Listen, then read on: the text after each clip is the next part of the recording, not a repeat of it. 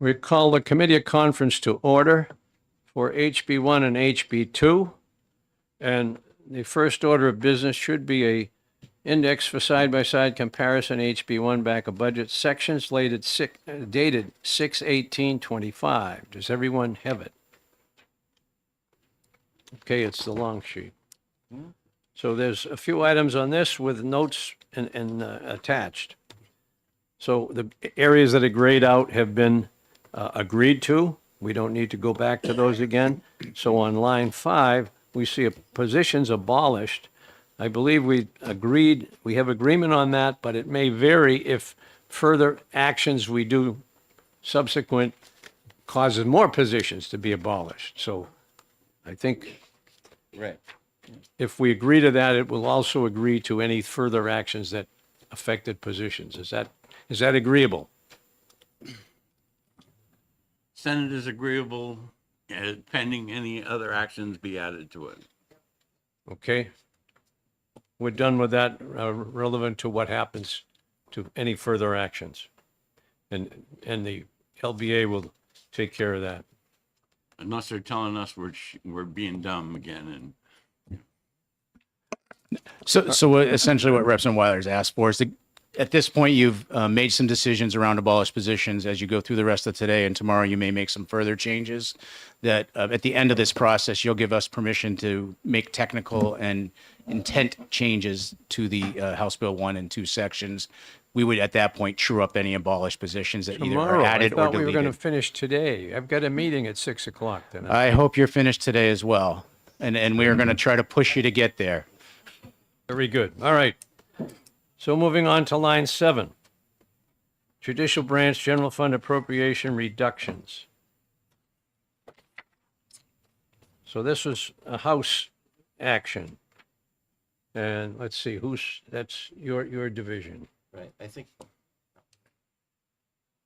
I believe we agreed to the Senate position on this one.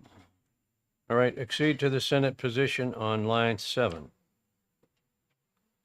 We're on the new.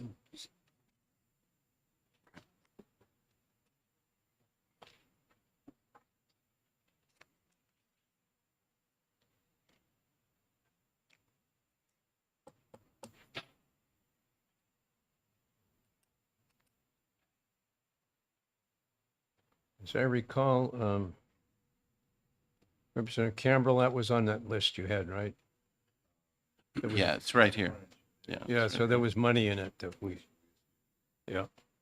We exceed on line 7. All right, moving on to line 11. So this is one where I think maybe we could come somewhere in the middle. This is the retirement system's budget. They have, there's a considerable increase from year to year. It's on page 194 in the big book if you wanted to see it. But the adjusted authorized of 25 is 13.6, and the House and Senate is 19. But I think, didn't we do some kind of back of the budget or something? Because this shows that House and Senate's the same, and I don't think that's right. So the House passed a back of the budget reduction. That's what section 11 is in the side-by-side. The reduction was $4.2 million in fiscal year 26 and almost $4.5 million in fiscal year 27. Right. So again, so it's a little bit hard to calculate because part of their budget is actual benefits like COLAs going to people, but a good comparison is fiscal year 25 adjusted authorized versus maybe $1 million less of benefits in 26. So that'd be like comparing 13.6 to 18, and there's about another, looks like 1.7 of technology. So, but the real key is staffing costs, are going up almost 2 million. On a $5.8 million base, they're going to 7.7. So, so for the biennium, keeping staffing the same was sort of what we did. But maybe we can go, 50-50 or something like that. So the on House our- position was the back of the budget cut. Yeah, And what was the and Senate? theirs was just to go back to the governor's level, I believe.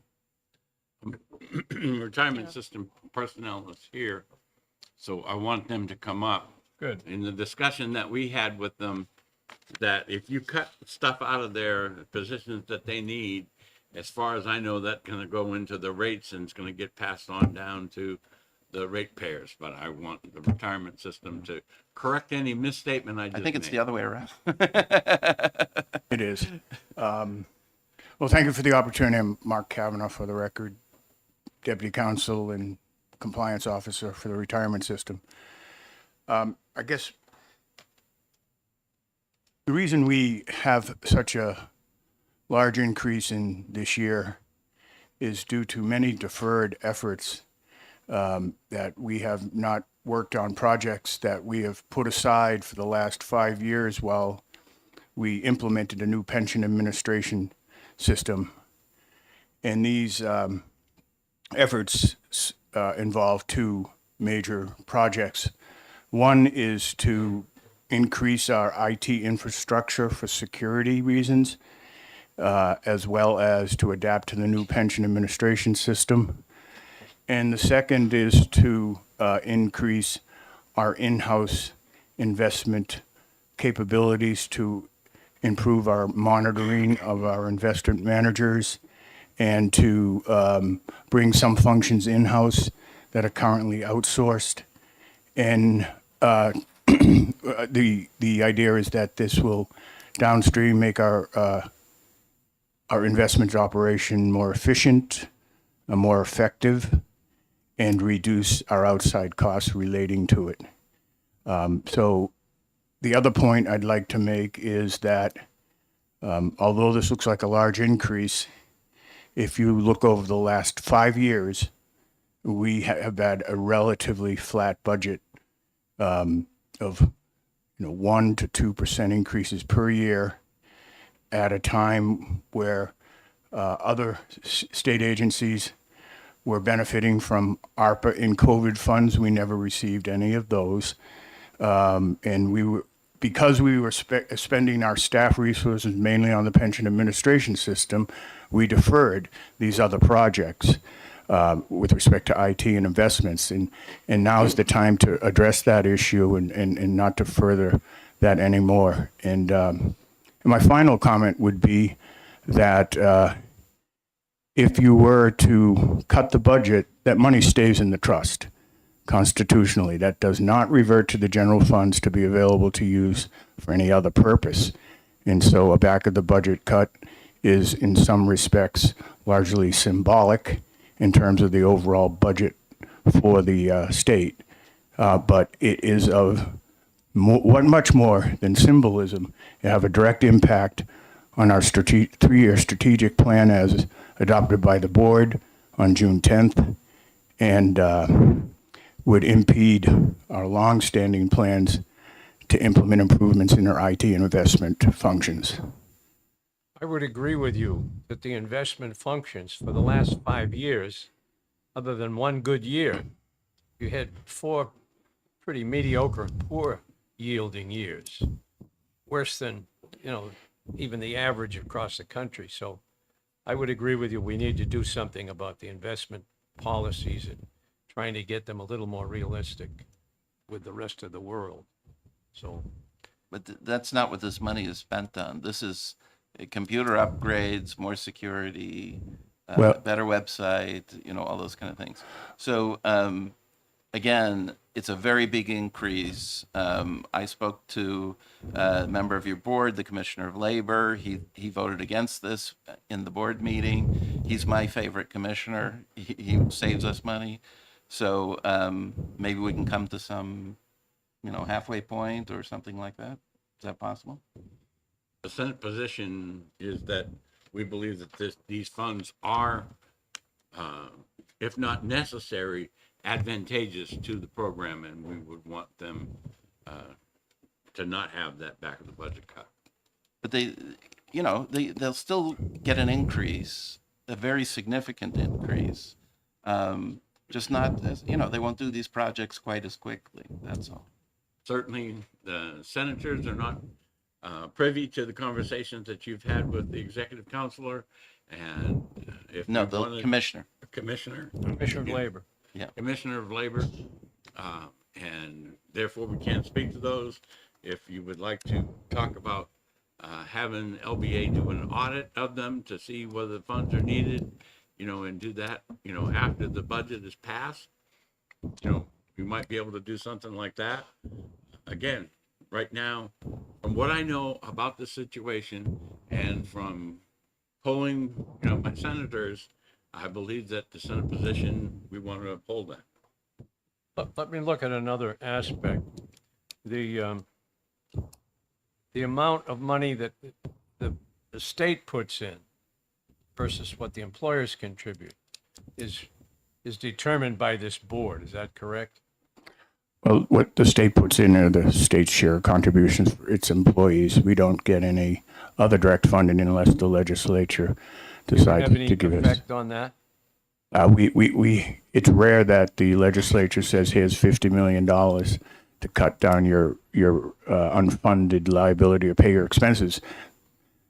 The money we get from the state are the contributions they pay for their employees. We don't, sometimes we get appropriations relating to changes in benefits, and we have received those, but they're to pay for the cost of the changes, such as HB 1647 last year. But we don't typically get a cash influx that isn't related to the contributions paid. That's not a determination by your board. Well, our board sets the contribution rates That's what I'm based. talking about. Yes, and that'll be done. The board will be voting on it this August for the next biennium. So if you have better returns, that will mean that the state share of the employee contribution might be less. Correct. That certainly investment returns is one of the factors that the actuaries use to determine what is the actuarially required contributions, which have to be paid under the Constitution.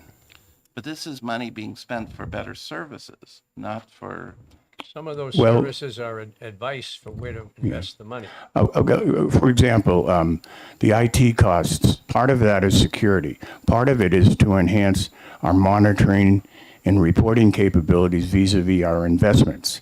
And that's a two-part thing. One is to bring in some staff, and one is to pay for consultants to design an IT solution. So, for instance, currently, if we want certain reports that are used to monitor investments, we have to rely on our outside custodian and ask them for it, and they give it to us.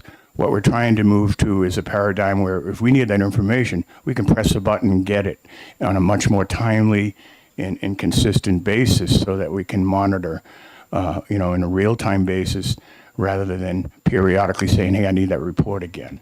And so that's the type of thing that we're addressing. so again, turn to page 195 in your big book. You'll see fiscal year adjusted authorized 13.6, 2026, 19.3. Okay? 6 million every year. This is a 50% increase. It's just too much. The Senate retains its position, and if we want to discuss this in the caucus, that Fine. may be better served All than right. discussing All it right, here. we'll We'll move come on. back to it later. Thank you. Okay. Department of Justice General Fund appropriation reductions. We had reduction on the House side. Right. I think we agreed on this one. You think this one's okay? I don't, but I think we agreed on it. All right, we exceed. So that LBA will think we've made some progress. All right, moving on down to Human Rights Commission, General Fund appropriation reductions. It says Senate only. Did you make reductions that we didn't? Will let the LBA staff comment? This one is a little complicated in the sense that in the detail change, we haven't voted to restore their budget yet. So you may need to hold this until you vote to restore the budget in the detail change, and that will be dependent if you need the back of the budget cut. So as of right now, the House's position was to abolish the Human Rights Commission. Correct. So they had no budget. The Senate brought back the governor's recommended budget for the Human Rights Commission and then added a back of the budget cut. So it may be better to hold this item until you get to detail change to decide what you were actually doing with their budget first and then decide if you want a back of the budget cut. I would make the motion that that this item be updated with whatever we do in the other so that we don't have to return to it. Is that acceptable to the House? Sure. House members, Yes. Senate? Yeah. I'm good. Okay.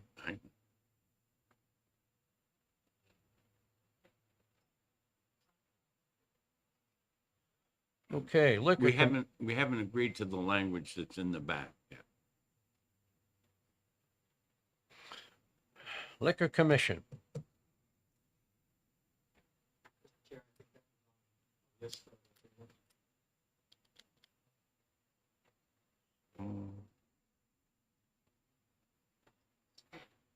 That's the liquor enforcement with the back of the budget cut that had the 1 million back of the budget. We agreed to it as part of a bigger package, so I don't know if you Okay. want to do it now, but we did agree If to it. we've already agreed to Yes. something, then let's accede to that agreement. And I guess the LBA is aware of it. Yes. Thank you. All right, we've made some progress. Department of Corrections.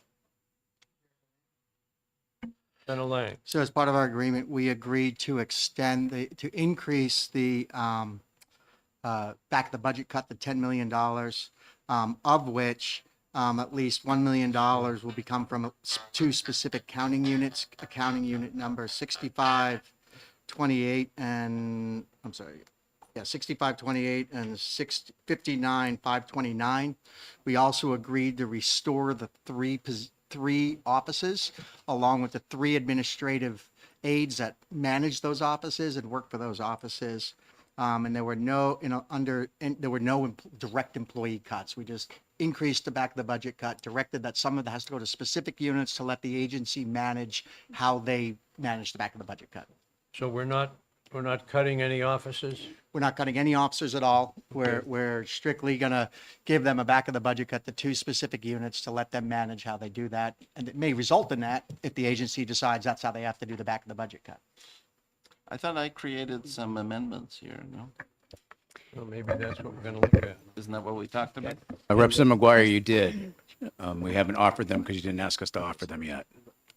The Senate, the way they understood the proposal and per our request was that we not target the positions to be eliminated, but have them as the back of the budget cut that they need to get to those numbers.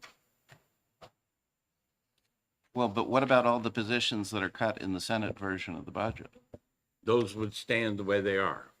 No, we definitely did not agree to that. Okay. It sounds like a caucus item for Well- Senator Lang and Senator. He said there was some agreement. Well, again, the agreement was to increase the back of the budget cut to $10 million. We were going to restore the three offices, restore the three admin positions, and then we were going to direct that a portion of the back of the budget cut had to go to specific accounting units. That was the agreement that we had, as I understood That it. agreement does not eliminate any positions. It doesn't eliminate it, but the agency made in order to meet the back of the budget cut. But we're going to let course. them manage that We themselves. put it in their hands rather Put it than. in their hands to But then manage it. we will need more than this. Even if that was the agreement, which I don't think it was, but Fine. then Yeah, all right, let's talk about it more offline, obviously. All right, gotta come back to that. All right. Effective date. It says no change. Why is that not grayed out? July 1st, 2025 applies to all of House Bill 1, so it'll be effective in a couple weeks. So as is, the House and Senate are in agreement. So So that's okay. it's okay. We just left it open just in case there were changes that we had to All right. make. Now we'll look at the text that's attached. I think Representative Weiler, you just went through that, the sections. I think you've covered the text into the discussion in terms of whether there was agreement or not agreement. You might want to now move to the detail change for House Bill 1, which is the long sheet. It's dated 6/16. Okay, It says detail change, Senate passed versus House passed, category 1 on the front page. That hasn't changed since that date. And there's a number of items left on hold in there that you may want to go through. Starting on page 1, you have the Department of like- Information Technology. Yep, that's the correct sheet. okay, We would suggest that you hold on rows 12 through 15 because those would be impacted by decisions you make related to those various boards and commissions. Row 16 is just a funding. On those, the 12 through 16, again, I want you guys to update this depending upon the decisions that we make and the others. If we eliminate them, fine, they'll go That's- away. that's If correct, we Senator. Keep them, and then I want you to approve these to support them because they're not going to be able to operate without their IT support. Is that acceptable to the House? I'm sorry. We're talking about 12 through 16. so these are just IT support, but if 12 we- through 15 would be 12. lines 12 through 15. So if we eliminate the yeah. boards, some of If these- you, depending on the actions you take with those boards and commissions, we will adjust this line to reflect that. So if you were to add those boards or commissions back, you would make no change to this. However, if you don't keep those boards or commissions, we would delete these rows. Yeah, I think we agreed to this. so I'm not. I Line don't see 16. this should be I 616. don't know that he's found the right report yet. Yeah, I'm looking for, Look at we the have dates another of one. I think it's this. 616. You got it. Yeah, so you're right. Yes, on those IT things, yes, Yep. we're in agreement. All right, we're in agreement on the IT. And as we go through 12 this, through if there's 15. things like that, I want you guys to at least point them out to us and ask for permission because I want to give it to you. But we're certainly trying. All right, 12 through 15 are agreed. IT, salaries and benefits. So that's a standalone row. It was a decrease in one funding of a position and put it into another two positions. As you can see in the comments, it's a decrease of $13,000 in the first year and $28,000 in the second year of other funds. So it would be a mix of funds coming from the entities that send it to the DOIT. So it's a transfer from some other fund. The majority of Department of Information Technology is a transfer from other agencies. And you probably need permission to update this depending on other decisions that we make. No, not in this case. Not in This this is something case? that the Department of Information Technology good with it. provided to Yeah, the Senate, we're okay with and this. Yeah. All right. Done. That one's good too. I think we you- agreed on Housing Appeals Board. so if you want to go down to row 23 on page 1 is the Housing Appeals Board, and I think I heard Representative McGuire say something about agreement. Yeah. Yeah, I believe that's part of it, yeah. Yep. That was part of the agreement, right? Yep. So that's been moved to the to the Board of Yes. Tax and Land Appeals. That's okay. So as we move into House Bill 2, there'll be other sections that would relate to having an agreement with the Housing Appeals Board. There would be sections in House Bill 2 that we would alert you to that you can agree to as a result of this. Thank you. All right, moving on to page 2 of that handout. Page 2, row 33 is the Office of Child Advocate. Again, this is another one that there's sections in House Bill 2 that would be impacted if you have some agreement to this. Yes, we Or not. agreed to that. We see it as part of the package. I thought there was one little part of House Bill 2 we didn't like, or is that not in this area? Wasn't it section 210 or something of, Representative, that would be in the House Bill 2 side by side. It's section Right. 210 that you guys discussed. yeah, so we're okay with the whole child advocate thing with that one exception, which I thought maybe we agreed to. Is that? Is there, on our list of the big package agreement, the Office of Child Advocate. for the House Bill 1 side, as long as they have permission to modify the House Bill 1 information, depending on the decisions we make in House Bill 2, I think we're all in agreement. Okay. Yep. good. Okay? All right, this takes away several of the positions, and I think that's what the House wanted. All right, that's agreed to. Item 33. Okay, moving you down on the page to row 44, you have the Treasury Department. It's the distribution to municipalities. It's the 30% of the M&R that goes to the communities. The Senate added back to changed it back to current law. The House had capped it at 137 million each year. I guess we were planning on using 11 million from that somewhere else, but we didn't need it because of the revenues come up, and it was part of the agreement, right? That's correct. It's part of the agreement because we have other areas where we close the delta between the Senate and the House, but this one we left alone. Okay, 33 can be grayed out. 44, line 44. 44. Where are we? Oh, that And then- 44 is the hunt. Yeah, the Yeah. 30%. Yes. And then line 45 relates to the unique restoration of the unique program from what the House had done. Yep, and we still took 6 million out of it, but we That's left correct. this much in. 6 Agreed. million a year. Yep. Agreed. Beginning on line 48, going through line 50 are changes to the Board of Land and Tax, Board of Tax and Land Appeals. Line 50 includes the Housing Appeals Board within that entity. This was something they did in the House. Yes, but this was part of the package also, and we agreed to Yeah. the Senate position. Yeah, this is agreed to. And just a reminder for people, the House restored it when they had their House Bill 2 discussion, but they did not go back because House Bill 1 had already been passed, Yeah. so this is cleaning that up. That's very good. Taking you on to page 3 is the retirement system. You just had a discussion on the back of the budget, so I think that's a As a skip whole. for the moment. Yep. All right, moving on to page. Page 4, you have the judicial branch starting on row 1. You've already agreed to row 2, but rows 3 through 8 are, rows through 3 through 7. Yeah, rows 3 through 7 are add backs that were made by the Senate for the judicial branch. Row 8 is the House Bill 1 judicial branch back of the budget cut. Okay. All right, this is part of that They agreement? agreed to that. Yes, yes. I thought you were saying no. Yeah. Yes. It is That's part of the agreed agreement. to. Lines 3 through 8. Yes.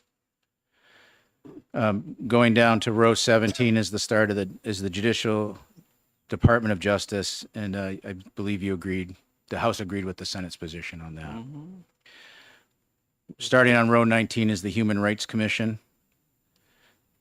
Again, that's open for debate. No, that's on our list too. That was part of the package deal, so we agreed to it. All right, that's agreed to. And as a result of agreeing to that, we would take care of the House Bill 1 section as Okay. well. So that takes care of that back of the budget cut as well. Yes, Okay, yes.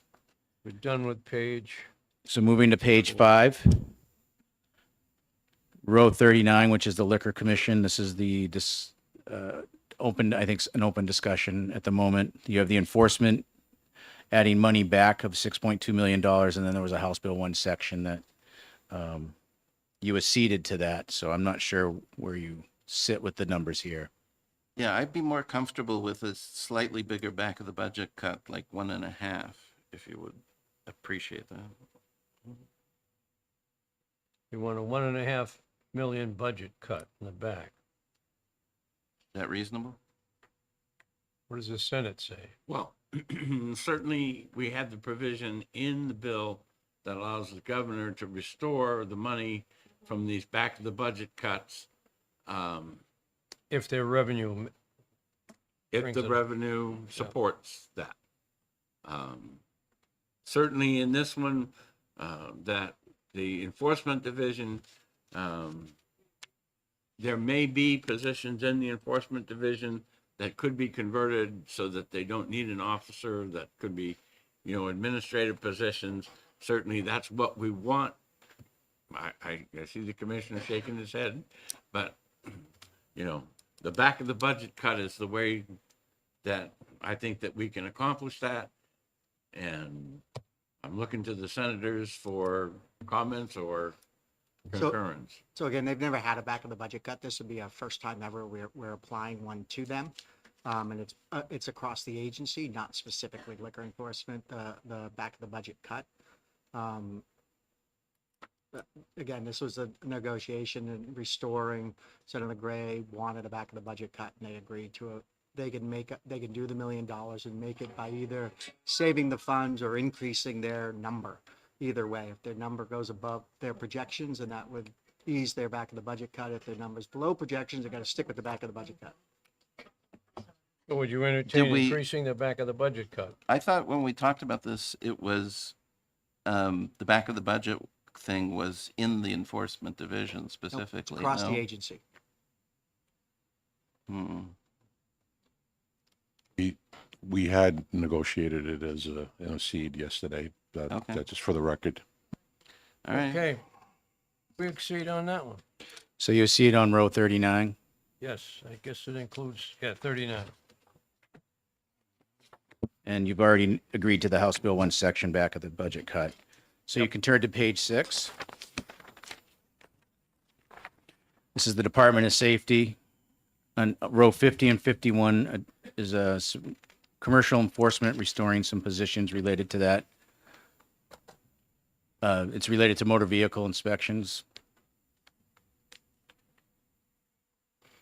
And Mickey, if you want to address anything.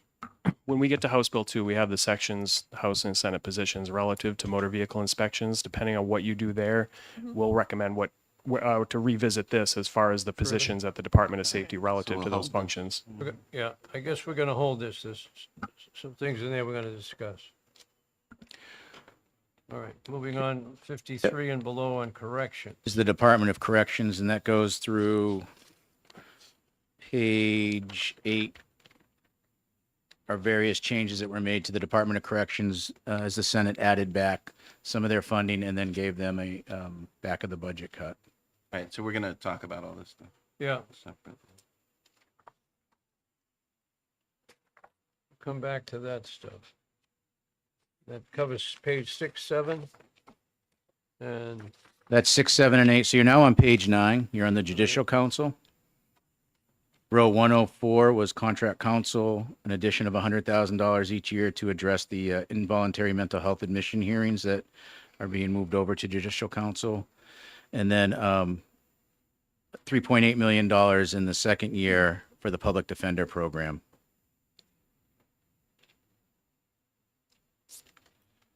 Right. Yeah, I think that's on our list. is that on the Yep. list? Yeah. Yeah, I believe it is.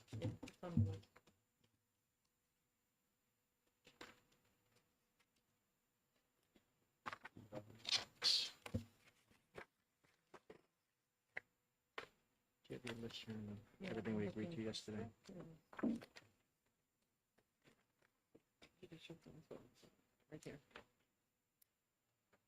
That was on the list. It's on the list. The judicial branch variance or No, with Public Defender Program, I think. No, it's under judicial council, because if that's what we're talking about is the judicial council. Okay, it's so part of that, It's all part of it. part of that format, yes, so we ceded to that. Okay, we exceed on those.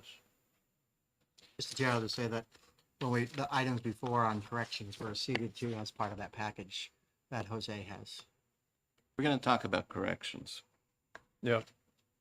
No problem. So that brings you to page 10. And you're starting on row 5 is the Department of Business and Economic Affairs. Row 5 and 6 is the restoration of the safety rest areas back into House Bill 1. The House had removed it as part of the finance amendment, and on the House floor, it was added back in House Bill 2. We had recommended to the Senate if it was going to be maintained to put it back in House Bill 1. So this is just doing that. It doesn't change the position at all in terms of your finances.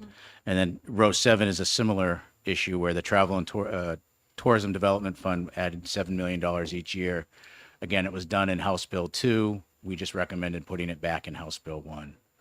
It's, again, the same position that the House had when they left their body, and we just had it put into House This was Bill the amendment in the House.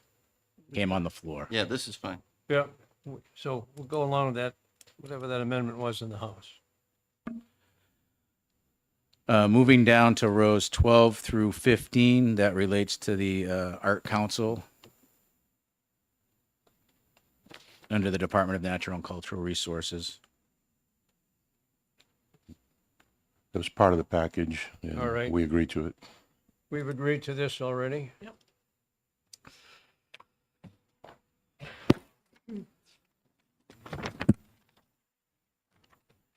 So that takes you to page 12, under the Department of Transportation. Row 5 is apportionment A and B. As mentioned early on in the committee, we will make a final adjustment on that based on your final decisions related to the inspections and just the inspections. Yeah. Very good. Moving on to page 13, which is the Department of Health and Human Services. Row 12 and 13 is Medicaid care management.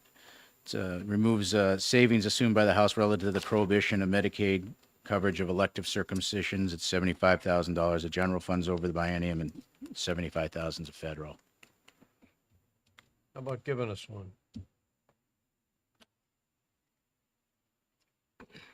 I would need further discussion with Yeah, we need to. my caucus. I thought that we were going to combine two, this is a bill versus bill thing, if I remember right. Yeah, so we had two bills that we're talking about trading for. This was Okay. one of them. Okay. Right, Yeah. we'll So we'll keep that on We'll hold keep for that now. on hold, yeah. keep that on hold. Moving to page 14, you have the public health, there's row 19 and 20 is public family planning program. I believe Representative Edwards has an amendment related to that. It has not. Would you like us to pass it out? If this was part of the agreement. Take the seat. Take a seat.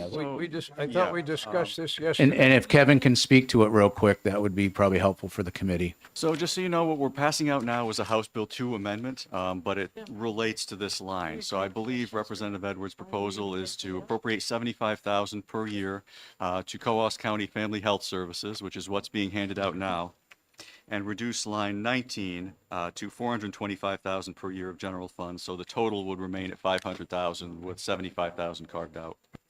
Are you sure? So that's consistent with what I wanted to do with this amendment. The other part of this is that we wanted, Representative Birdsall, we wanted to, with this amendment, keep the 500,000 so that we could still be eligible for the money from the feds. And then we're earmarking here 75,000 to the COOS clinic to basically help me in Division 3 keep a promise I made to them at the end of the budget hearings, that we would take a deeper dive and another look at COOS. And so this fulfills that commitment. Rest of the senators? I just have a question. Representative, is this 75,000 all they're gonna get, or is it on top of any other allocation? They could get more. Certainly, they can still be eligible for any federal share that they might get. What I was told yesterday by DHHS is that they've been getting about 54,000 in actual general funds dollars the last few years. So 75 is above that. Okay, thank you. Okay. Senate seats. All right, so amendment 2819 is accepted, and the LBA will make the appropriate changes. So what we'll end up doing on row 19 will reduce the $500,000 a year to $425,000 a year. And Correct. and then the rest of you could accede to rows 19 and 20 based on that amendment. Thank you. Senator Birdsell. Just have a question. With reducing it down to 425, is there going to show anything that 75,000 is going to co-ops? Excuse me, that would be in the amendment that was just adopted. So that's appropriating $75,000 a year to that specific Got it. Okay. entity. Thank you.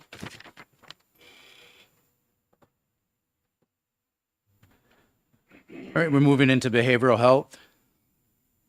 Row 28 is the Choose Love program at $150,000 a year, which is a decrease of approximately $250,000 from what the governor had. Excuse me, $250,000 from what the governor had. This one, was this a bill or was this in a? No, I think this was in the governor's budget. Choose Love is one of the programs that was in the governor's request to the Senate. How it was requested before that, I can't tell you. The number that we were given was cut down quite a bit. It is a program that the governor supports, and we received many emails in support of this. Somebody from HHS, if they want to come up and speak to the program, if there's anybody here. Oh, I see Mr. White in the back. Well, he's tagged somebody else. All right. Oh, okay. We got the deputy. Good morning. Thank you. My name is Patricia Tilley. I'm Associate Commissioner here at the Department of Health and Human Services. And I could not hear in the back, I believe you were talking about Choose Love. Yes. Yeah. Great. And the question that you had. Describe the program. Sure. So Choose Love is a program that is based on a model that started after the Sandy Hook shootings in Connecticut. And it provides support for schools and adult programs. We do it as well in corrections and other partnerships with safety around social emotional wellness, really about resiliency, about being able to find pathways for youth in particular, as well as adults, to have appropriate behavioral health responses to stressors.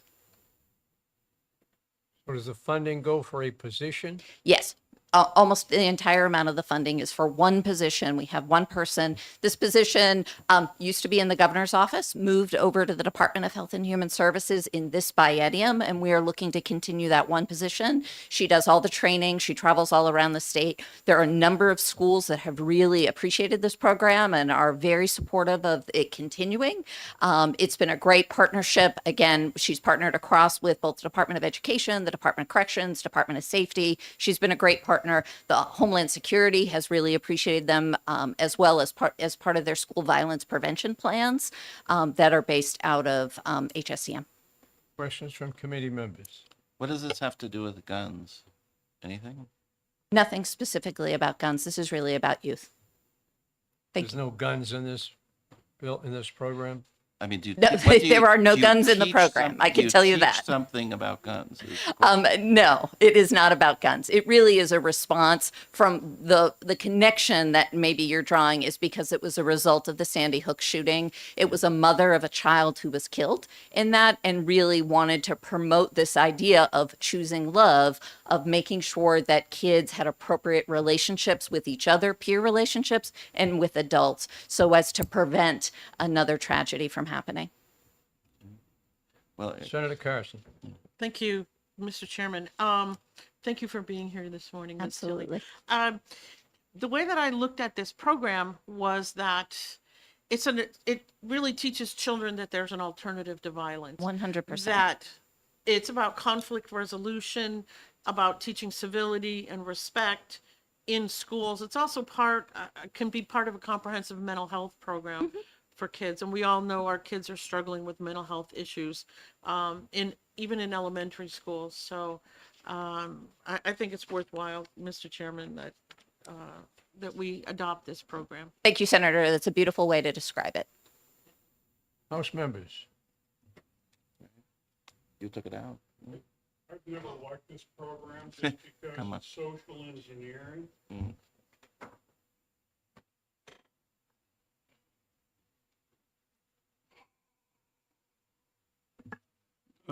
Division 3 wanted to kill this program because it really smacks of the government, state government, thinking it knows how to replace parents by providing social engineering support to try to manage a societal outcome. And it just seems to me to be a little dystopian. So I'm not in favor of it, but I'm not going to withhold a supportive vote. I respect Senator Carson. I'm not real excited about this program, though. Okay. So I guess we don't agree at this time? Is that- All right, no agreement. 29. Lines 29 through 30 relate to funding for the Governor's Commission on Alcohol and Other Drugs. As you recall, the House had funded this with $10.7 million per year of opioid abatement trust funds. The Senate removed that and went back to the 5% of gross liquor profits. I believe Representative McGuire has a proposal here, and he would have a House Bill 2 amendment Right. to undo the statutory 5% of liquor profits, and I believe these lines would be replaced with $9.5 million per year of general funds. Yes, I thought that's what we agreed to yesterday, was that there'd be a little bit of a reduction in this area, and this is an amendment to do it. Senator Rosenwald. Thank you. Could we consider suspending that 5% distribution for the biennium rather than eliminating Say it it? a little louder. Get the mic closer. Sorry. Could we consider suspending that 5% for the biennium rather than eliminating it? Both bodies have had a strong commitment to a sustainable and predictable source of funding for two enormous problems facing the state, both illicit drug use, but also the even bigger problem of alcohol abuse. So I just wonder if we could suspend that 5% provision for the biennium rather than eliminate it. But, I mean, we've been suspending this for, I don't know, 8 of the last 10 bienniums or something like crazy We like that. suspended it for 20 years. Yes. So. After we funded it once, and it was hard fought to get it back to 5%. Representative Edwards. Yeah. Thank you. Division 3 has supported this fund in the past. The previous budget, we're the ones that made sure that they got the full 5%, and we protected last year's budget from the gubernatorial earmarks that were basically using this as a piggy bank to pay for a governor priority. So I'm a member of this commission, so I have a lot of reasons to want to support it.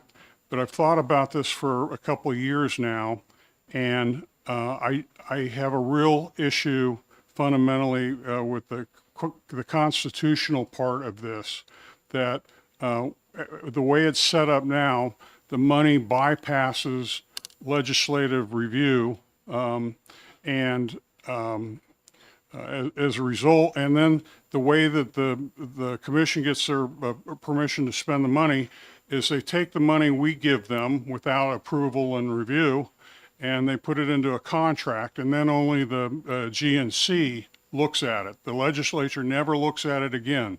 So what I wanted to do with Division 3 policy, and it became House policy in effect, is to say that the money that comes in goes to the general funds. We subject them to the same budget process that everyone goes through.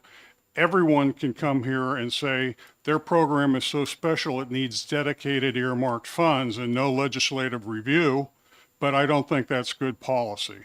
So I would like to maintain what we currently have in HB2. I guess I need to know more about what Representative McGuire said about how we're going to fund it and at what level. He's got an Yeah, amendment. I thought what passed. we talked about yesterday, currently, if you leave law, we'll call it the Senate position, which is no change to law. This would be funded at 10.7 million per year. Yeah. And I thought we agreed to 9.5 as a sort of a compromise. And therefore, you have to do something to current law to get it to, from 10.7 to 9.5, and this is that thing. But this would also do, I believe, what Representative Edwards wants, which is we will budget it every biennium from now on, as opposed to the automatic 5%, which is what Senator Rosenwald wants, and what, again, has been in law for a long time, but is routinely, suspended. So that's the So where in that's the this bottom line. amendment does it give me the reduction? I guess the reductions is separate. It's Correct. going to be a separate item. So this amendment only repeals the 5% of gross liquor profits. The proposed 9.5 million per year would be a general fund appropriation, and that would essentially replace lines 29 and 30 of your detail change. Right. So part of this is a House Bill 2 part, and part of it is a House Bill 1 part. What you're looking at in the amendment is the House Bill 2 part, but the House Bill 1 part is on the page 14 here.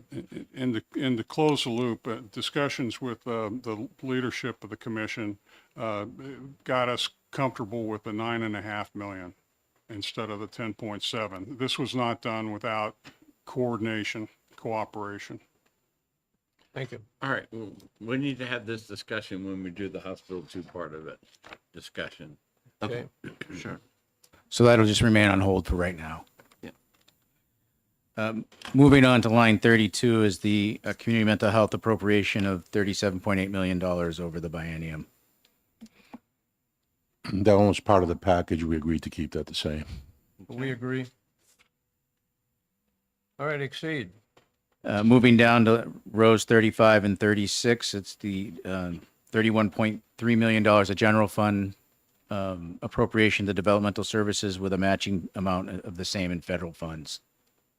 Mr. Chair, this one we need to hold because it's part of the package, but we are going to do some form of reduction to it in order to meet the 34 million delta with the Senate, and we haven't decided on what that figure is yet based on the outcome of Group B. So. All right, we hold those. You can skip over page 15 because you completed that the other day.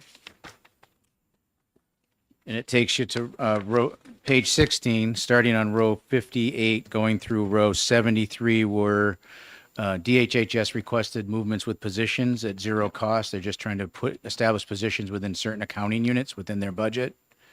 These are fine. Concur.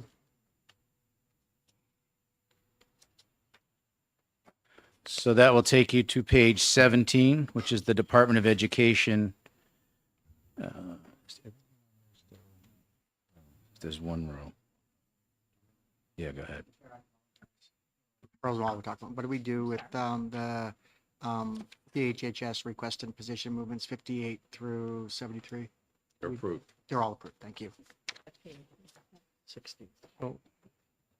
Which line did you just mention? Maybe Representative Irf would like to come 59 up. through, 58 through. All of these. Yeah, all of those. yeah, We that's what we approved them. just said. I apologize. We acceded to all this stuff? Okay. So, We're on 17 now. page 17, Representative Irf, you can come up here if you want.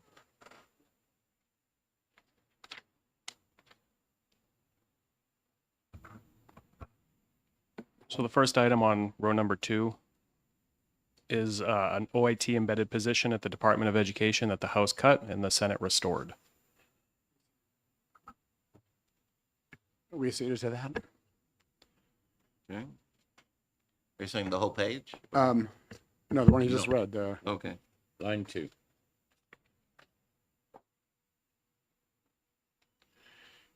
Yeah, do you want me to keep talking? Is that what you're? Yeah, So- line 3. Well, you need to help we me- were just waiting to let me make sure the settle chair down. was all set. He- Usually we'll have LBA introduce. Thank you. all That's that. what I was hoping. Yeah. So is Representative Wiley, you're all set for us to keep moving? This is where I wanted things restored to the general fund rather than the education fund. That was the House position, right? We That don't is- want what happened last time. That is what you wanted. Excuse me, I gotta keep switching my glasses here, depending on who I'm talking to and looking at. What we agreed to, though, Representative Weiler, or Chairman Weiler, was to leave the funding going to where it is, the Senate has it going. What was the other part of that? Jeez. And then a sweep at the end of the year. Right, and they had, so they had it set up that when they calculated the rates that were flowing, the tax rates that were flowing into the education trust fund, they had the LBA set those up to hit estimate $20 million at the end. And we agreed that to the extent that the actual funding exceeded the $20 million at the end of the biennium, that those funds would then go back to the general fund. That applies to this whole page? That was the part about Mickey. It applies to the things that have to do with which funds go back and forth. Is that all that's left on this page? Nope. So there's one other thing here. So if you look on page, or line 19, that's the change to the adequate education grant. So that's a special, do you want to explain that or should I? So that is the House increased special education per student funding and the Senate took it out and we're okay. Chairman Ladd is okay with that. So acceded the Senate. That was the 27 million, yeah. Correct, All right. yes. Now, do we have an amendment for the sweep part that you talked about? We when we get to House Bill 2, we'll have an amendment relative to that. You can take it up now if you want. That shows that if there is a surplus balance in the education trust fund at the end of any biennium that exceeds 20 million, that amount Authorize gets. the LBA to make the adjustments needed depending on decisions. The House Bill 2. Okay. So we'll hand that amendment out. But as far as this page goes, you can accede to everything here on the House side to align with that amendment. And your plan to stick with the Senate's proposal that all the programs are back to the Education Trust Fund with that amendment that we'll have later. Okay. All the programs, yes. Okay. We do need to vote on the amendment though at some point, correct? Yes. Okay. And House Bill 2. Yep.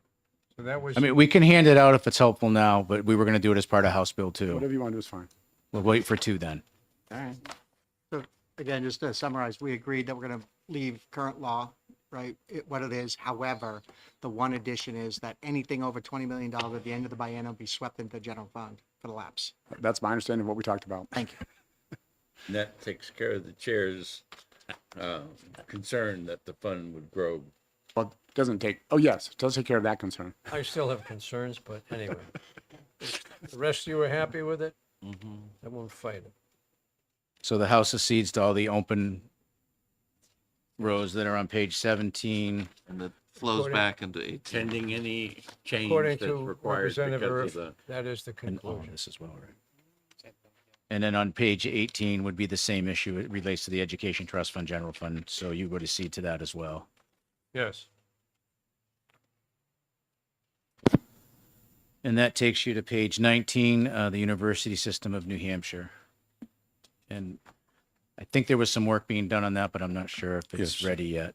Yes, Mr. Chair, we have, there'll be an amendment to that. There'll be a slight reduction, but we need to discuss that as part of the overall package, so. Okay. And the last row is row 40, which is, would have been the unique funds. I think that you're okay, based on the discussions that we've heard, that you'd be okay accepting that row. Yes, accede to that.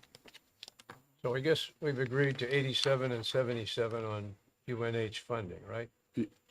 With the possibility of coming in for an appropriation next year based on the revenues. Yep. So they want to do that now? It's got the amendment, we're going to do it later. Okay. All right, What would LBA find most helpful next? caucusing, I think. Well,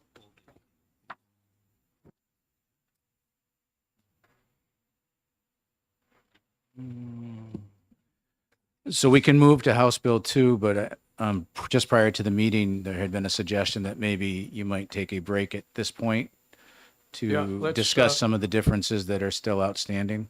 I'd like to have a Republican caucus, and let's recess till 1 o'clock. Let's take a break. Let's take a break till 1 o'clock.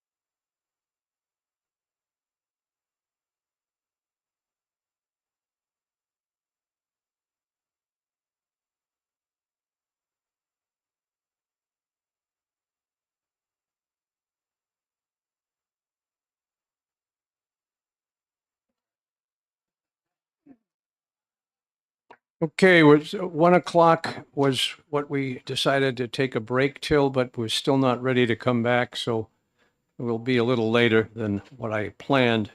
We'll be back as soon as we can.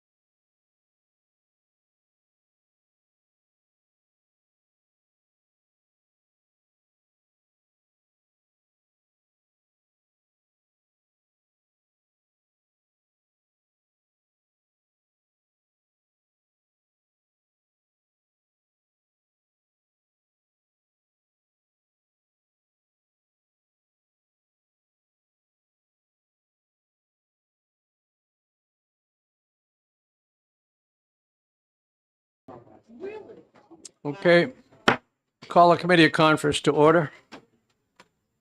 And do we have to, can we proceed to the side-by-side dated 6/17, or is there something else we'd rather do here? That's an HB2.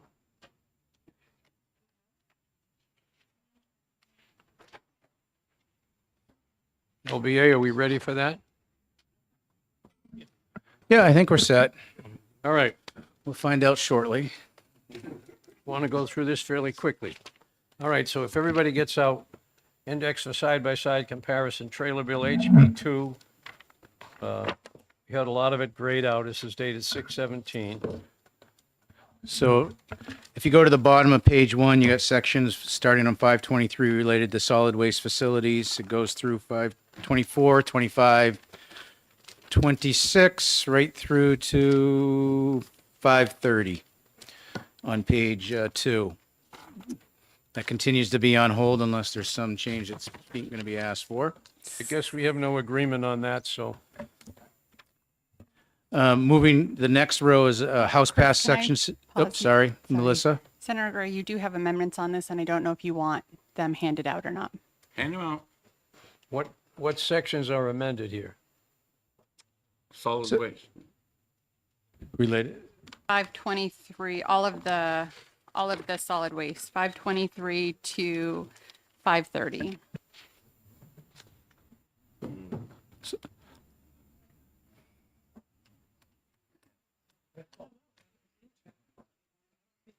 It's the stuff from Pearl. I don't want to take a lot of time if we're lengthy amendments. Whose amendment is it that can explain it to us? It comes, yeah, my name is on it, but it's one that comes from Senator Pearl. And certainly it supports the Senate position on solid waste. Which had a vast difference from the House position, as I recall. And as best I know, that the committee of conference failed yesterday. All right, I guess there's no middle ground on that one then. Yeah, we wouldn't be able to accept this unless Representative Aaron had a look at it and so on. But there's so many people that are very against. She told me they basically couldn't come to an agreement with Senator Pearl. So, To summarize my opinion of the House versus Senate is that the House version, a single municipality can kill any new landfill site in the state. And since they can be projects of regional impact, that even goes beyond a municipality. And so that when you evaluate the House position on that, that there will never, ever be, in my opinion, another landfill site in New Hampshire. And because of the analysis done by some of the existing landfill operators, with the language that's in there, it will be very difficult, if not impossible, even to expand the cells. And so in 2037, you can expect that we're going to be spending millions and millions and millions of dollars on incineration or sending that trash out of state. In the Senate version, one of the things you do is you do take away some of the local control. When there is some, need for the state, that it gives you that opportunity to say, I'm sorry, locality, but, because of the interest of the state, we need to do this, which is not what you want to do. yeah, we appreciate that, but again, this is so complicated. We're going to have to fight it out in the regular bill process, I think. Okay, and then the next, So I guess moving on to section, House Pass section 17.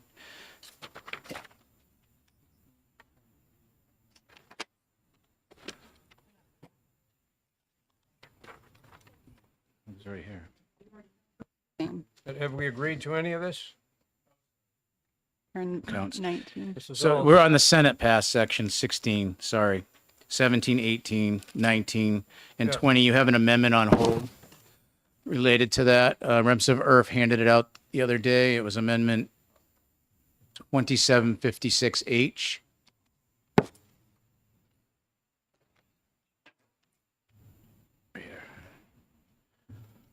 No, it's,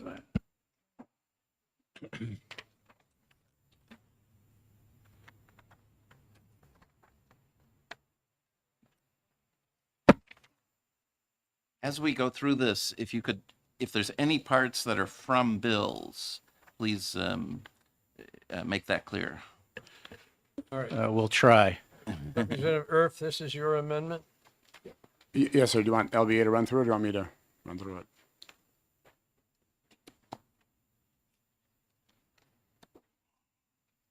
Was that Mickey a can run you question through for it. us, or- Yeah, so what this amendment does is it overwrites all of the sections in House Bill 2 relative to the education freedom account expansion. That bill, Senate Bill 295, has been signed into law, so those sections are no longer required in House Bill 2. What this amendment does is two things. First, on section 16, you'll see it amends the contingency language for the prospective repeal that was included in Senate Bill 295. The way that the bill had passed is it said that if student applications don't exceed the cap for 2 years, the repeals would take effect. This amendment here says that if there's just 2 years consecutive that the enrollment cap is not reached. The reason for that is the intention of that bill was to be that the cap is not raised for 2 years before the repeal goes into effect versus how many applications. So it wanted to be based on actual program participation, not how many applied, because there could be applications for folks who are not approved. And the second section here, this came from Representative Leon to add to an existing part of RSA 194F relative to education freedom accounts that once the EFA program stops, it could be for other, if they otherwise satisfy their attendance requirements of school. So this one was not related to Senate Bill 295. It's just EFA related. It was included in this amendment as a catch-all tech fix for the EFA sections. House members in favor? Senate members? Jamie? Yes. All right, amendment is adopted. That takes care of that- line. That takes you through section, Senate pass section 16 through 23. Okay, Beginning with House pass section 20, Senate section 31, and going on for a little bit is the retirement. And there's an amendment that I believe we can hand out. Yes. I think we're all cognizant of it, and I think we've all agreed to it. I think that The there is. public may want to know. 57. There is a change in the appropriation that we want to make, not for this year, but for future years, that will help the retirement system in calculating rates in the future. Okay, and this is in here? No. This is Jan McGuire's. This is Amendment. Dan's. Okay, and is there another amendment you want to make? I thought, wait a minute. Wait a minute. This is not right. What's Is it not in here right? to appropriate? Let's see. I was just asked if you appropriate any of the VLT money into this.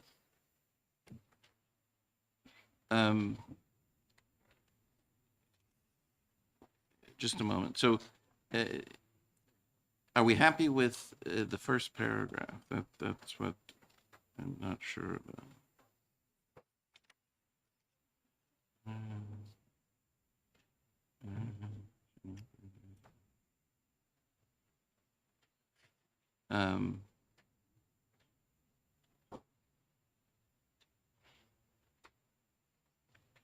Okay. Average one. All right, I guess I'm okay. Now, what was your question? Well, I either need to make an appropriation for the out years so that it will be a stable situation for the retirement system, or there was somebody who apparently said that we were going to appropriate some percentage of the VLTs, which I'm not sure that I like, towards that. So what we had discussed in the Republican or the Senate caucus was that instead of just the 30,000 or 30 million, it would go 30 million, 30 million, 30 million, 30 million for, for 4 bienniums to get you the 100 and we figured it's 110, but we went to the other. But we would be able to modify that because after we pass whatever we pass, it will get the actuary review and we'll know what it is and either come in with a bill next year or the start of the next biennium, to true up those numbers. But if they don't have that in the future, then when they start to calculate rates, okay, then they have to assume they're not going to have that money, and that causes them a problem. Okay, so you would like to change on page 7, section 538, Yep, to add 3 more bienniums of the same amount, yep. okay? I think we can agree to that, yeah? In the retirement system, they're right over there. You can, they'll shake their head up and down that's one of the things they need. Okay. Oh, he's going to come forward. So in case you have a question. So, Mr. Chair. So again, the reason I think we said this, the reason this was needed was because if we don't do the future biennium appropriations within the bill, they have to assume they're not going to get the money when they set retirement rates. So if we put it within the bill, they can make the assumption the money will be there and their retirement rates will be lower and the unfunded liability costs will be lower. Well, this would be added in section D. Yes. So Have you seen the amendment? I have It's not section D, it's section 538. 538, yeah. Yeah. That's correct. So we're setting rates in August for the next biennium.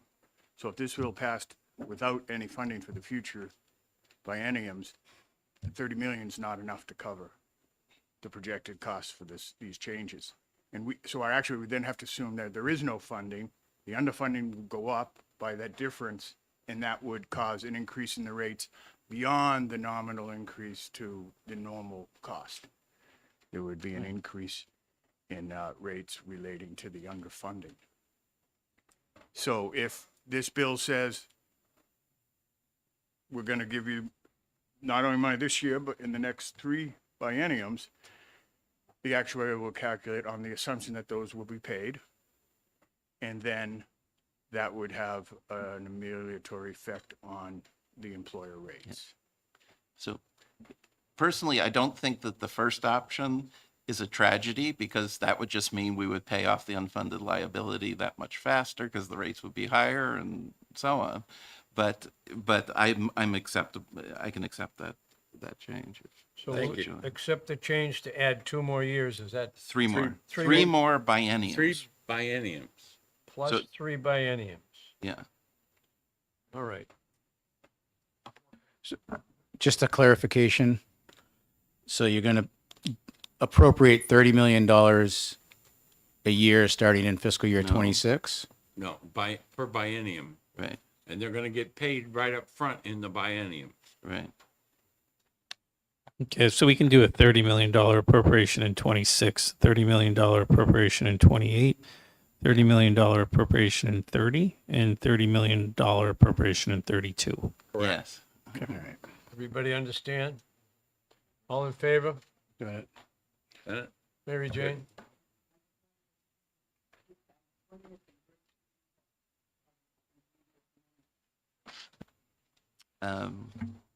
I had one other question that came up while we were discussing, and it's on the last page, page 7, section B.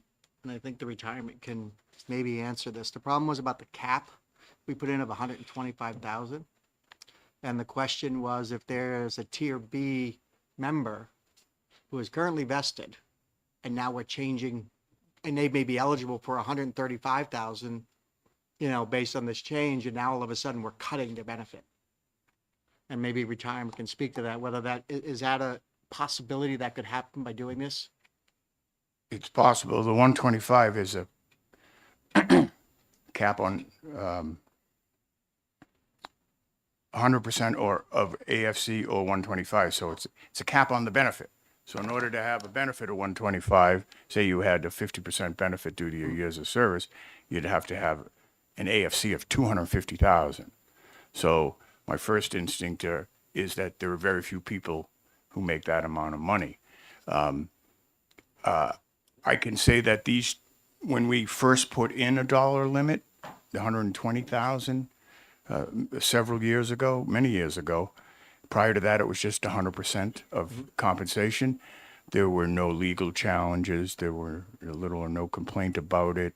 And I don't know if there were people at that time, because we're talking, this law was passed in 2009, and it was 120,000. So that was, 16 years ago, salaries were even lower. So even less chance that someone was going to qualify for a $120,000 benefit at the time.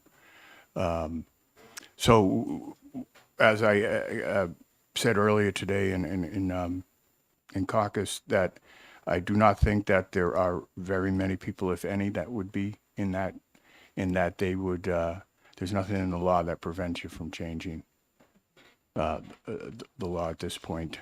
And we had no legal challenges last time.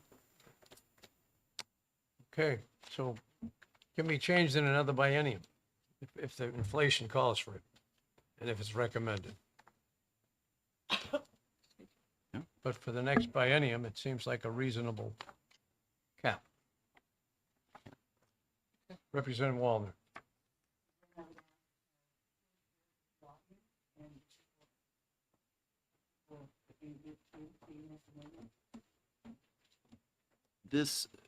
So the cap that we just talked about is from House Bill, what is it, 727, which was put in by people who like this sort of thing, from Group 2.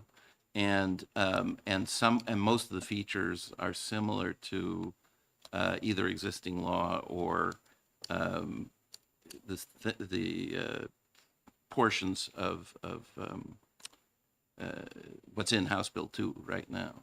So the answer is not explicitly, but it's all features that, it's a combination of features that they're all familiar with. So. Senate members? Thank you. Thank you, Mr. Chairman. Representative McGuire, is there any spiking in this at all? All right, so compared to existing law, right, which has very strong anti-spiking measures, not for Tier A, but for Tier B, there is essentially one give back for Tier Bs, and that is the addition of sick and vacation pay to the calculations, okay? But compared to existing law, compared to what's in House Bill 2 in either version, there's our main defense against spiking, which is the compensation over base calculation, right? So that limits, that's what's been in law for quite a while, that limits spiking for this group, and it'll stay for the Tier Cs as well. In addition to that, we have the overall cap that we were just talking about from House Bill 727, and that is also a significant cap, right? So, this is definitely much better for employees than existing law, and in particular the vacation and the sick pay, but it does not. But it keeps our main defense over spiking, which is the compensation over base calculation. Thank you. I could add that since almost all holiday vacation sick pay accruals are paid out in the last year when you terminate, that could also implicate the 150% rule. So that's an additional limit on how much would be counted in the final year. Yeah, you can never basically save up more than 6 months worth of that kind of stuff. Right. Well, there's limits. Employers have limits on how many accruals you get. There are you're capped out on that. Yeah. Okay, thank you. And maybe I'll just mention one other thing, is that there's a reason to want to encourage people to be healthy and not take as much vacation as they might otherwise do, because it's a problem for employers when employees are not there and not working, right? So to the extent that this feature encourages people to be on the job as much as possible, right? It's a good thing, and maybe it's worth a little something. So, yeah. I have an amendment. Did we finish with this and vote on it? We're all good with it, or? With your addition of +3 bienniums. Yeah, I have a different amendment besides that one. Oh, you want But another? it's not to that bill, it's an addition to, it's a separate amendment, so. Okay. It's not dealing with the retirement system? It is dealing retirement. So this bill, the amendment I have. It's and ready, you wanna let's pass it out. All right, You guys so want to pass it out? are we satisfied with this I think right now? Yeah. the voting members were yes. Okay, so that's adopted. Now we're going to look at So another. just to clarify, you've adopted Amendment 2833H with the change to the appropriation to add $30 million over the next 5 biennium That is each year. correct. Thank you. 4 bienniums. For a total of 4 bienniums. Sorry, 4 biennia. Yes.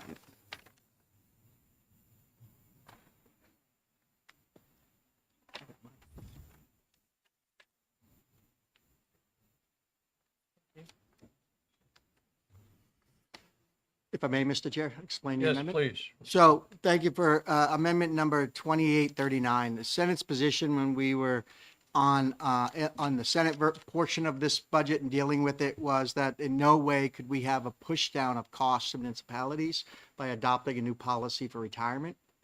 And so we put into our version of the budget a provision that says that the state will pick up what's called the normal cost, and the gentleman from retirement can explain if anybody wants to know what normal cost is, or normal contribution. So what this says is that if there's a change to normal contribution due to the amendment we just adopted, that the state will pick up that provision and it shall not be pushed down to municipalities. And the good news is it doesn't affect this budget because it'll affect the next budget in 28. Any comment from the retirement system? Well, the phrase, first of all, it should say normal cost contribution. And then right after that, attributable to the act seems a little bit ambiguous. Does that mean the act HB2 this year? It means the retirement change we just made. But if someone picks this up in 3 years and wasn't here, and they'll say, well, I think that means they'll pick up a normal contribution for everything under the act being the entire statute. So, Yeah. and I kind of struggled with this in the phrasing of the re-retiring act provision that's at the end of this amendment. And that is, you can't have a statute that then references sections of legislation. I don't think. And so it then becomes vague when you say to the act. What is the act? I mean, all of us understand what's the intent here is increased cost associated with these changes. Can I get the municipal association, Margaret, maybe you come up. I just want to talk to you about this too. Because I think since the changes that we're making in the statute right now won't affect this biennium, whether you guys do whatever. Well, the municipal association is the one who usually complains most when I don't do this, okay? And I understand that, all right? Certainly, I would like to see you and one of us senators work together on a bill that would come in next year that would take care of this kind of thing. Then since we're not going to affect the normal cost during this biennium, if that's acceptable to you guys to do that in the future. Our issue, thank you for the question, Margaret Burns with the New Hampshire Municipal Association. our issue has been needing clarity that the state will appropriate the full dollar amount needed to cover the increase in normal costs associated with the increase in benefits. And so I could use a couple more minutes to review this. However, I note that in the amendment that you just agreed to, it appropriates $30 million per biennium for 4 biennia. Is that 30 million? My question would be, is that 30 million meant to be the full appropriation to pay the full costs, including the normal costs associated And my answer with to you municipalities? is that since I do not have time to get a full actuarial opinion. Yep. Okay, that I have asked the retirement system to have that done after the bill is passed and bring back an amendment, working with me to cover the cost, okay? And whether I do Senator Lang's amendment now, whether I do a modified Senator Lang's amendment next year or whatever, the intent is not to push the cost down to the municipalities. And that is exactly what we're looking for. That has exactly been our sole issue with the change in retirement benefits that have been proposed, is the cost on municipalities.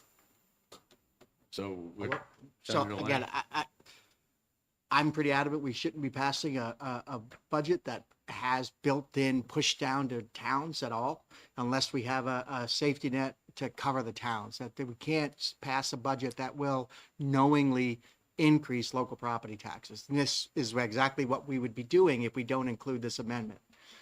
We would be knowingly increasing local property taxes. If the committee, again, I'm okay with adding to the gentleman from retirement system the word cost on line 5 to say normal cost contribution. And if there's better word that I can get from Melissa for what to replace the word act to make it clarify it's relative to this group 2 change we just voted on, to make it clear that we're only talking about the costs associated with that.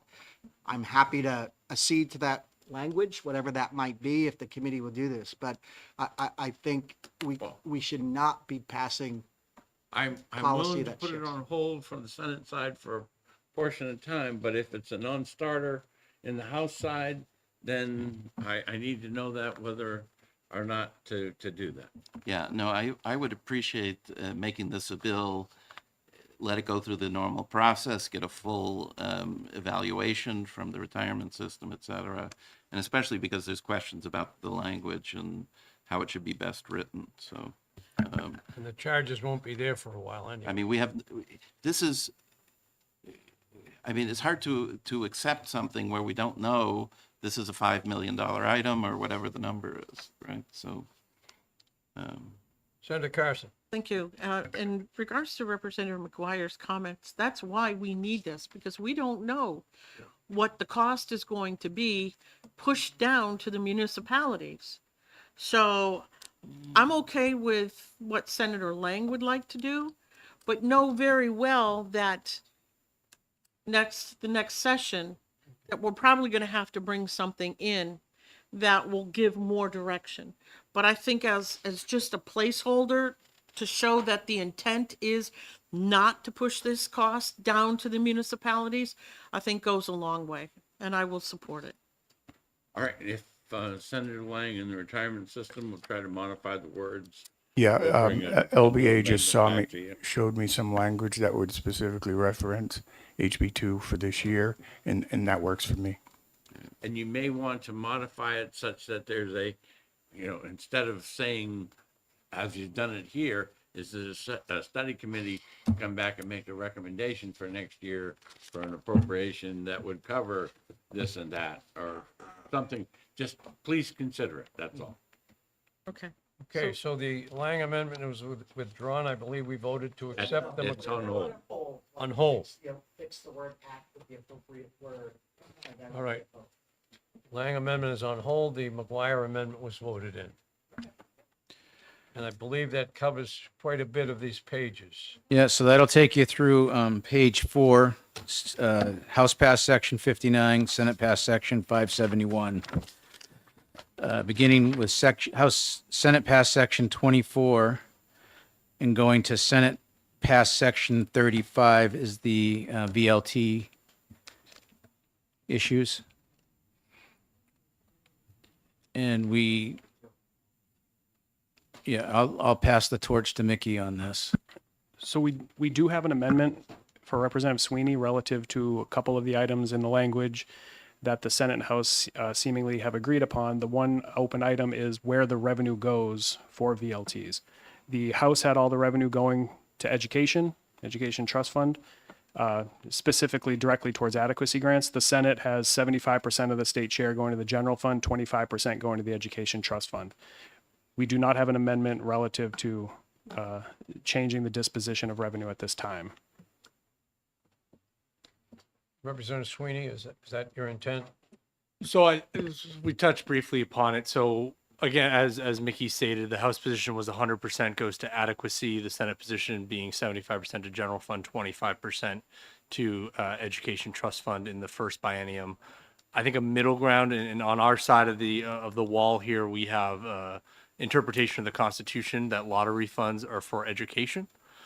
As a possible middle ground between the two bodies on this split, I would suggest 75% of the state share on VLTs after the carve out for problem gaming and lottery operations.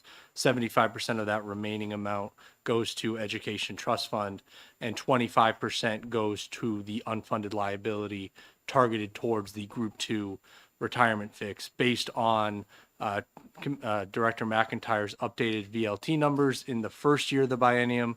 That gives us about $15 million towards the unfunded liability for Group 2.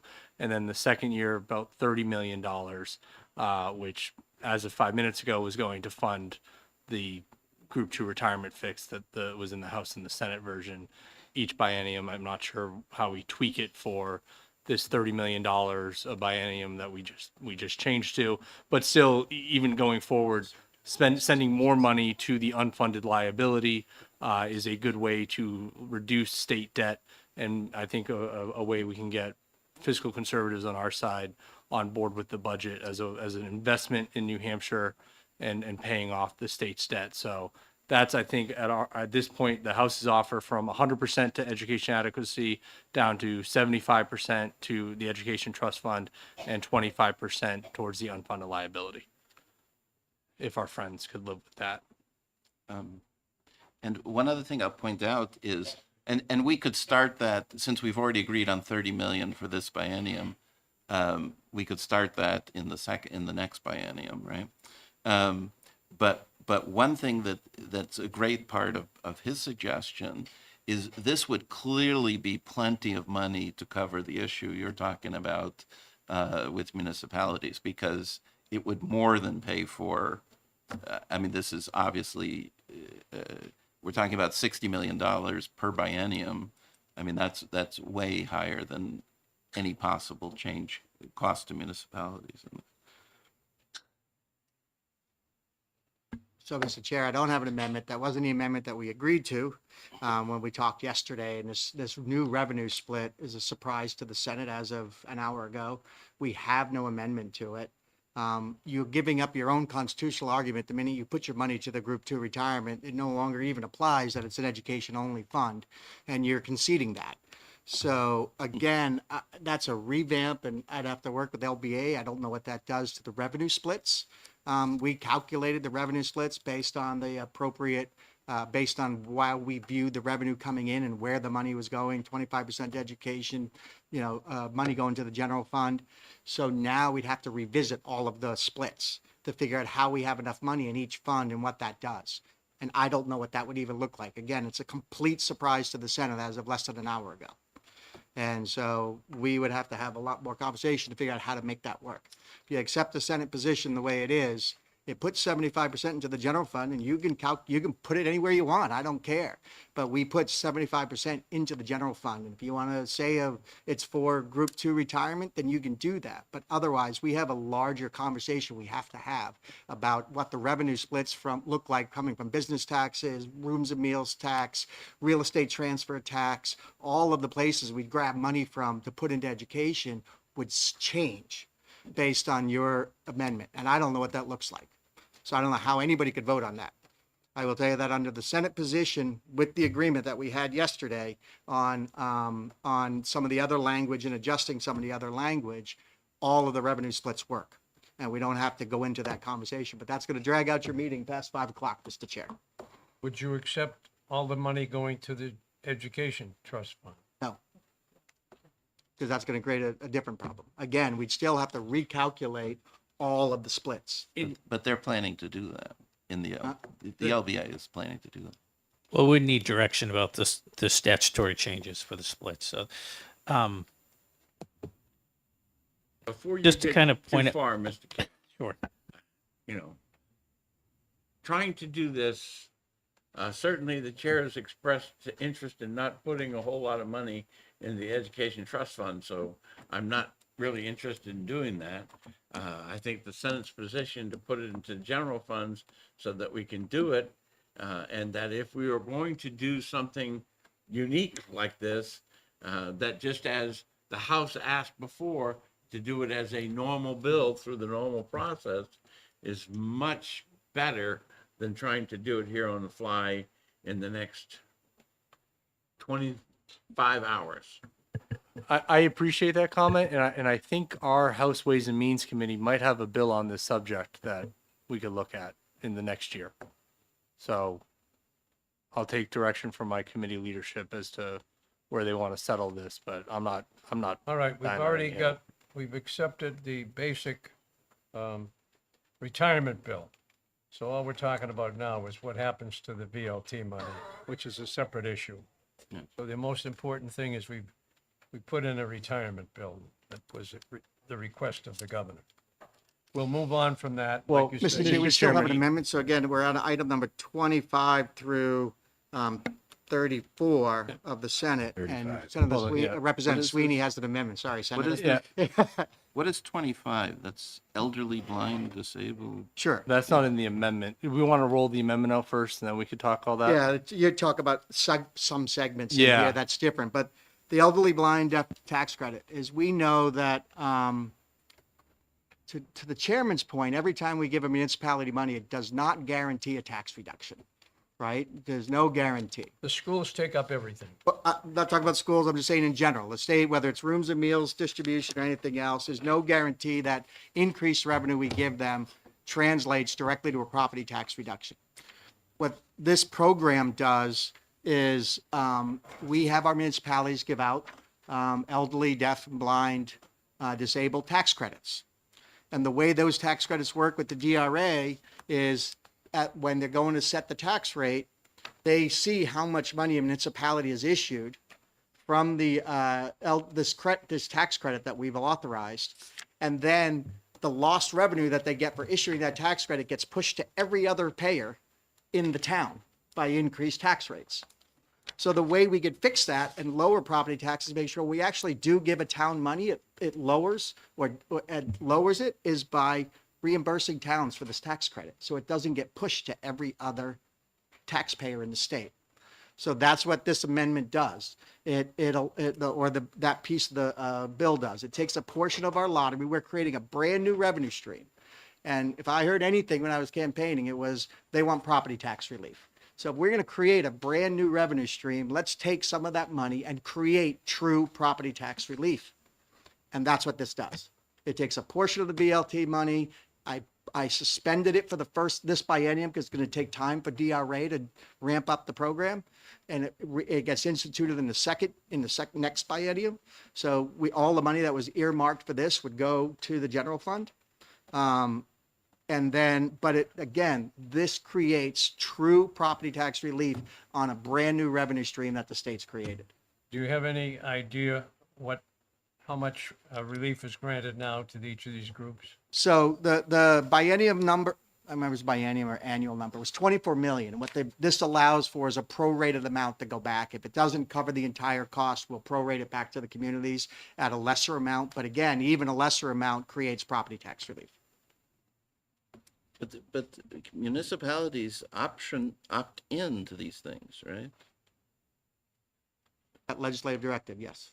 We give them that No, option. but I mean, RSA 72:37, et cetera. Those are all things the municipality votes to decide to offer, yes? Absolutely. I'm just looking to help our Okay. elderly. Some municipalities don't give any relief. That's true. And they wouldn't get any of this money then. The money comes from everybody. Money comes from the VLTs. Well, it's a tax. I mean, it's, yeah. So we're talking about 24 million and about a $3 billion property tax. I didn't say it was big money. I'm just saying it's money. And again, we're creating a brand new revenue stream. And if we're going to do that, the citizens have been screaming for property tax relief. This is a way we can guarantee when the state gives money to a town, it goes to property tax relief. I will give you an example that Representative Umberger will remember of giving 100 million back in swept. 100 million. I was here when we did it. Nobody ever saw a tax reduction. That's not quite true, Mr. Chair, but okay. We lowered the statewide property tax when we gave that 100 million. Not- And not then so as soon as we anybody didn't, noticed. we built it back up again. But Yeah. The schools came and took everything. But Mr. it- Chairman, if I might, I heard the same thing as Senator Lang did as I campaigned in my district, that we're giving all this money back to the municipalities and it's not going to property tax relief. So what I did last biennium, I put in a bill that said every time a municipality gets a check from the state, that they have to post it up on their website. So people can see the money, that the money was actually given. It's up to the citizens to ask, what are you going to do with that money? I mean, we can't, it would be impossible for us to dictate, you have to go here, here, here, and here. But at least people now know that they're getting money back. And I think that that's an important step. But I also agree with Senator Lang. We've got to show people. And by passing this amendment, we're showing them that we're paying attention to their issues about property taxes. Mr. Chairman, Representative so my amendment, which I hope we all can support, doesn't touch your program whatsoever. His program are separate sections of the budget that we have to go through. This amendment 2812H really adds in technical language that the association was looking for, and it brings the House passed a 30% tax rate, the Senate passed a 31.25% tax rate. Because I felt like helping my friends out, we brought it down to 31% flat. And then and this amendment keeps the revenue distribution as the Senate had it. I'm good with moving this amendment at this time, and then we can go further into the discussion on the property tax program. House members in favor? Okay, it passes in the Senate, the House passes in the Senate. Amendment is adopted. And thank you, Senator Carson. I hope the check gets advertised in the town. They're supposed to, by law. Thank you. So, Mr. Chair, does that take us from 25 to 34, which is all the gaming language? Well, but we haven't agreed to 25, so. Okay. Yeah. I would move that we support. That was the amendment. You don't No, have to no, make no. that. No, the amendment. No. I have to read this. That's the group 2. Oh, Oh, all right. okay. I don't have an amendment on gaming. Yeah, Okay, well, this is. make it a the- bill. Well, then leave it as- I'm sorry. Are you guys not acceding to 25? We're not. Well, I'm not. I don't know. You thought that's what this just did? No. This is about this stuff. This is his special way of spending some of this money. Oh, okay, all right. Okay, This was- but it's a new thing and, Yeah, that was the 31%. Okay. yeah. So we're not agreeing to Senate pass section 25. That'll stay on hold. Okay. The rest of that page, 1 second, Also- Mr. Chair. Before you move on, 'cause I think, Mickey, are there other Oh, is provisions 24 within part the of that law too? we have to go then deal with? So I think it's ridiculous. We're not going to give property tax relief, but that's fine. If we're going to do that, I think there might be more provisions we have to address. I try to negotiate a compromise where we accept we would accept sections 24 and 25, which establishes the fund, but not section 34, which actually funds it in the next biennium. it was going to be funded in the next biennium regardless in the Senate proposal. But if we don't accept 34, that doesn't put into statute the automatic change in funding. So then in the next budget, we'd have to put that Find a funding funding in there. source somewhere for $24 million. We're creating a brand new funding source right now. I hear you. I'm just saying you can establish the program and not fund it because it wasn't being funded in this biennium anyways. And then in the next budget, funds can be freed up from VLT revenue, which is likely my bet and your bet will be higher than we're expecting. And that might be a way we can kumbaya this. I'm Any agreement? Well, again, it doesn't actually create any, you're just creating you're creating a fund with no money in it, gives no property tax relief from a brand new revenue stream. And, you know, I'll leave it to Senator Gregg to make that call. I think it's a mistake. I think we should be giving property tax relief where hundreds of millions of dollars are going to flow through this program, and we can't give $24 million to the citizens for property tax relief. So That's pretty We're ridiculous. giving it before we know the measure of the money. it's citizens who specifically asked for that property tax expense, right? It's not general property tax relief in the way that adequate education money is or anything like that, right? This is, citizens have decided, we in this town want this particular expense. And you're saying, well, okay, you want that expense and we'll pay for it, right? I mean, it's not. Let's leave this one on hold for right now. Yeah. All right. All right. What have we covered on this page?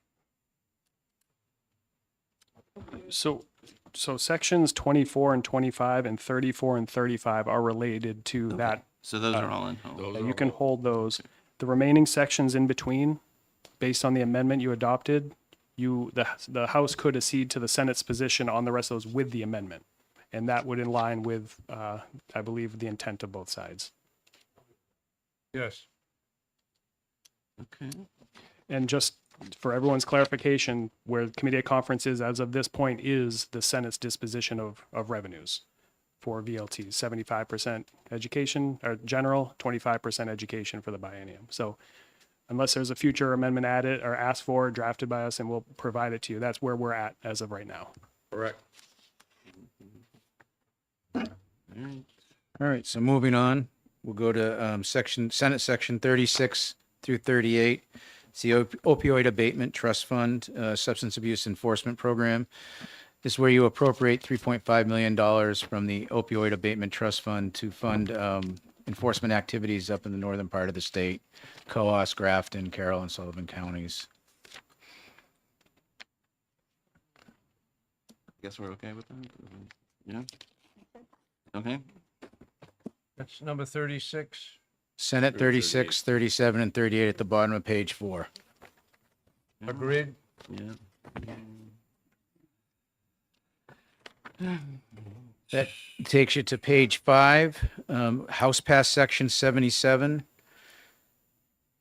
And that goes down to Senate Pass Section 50. It all relates to the Commission on Aging. Guess this is part of the deal. Yeah. Yes, we accepted this as part of the package deal. Okay. Okay, so that covers all those sections. Exceed. So now you're on to page 6. House Pass Section 92, Senate Pass Section 62 relates to the Wicks Farmer Market Nutrition Program. Okay. Mr. Chair, we accepted this as part of the package. Okay. All right. We accept 92. Okay. The next line just below that, House Pass Section 93, Senate Pass Section 63, relates to the Department of Health and Human Services accepting gifts. The House had a value at $250,000 or less, and the Senate had a value of $1,000 or less. Yeah, we didn't understand this. Why such a little amount if somebody wants to give you a $10,000 gift or something? What's wrong with that? So, I think that the question was who accepts it, that was all. But oh, if the LBA can refresh my memory. So the Senate's version goes back to the governor's version at the department's request. They initially only wanted the ability to accept gifts of $1,000 or less for the specific purposes that you see here. And my understanding is they don't generally receive gifts of cash. They receive gifts of items, and they think $1,000 is a sufficient limit.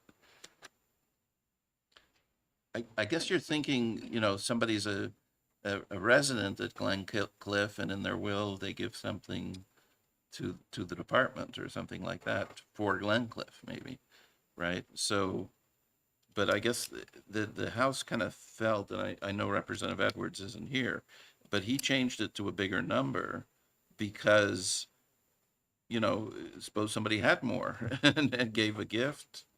I mean, when would we ever refuse, I guess? What's the So- amount that has to go through fiscal? Right. There's something in law about that. Nothing for a personal gift. G&C Governor Council has to approve all gifts from $1 up, actually, from any donations. Fiscal Committee gets involved when it's agency income or federal funds over $100,000. 100,000 100,000, yes. for fiscal.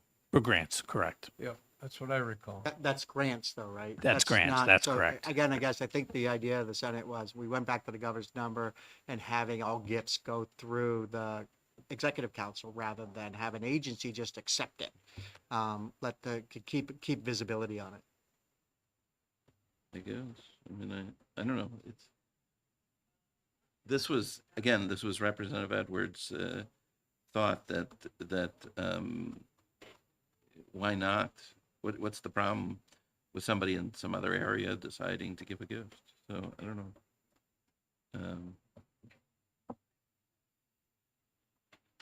So this says presently anything above 1,000 goes through executive council? Well, if you accept this, so yeah, Gives them a lot of work. yeah, that's what I would think. I thought the testimony was that there wasn't that many of these. Yeah. Is Mr. White here? Yep. Well, not everything goes to HHS. He was all ready to walk up anyway, you know. Yeah. Just that's waiting. good. Good Waiting afternoon, all day. members of the committee. Nathan White, Chief Financial Officer of the Department of Health and Human Services. The Manual of Procedures, MOP 150, sets the rules for what gifts the department may accept. In statute, when the department prepared its agency budget, we were looking at the other statutes. We saw that the Department of Corrections has a $1,000 limit. Anything above that has to go through the Executive Council for approval. We propose, particularly in reference to our 24/7 facilities, where we often receive gifts. Sometimes we receive $250 worth of new sneakers or something like that, that we would raise that cap. But we didn't necessarily feel that it was necessarily appropriate to go above what had been set in statute for the Department of Corrections, which is why that was used as a benchmark initially. Did you talk with Representative Edwards about this? And No, I did not. okay, all right. I mean, I guess it's all right. So right now you can't accept any gift. Is that Currently, the cap is $250. Anything excess of that, we submit a letter, sometimes redacted, to the Executive Council for approval for that type of. and it goes in their stack? It goes into the stack. Yes, correct. All right. We spend as much time on $1,000 as we do on 20 million. Yeah. All right. Should we accept? I mean, I don't care. Yeah, we accept. All right. All right. So the next section would be 2 rows down, House Pass Section 95, Senate Pass Section 65. It relates to the congregate housing. There's an appropriation of $350,000 in 2026 and then $350,000 in 2027 for the purpose of funding the congregate housing. Mr. Chair, we accepted this as part of the negotiated package. Thank you. This is okay. Okay. Representative Wallner.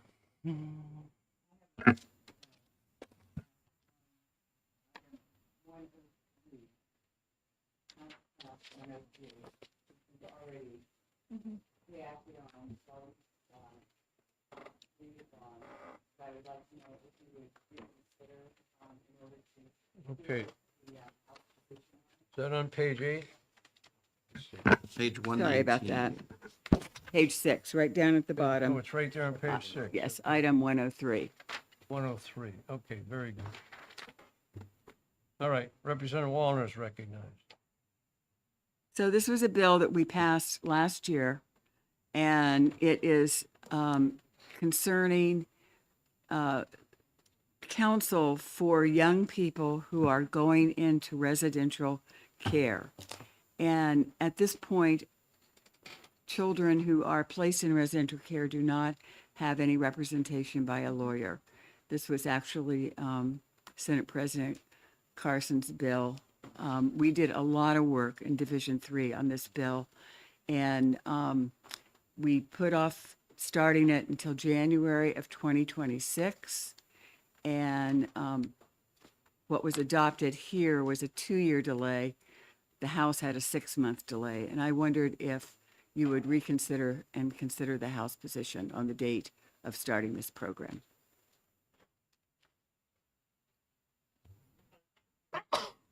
Thank you, Mr. Chair. I do not have a problem with that. It's my understanding that the judiciary had some concern because of some of the budget cuts. But since those are pretty much taken care of themselves, I think this is something that is doable and we can do this within 6 months. I just want to know from LBA if there's an actual dollar cost to this and what it would be. There's no dollar cost to this one. The department had mentioned needing additional attorneys for its role in this process if this section were to go into effect. The House had authorized those attorneys in the following section 104, but not added additional funds. They would have been funded out of existing appropriations, but my understanding is this motion is to consider section 103 only. All I'm asking is that the program start in 6 months. Yeah. Just go back to the House position. Yeah. Agreed? Yeah. Okay. Okay, so that's a change to that position of 6 months. Thank you. Okay. Are we on to page 7? We are. Yes, you're on House Pass section, on page 7, House Pass section 107 and 108. It relates to the Medicaid program and the premiums.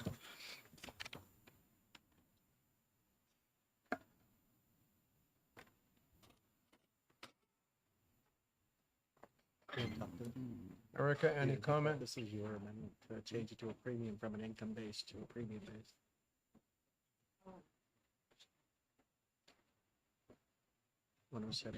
I believe the difference here is between having it be a percentage of income versus the fixed dollar amounts. And I believe the Senate position cost $7 million less.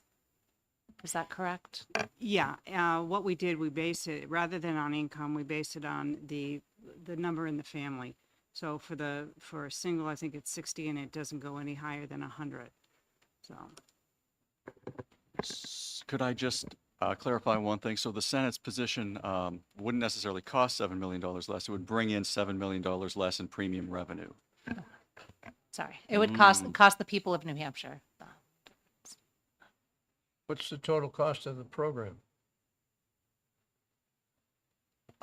Well, so these premiums cover, Section 107 covers the CHIP, Children's Health Insurance Program, and 107 covers Granted Advantage. Those programs collectively cost in the hundreds of millions. I think the question here is how much premium revenue would be collected under these sections. And the Senate's version would collect $5 million from the Granted Advantage population versus $12 million in the House version. Why is there a difference?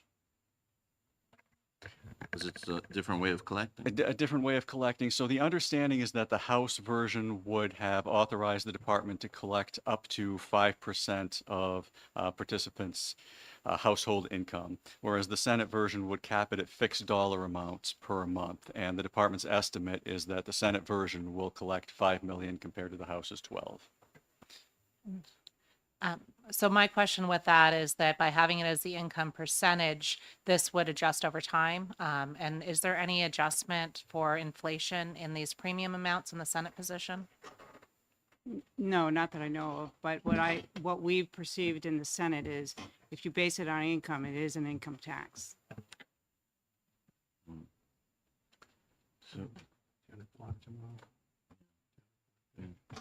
Um, all right, so this is a copay, I think.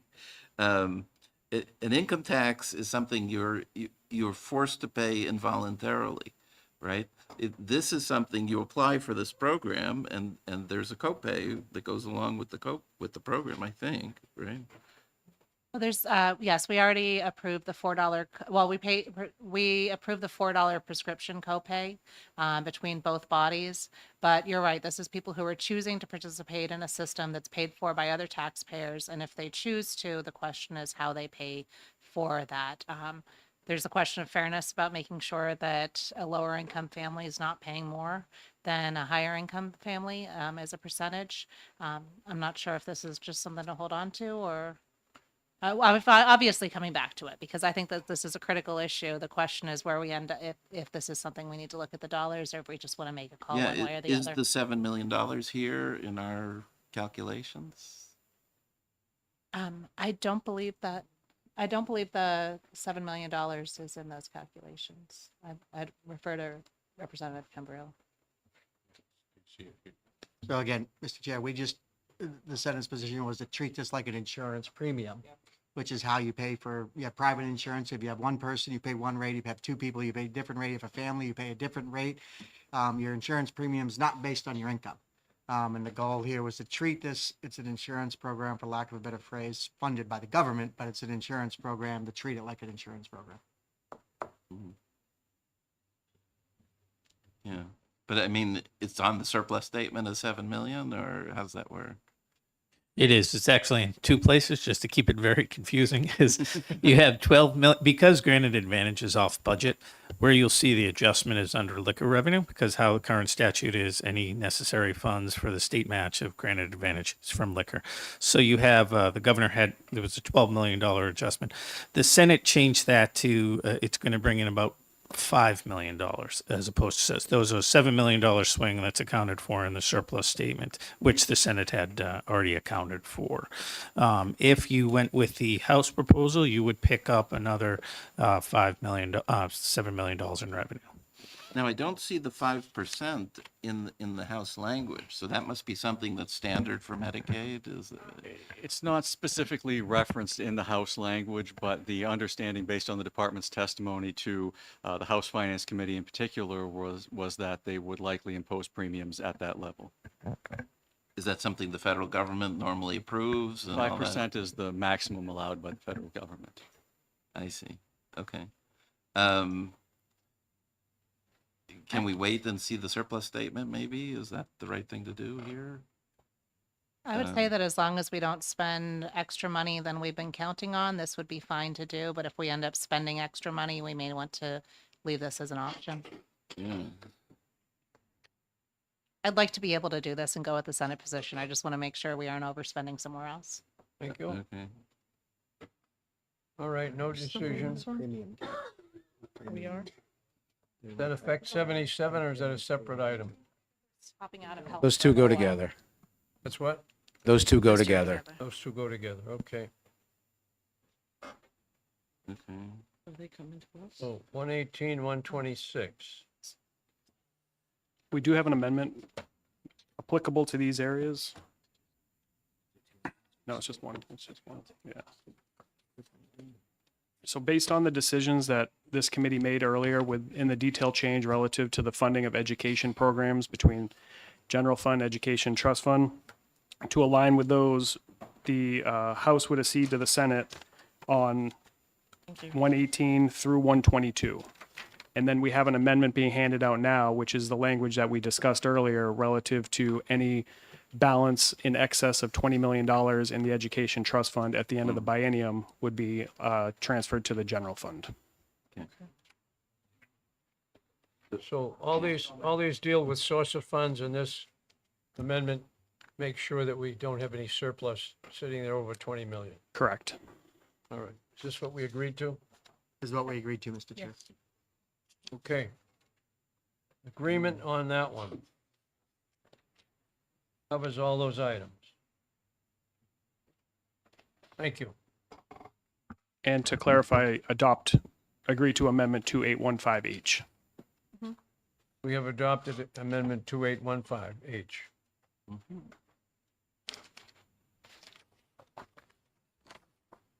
Now, what happened to, Sure. And I think that's going to bring you all the way to page 10 on the, what happened to Keno and that stuff? On my page, Mike. those aren't, Do you have an older version?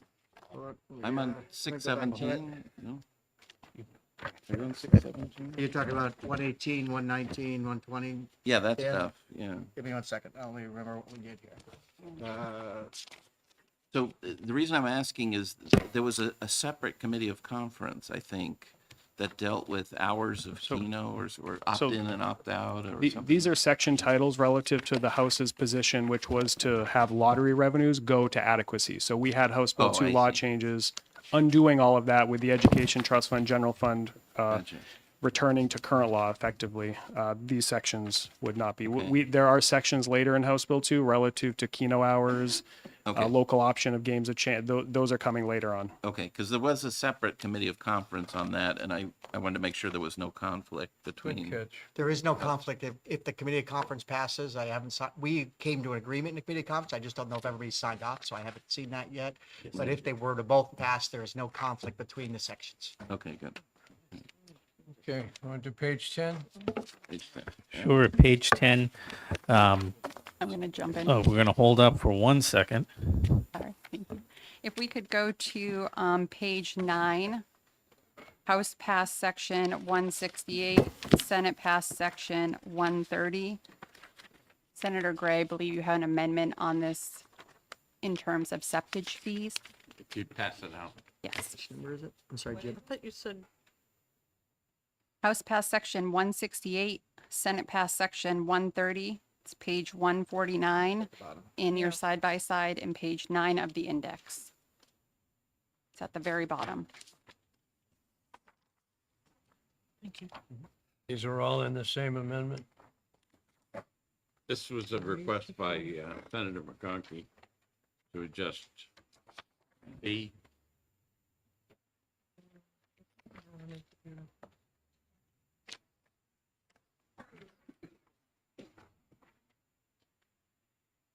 If You you want me to talk to the amendment, yeah.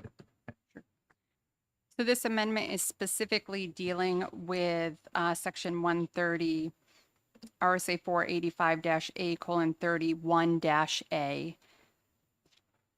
What you see in front of you in the amendment 2732S is that the fee is $10.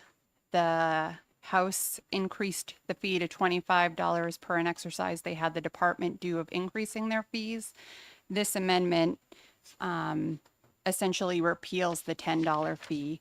The department states that if you don't increase the fee to $25, it's not a revenue generator, just at the $10, and it would be more cost effective to remove the fee than leave it at $10. And you'll see that repeal on the second page of the amendment.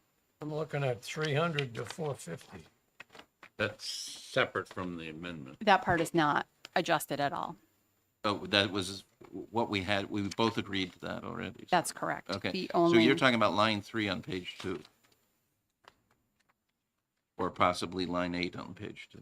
Line 8. Repeal of fees for plan specifications, applications. yes, it's, if you start on the first page, the section that we're discussing is lines 19 through 25. The remaining amendment repeals 1A, that 19 through 25. In the House's budget, it increased that $10 fee that you see on line 21, increased to $25. This amendment repeals the $10 fee. I believe the senator thought $25 was too expensive, would go back to the $10 fee. The department stated that if it kept at the $10 fee, it wasn't cost effective to collect the fee, so they would prefer to repeal it. Okay. So these other fee changes were already in a, They were put in by the House and they were not changed Okay. by the Senate. not a So question far. of an increase in fees. Correct. It is All right. not. But this amendment seems to be putting in something and repealing it in the same breath, no? You're looking at the statute as it was amended, as opposed to the last part. I see. And Yes, what is in Roman numeral 1, line 6 to line 18, if you look at page 149 in your side-by-side, that is the exact same language that is in House Bill 2 currently. It's the language that the House put in. 1A is also the language that the House put in, except it said $25. Yes. And then when you get to the 1B, that is the same language as the House. 1C is the same language as the House, except it is striking 1A because 1A is being repealed, recommended to be repealed, which is that $10. Basically, all this lengthy wording is just repealing a $10. The only change in this entire document is that it's repealing 1A. The House had it at $25. Current statute is $10. The department says that keeping it at $10 is not enough, or it's not cost effective to continue to charge the fee. Right. We can agree, but it's just Yep. drafted in a really weird way. Okay. Okay. So you're adopting Amendment 2732S. Sure. Amendment 2732 is adopted. And I believe that takes us to page 10. We're good. Yeah, I think we're on to page 10 now. House Pass Section 177 through House Pass Section 180. These are the business profits tax, business enterprise tax, the tobacco tax, and the real estate transfer tax, doing the splits as it relates to how much goes to the general fund education trust fund. So once we're done with the VLT, we would make adjustments as they relate to those splits. So I think for now you would keep it on hold and we would come back with what those splits are. instead of saying it's on hold, I want to authorize you guys to make the adjustments based on our decisions on the other chapter. Then we will make the adjustments based on what you do with the VLT that's currently being worked out. All right. That sounds good to me, too. So we don't have to come back to this again.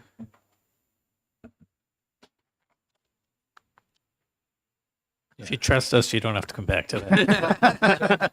If you the trust us, you budget, don't have to come well, back to it. We'll ensure that we, usually at the end, we have you give us a motion to give us the ability to make technical and mechanical changes to reflect the intent of the committee. So we'll make sure we do that. Yes.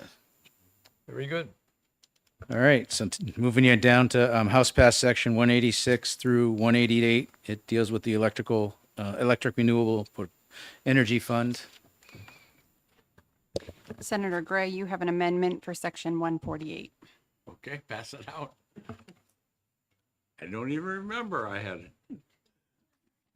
So this isn't, is this Senate Bill something or other, or House Bill something or other? I have a note about it being related to House Bill 224. House Bill 224. Oh, yeah. This is one, I guess this is one you didn't agree to, right? House Bill 224? So 186 is not relative to 224. Oh, okay. 187 will be, when we get to 187, that will be relative to 224.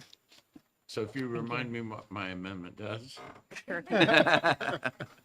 So this amendment is essentially just technical cleanup to what the Senate had put into the budget. The Senate, in this section 184, this is the Renewable Energy Fund.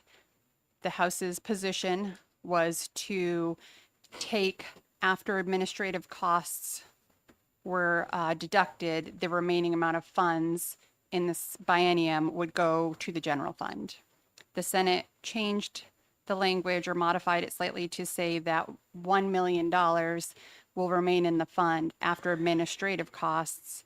The $1 million will be used for residential solar projects, and the remaining $4 million will go to the general fund. When the language was drafted, the department didn't feel that it was clear, so they asked Senator Gray to prepare an amendment to change a couple of words to make sure that the administrative costs were paid before the calculation was done. The change is on line 14, the word first was added. On line 15, it was changed to say for administrative costs. And then on line 18, the word individual was added to clarify that it supports individual residential solar initiatives. So right now, current law Not be used. puts all the money into solar, residential solar or whatever. Is that it, or?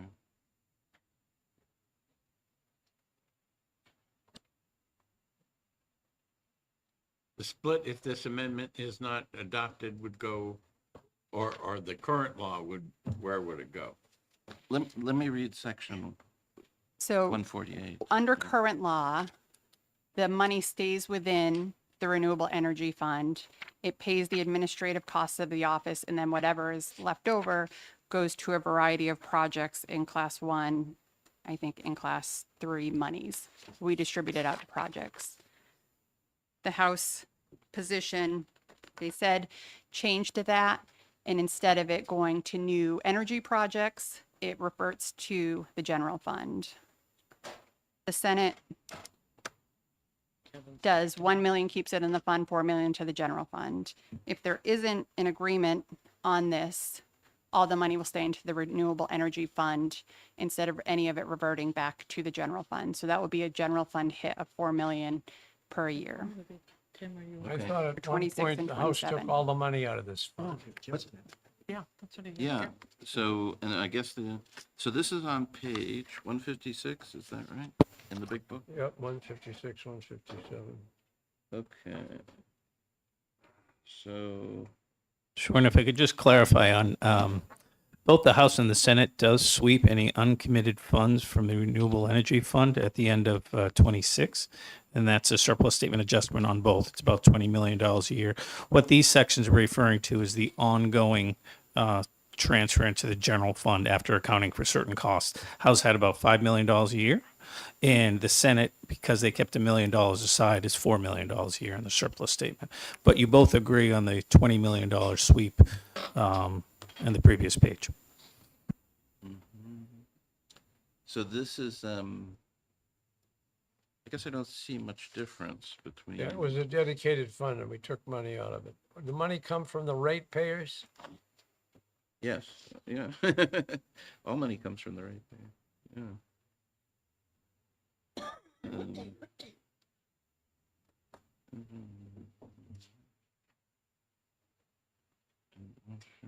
You had an amendment on this? That's what you're debating right now. I guess I don't see, what's the difference between the amendment and what's in the book as far as Senate pass? So the difference is, if I'm not mistaken, it was the $1 million that we set aside that the House didn't that the House did not set aside. We allowed for $1 million of the $5 million, if I remember right, to be able to continue to be used by the fund to be able to support initiatives rather than sweep 100% of it. Senator, you're going back to what the Senate, the difference between what the Senate passed and what's in front of you is like 3 or 4 words. The word first was inserted on line 15. Individual was inserted on 18, and I'm missing one, and I will be corrected just. Or administrative costs. So these are very minor technical corrections to achieve what the Senate had requested, this amendment. It does not change the purpose of anything. It just makes sure the department has the correct directive to sweep or to use the fund to pay for the administrative costs. They were unsure how it was currently drafted, if that was the intent. All right, So if you accept the Senate position, we want you to accept this amendment also. Okay. So if someone shows up with an idea for a small nuclear generator that I'm reading about, they could come and ask for money from this? No, it's solar, but This is thermal and solar. That would be- Thermal and electric. that would be Thermal thermal. and electric. So I guess in theory, yeah, if it's considered a renewable. The answer is yes. I'd send him to Josh Elliott. all right. So first of all, the word first is in both, so that's not it. So it must be the word individual. Okay. Okay. But I guess the problem is if we don't accept section 148 at all, then we're back to existing law, right?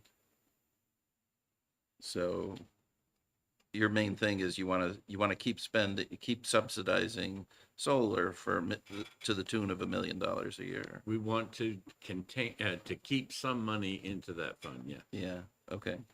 And since that's better than existing law, I guess we have to approve it, yeah? Yeah. You're 80% to our side, right? Is that what it is? Okay, so we'll take it. All right, amendment 2733 accepted at the House side.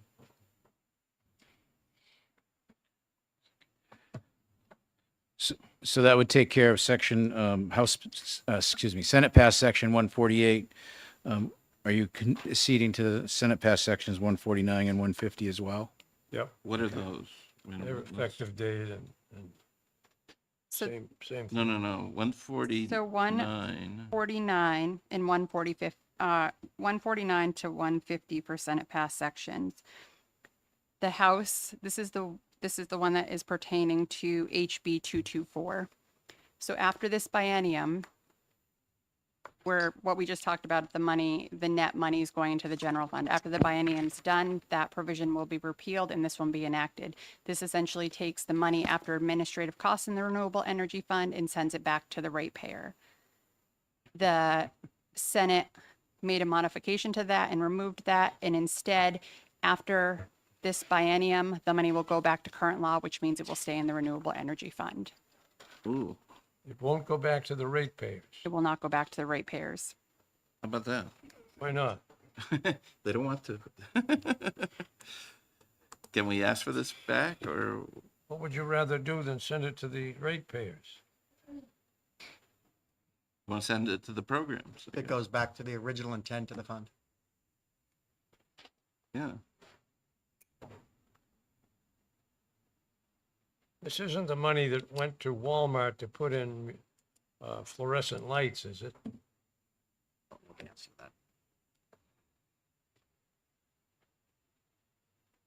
So this is, I just have a note. This is House Bill 224. It sends renewable money back to the ratepayers after the end of the biennium. So I have a note here to ask for it back. May we please have this back? But this change does not send the money back to the ratepayers. Again, Mr. Chair, it puts it back to the original intent of the fund when the fund was created. Okay. It's our position that it's better off with the ratepayers, but Mr. Chair, electrical, yes. Why don't we keep this one to the Yeah. House? Right, so trade the last one for this one? No? But that one is a 1 year versus a, yeah, Mr. Chair, the electrical rates are super high in New Hampshire, and this is one way of giving the money back to the ratepayers. We'll put this one on hold for right now. okay. Thank you. Okay.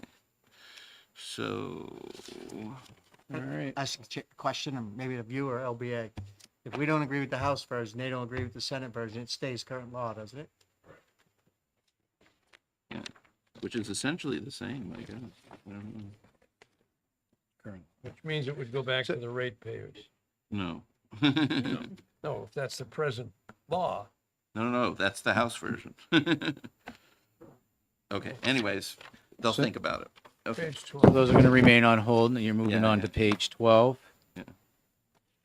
You're going to be on House Pass Section 224, relates to the waste management rules, groundwater protection, goes through 227.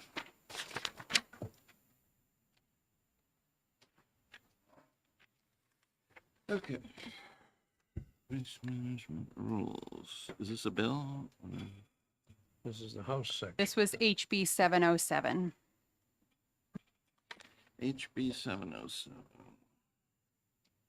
Oh, I believe there was a committee of conference that didn't agree with this, right? I mean, this is the one with Senator Pearl and Representative Aaron, and they couldn't come to an agreement. Is that I believe that's sort of what true. happened? Yeah. I'm trying to pull it up now. Okay.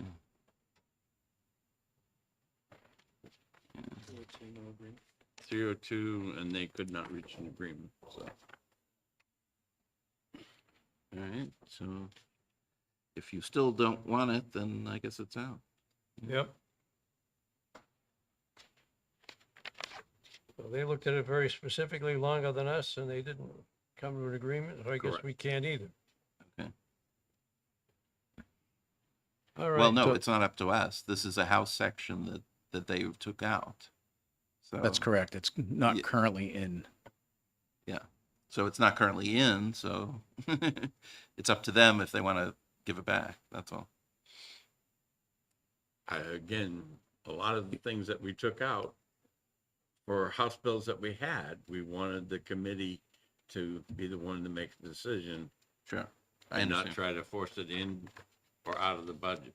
Okay. All right. All right, Everyone we'll know skip where- over those. Yeah. So the on hold. Well, it's just, no, I mean, they're out, right? Well, you'd have to They're out. cede to the Senate position and remove it. We don't, but Okay. they'll disappear at the end of the day, sort of thing. It's like law without Mhm. signature. I got it. I understand. Okay. right. 231. Yes, you move down to line 231, 232, and goes on to page 13, I believe all the way through 240. And it addresses the renewable energy, electric renewable energy. What page are we on? This So was again- HB 219, put in by the House, removed by the Senate. HB 219. Oh, yes.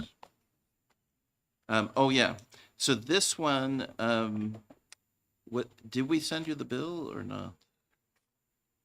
Basically, this changes there's law about how much renewable energy funds get collected, right?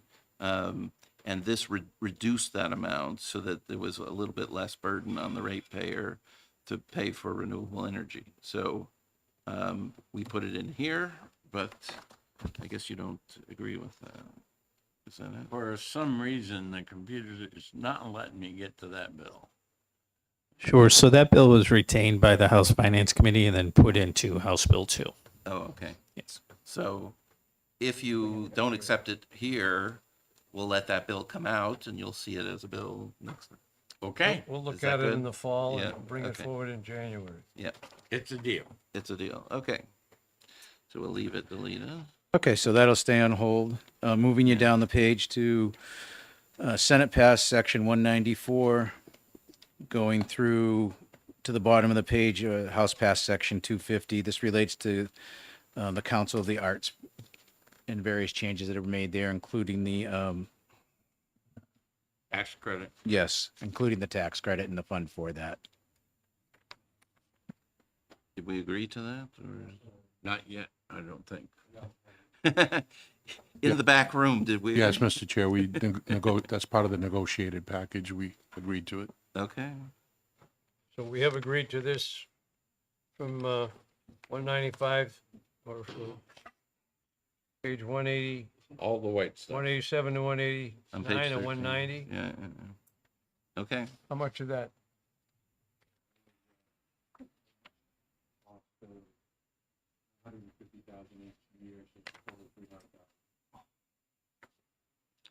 Plus the tax credit? Plus or- the tax credit. Yep. It's all those sections then, right? Mhm. All right. So that would take you to page 14. And line, House Pass Section 257, this was related to the meals and rooms to the deposit to the municipal fund. I believe earlier you agreed to the Senate's position on that when we were dealing with House Bill 1. Okay. So I believe the House would accede to the Senate. You'll get a bill on this next year. I hope. Hold on this one. No, we're agreeing to the House position. I mean, the Senate. The Senate We're position. agreeing to the Senate position. Okay. Moving down to House Pass Section 259. and going through all the way to the bottom of that page, I guess. So it all deals with the child advocate office. Right. So we agreed to everything except Senate Pass Section 210, which you agreed to remove, I believe. Yes. there's So, an so amendment. everything Yep. else is Senate position? Yep. Okay, good. That's correct. So section 210 will be removed Yes, and everything else the House accedes to the Senate. yes. Enforcement. So this is liquor enforcement stuff? So the top of page 15, House Pass Section 267 through 279 addresses liquor enforcement. Where's the back of the budget thing? That's in a different section. It's in House Bill 1. Oh, okay. Yeah. All right. Jose, this was part of that agreement. Yes, so we agreed to this as part of the package, including the back of the budget cut. So that's a part of the deal. Did the back of the budget come from enforcement specifically or no? No, it didn't. No. It was a general back of the budget for liquor, and then it also, if liquor does not have to reduce their budget if they exceed their revenue projections. I see. Terrible. All right. All right, so this goes from page 200 to 203. Yes, yep. So you're looking at House Pass Sections 267 through 279 on page 15 of the side-by-side index. Representative And I Campbell, believe this you're is what you Yes, agreed- we agreed to this. All right, so this is exceed. And then we move down the page to House Pass Section 282. Yeah. And that goes, I believe, to the next page. But this deals with the changes. I might need Melissa to help me. This is where we were sending these boards to a special court. Yeah. So it's So sort we're of not broken doing up that into anymore. two sections, 282 to 284. That has to do with the Housing Appeals Board, the Housing Appeals Board, the BTLA, in creating that new commercial court docket Yeah. So we're not doing for any of that. Superior Court And it's judges. going on to the next page. So from 285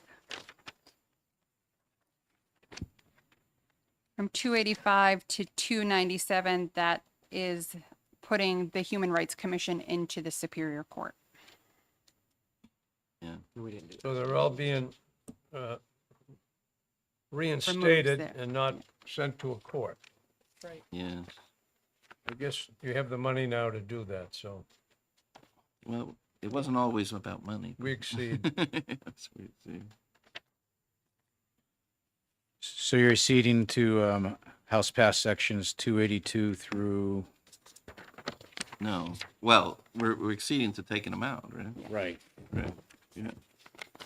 Yeah, We're exceeding to the Senate on all commercial court docket was to sections replace all those through, boards. that are those listed sections below. through 368, I guess. But since all those boards have been established, we don't need the Yeah. special All the way court. down Yeah. to 299, to 300.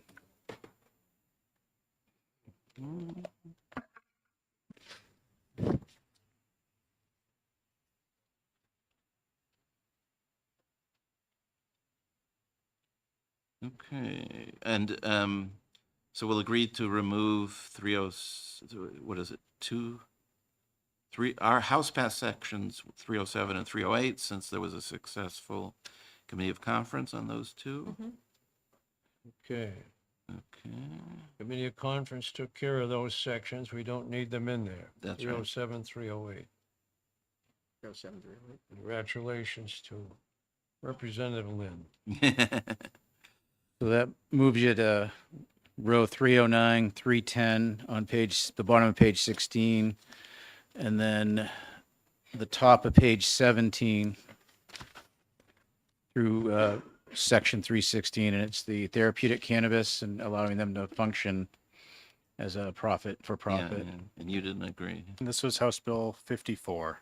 Okay, We didn't get any acceptance on the Senate side. no. All right, so, And let them expire. yep. Okay, next section is, Indigent defendants.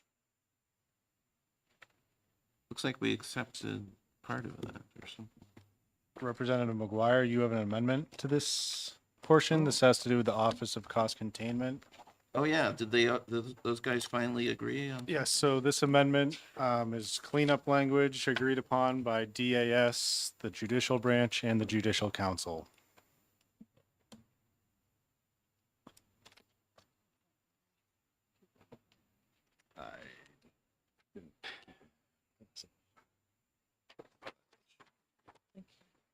So,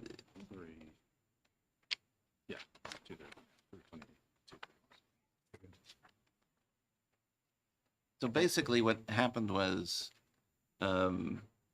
we had this Office of Cost Containment, and the idea was that, when you have a court-appointed attorney, the state pays for your attorney through the Judicial Council, but it's really, the concept was it's a loan to you, it's not a gift to you. And if at some later point you can afford to help pay for that, back the state for the attorney, we had an office that was basically like a bill collector that would come after you to get some money back. And which for a long time they were successful at doing that, but and the money and the office made money. But we changed it. We made a law change like 6 years ago or something that made that office no longer able to collect and be cost effective. And so we considered in this biennium, and so their receipts went down to the point where they were no longer cost effective. They weren't collecting as much as their salaries. So originally we were just going to get rid of them, but with the House Judiciary Committee, we considered, what if we undid the law change that didn't make them cost effective? And the problem was, and we did that for a period of time, and the problem was the revenue had gone down to such a point that even if we change that law back to what it used to be so that their revenue would start to increase, they would still not be, it would put them on the upslope, but they wouldn't be profitable in this coming biennium. So because we were so concerned about this biennium, we decided, let's get rid of everything. Keep it gone, basically. And so this is cleanup what you see in this amendment is cleanup language to really get rid of them in the right way, I guess, in the way that the Judicial Council agrees, the Judiciary agrees, Department of Administrative Services agree, and here it is. So, Regina. Thank you, Mr. Chairman. And thank you for this amendment, Representative. The question I have is on the termination of parental rights, fees and costs. I always thought that it was just people who have been accused of committing a crime, especially a felony where their freedom was going to be taken away from them. They have a constitutional right to an attorney. And I'm looking at this and going, when did we give people who are subject to parental termination of rights the right to an attorney? yeah, so my understanding is this just has to do with being reimbursed for, the state being reimbursed for expenses. This hopefully does not change any policy about who gets an attorney and why and all that sort of stuff. Okay. If it does, we didn't approve of that. So Yeah, they're listed here on page 2, on the bottom, 34. Yeah, it's just relating so to indigents. right. So you see, so you're talking about the bottom of page 2, right? Termination of parent. Terminational. Right. So this is not changing any law there, except it's crossing out financial eligibility guideline established by the Office of Cost Containment. Well, there is no more Office of Cost Containment, so we have to cross that out. But all the rest of the law here is whatever it is. I just wanted to make sure because Yeah, I I understand. knew we were constitutionally obligated for an indigent criminal defendant, but now we're doing this for termination of parental rights. It would just be interesting to see when that was added. Yeah. But that's a different subject and a different bill. Yeah, So- and you're free to go explore RSA 170C:13 and decide, you want to do something with it. Senator Lang. I guess my question, so this just now vacates the ability for a judge to order reimbursement? Well, they make a For- determination ahead of time, this person is indigent or not, right? The question is, if they determine they're indigent, they get a state appointed attorney, would they ever owe back money? And the answer is going to be no. The whole thing that changed in law was, had to do with, if they were later, if the case, if they were not found guilty, would they owe the money back, right? And so the whole concept, and so it turns out enough people are not found guilty, right? They settle their case or they're found innocent, and yet they would still have to pay their money back, right? Because if you're a wealthy person and you can afford your own attorney and you're accused of something and you pay your attorney and you're found innocent, the state doesn't pay for your attorney, right? That's on you. And so the concept was, well, why should it be on the indigent person? Anyway, so that's a big discussion that probably we don't have to get into at this time. Anyway. Thank you. So, Then it accepts the accept the amendment? Yeah, that's Okay. probably the wise thing to do. And this goes through House passed section 328 on page 18. Okay.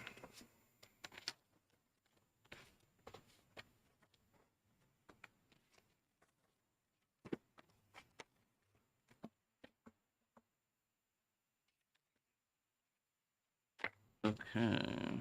Are we on to page 19? 329. Oh, no. Yeah, on page 18, is there 329? Yes. Or did we already agree or whatever? It's 329. That was taken care of by House Bill 249? Okay. Senate Bill 249. That's done. Yeah. Is that right?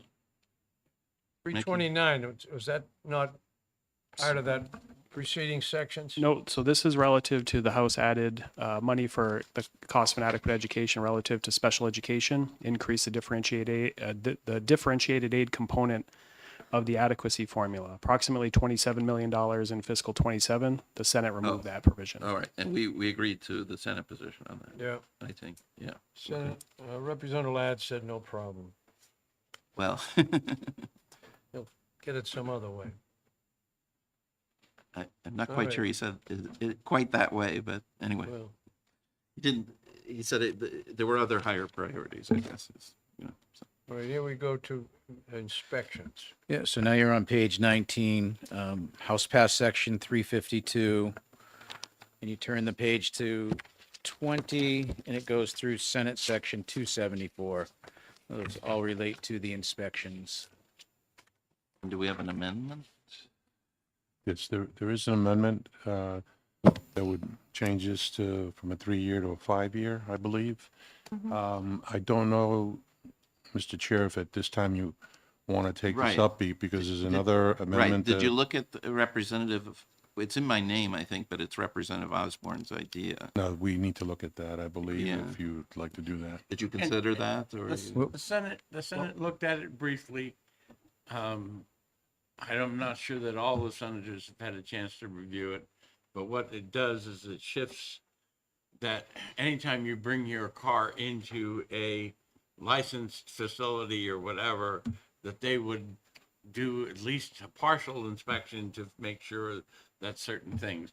And I believe that that concept is so radically different than anything that we have discussed previously that I don't know how I can agree to it in the next 23 hours and 53 Yeah, right. minutes. All right, we'll let it be a bill then.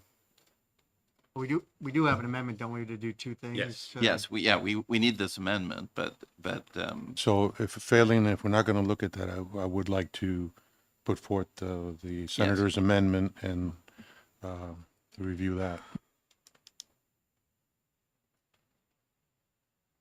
He's getting pretty good at avoiding that know. wire. Thank you, Jack. I want to commend you.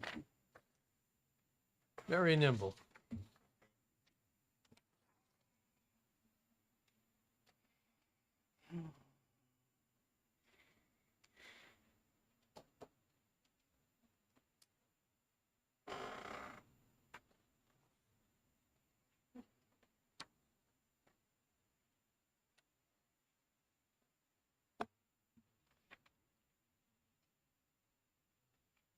So what this amendment changes is if you look on line 7, 60 months, and on line 9, 60 months. The Senate passed budget had 36 months. This is the new vehicle inspection period, expanded from 3 years, how the Senate had it, to 5. Now, my understanding was we were also going to reduce the things that were being inspected, right? So if That's already in, Yeah. It's in you the bill didn't need itself. an amendment to do It's in that. here already. Oh, I see. So Always the, have the the Senate sections make all the other changes. This only changes that one piece. And then I believe what was discussed between the two sides was maintaining the remainder of the Senate's position, but I'll defer to the committee. And I'll also point out too, this amendment at the very end moves the effective date forward or closer to 1 year. So makes it effective January 1, 26 versus the Senate had their sections passed January 1, 27. Okay. So we'll accept the Senate sections with this amendment. Is that right? That's our hope. Okay. That's what I would like to do. This is not what the House wanted originally, but this is, I think, a pretty good compromise. And this amendment strengthens it by making it 5 years instead of 3. And it's the best deal we could cut. So I would rather take this than not have anything at all. Okay. House accepts Representative Campbell's amendment 2813. And the Senate also accepts it. Okay, and And then then we also accept the rest of the these inspection sections. yeah. sections, we agree to. Okay. Except for the effective date, I guess. Except for which? Well, the effective date is changing by this Yeah. amendment, yeah. But that's in the amendment. That's and in we the already amendment. accepted the Yeah, amendment. Yeah, Yep. yeah, okay. Just a second, we have a question. We have a question. Does this change, was that the motorcycle registrations?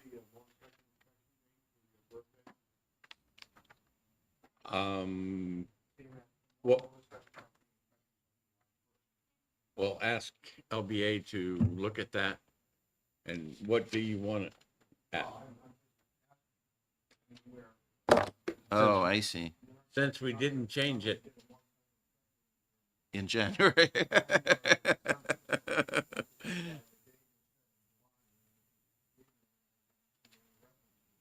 we'll ask LBA to look into that and give us amendment to make it, So the committee supports July being the inspection date for motorcycles. Is that correct? that would be fine. Yes. LBA make a note. Let us look into that. I think the effective date of this bill is January 1st, 2026, or this amendment. I don't know if anything in here changes when motorcycle inspections typically are from current law. I'd have to look in to see the Senate language to see if there was a change to that, but we can Change it check for birth before. month. Yeah, we can check into that here today. I share the Certainly, we speaker's don't concern. want motorcyclists driving their Yeah. motorcycles in December and January to try and get it inspected. Yeah. Okay. All right.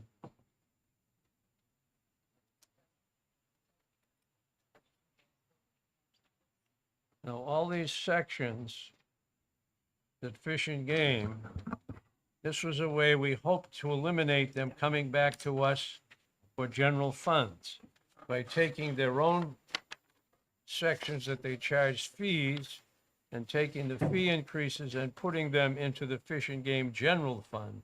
Thank you. Thus, avoiding, we're too low in funds. We need general funds. Being distributed now is amendment number 2785H from Representative Earth.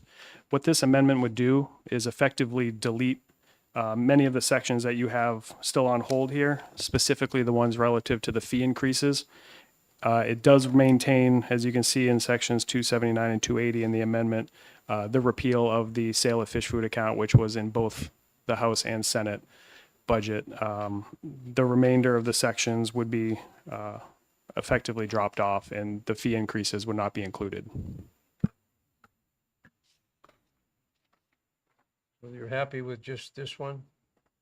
Yes. So basically, essentially what the Senate did was put everything into savings accounts and put them at the discretion of the director. And we, our caucus, whole caucus, was very concerned with the fees in the first place. Is even though we are not intending to impact hunting fees and fishing fees, one of these wildlife funds actually does impact. You have to buy that fund fee. You have to pay that fund fee in order to get your fishing license. So if we're not going to use the money to improve the fishing game surplus, I think it makes more sense just to abandon the effort altogether as far as the fee increases go. Other than we'll keep the piece that the department asked about getting rid of the fish food stuff. Do you remember how much that amounts to? Nothing. Literally, I mean, very little. Okay. Senate accepts the amendment. Okay. Okay, amendments accepted, 2785H. And the rest of it, Representative Erf? Well, all the rest, where the habitat, all the This fees. replaced all those sections. So this replaced all of those sections. Maybe Mickey can give you the numbers. So it is sections 279 through 284 replaced by this amendment. All the white ones there. So none of those will have increased fees. No, they're all gone. Correct. They'll all be this. All right. Yeah. So, yeah. Okay. Okay. The next section you have on hold is House 378, Senate 290. This is one you could probably accede to considering your decisions to this point relative to the General and Education Trust Fund. This was a section relative to catastrophic aid, formerly known as catastrophic aid, the special education aid.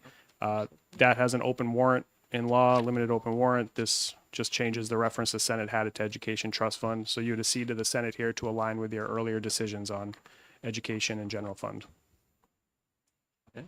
All right, exceed.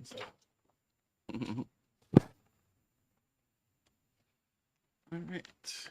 All right. House passed 379 on page 21. Go ahead. The next two sections are relative to the Excellence in Higher Education Endowment Trust Fund, also known as the Unique Program. This amendment here would allocate $6 million per year of the revenue to the general fund for the biennium only. After the end of fiscal 27, the law would revert back to its current form. That covers both 291 and 292? And 293, the effective Yes. date applies to those 293, sections. all right. So that gives that 6 million. Correct. We exceed.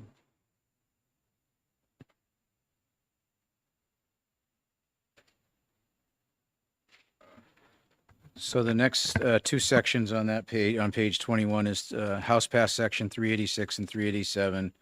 It relates to the changes to the Medicaid plan as it relates to circumcision. Yeah, so there was a bill, right, that relates Yes, to that was House Bill 94, and there was a similar, for that decrease in spending, there was a similar increase, I believe. Trying to find that one. Yeah. Yes, the House. Senate Bill 137, which is Senate Section 465. That looked like something that if the Senate was willing to accept these sections, would be willing to accept that section. Yeah, so there was a Senate bill that was, I mean, it's not similar topic, but it's similar money, I Yeah. guess. Similar money. Representative Wallner? So I will not vote for this, for the House section of this. Okay.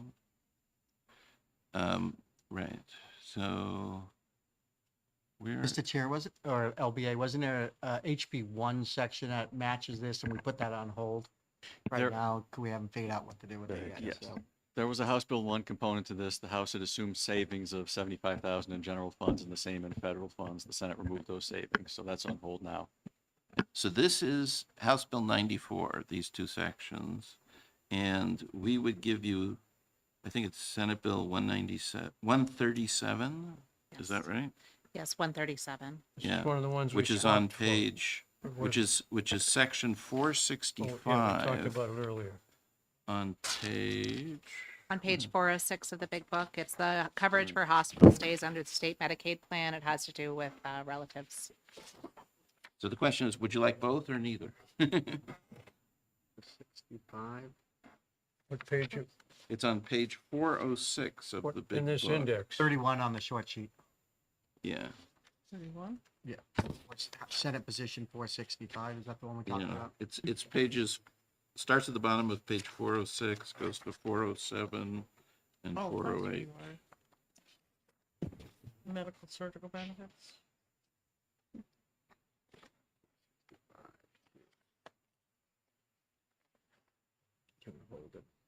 Yeah, let's hold Can we it. hold and quick caucus? We'll Okay. caucus on that after we Sure. take a short break. Yeah. Later. Okay. Okay, we'll wait on that one. Okay.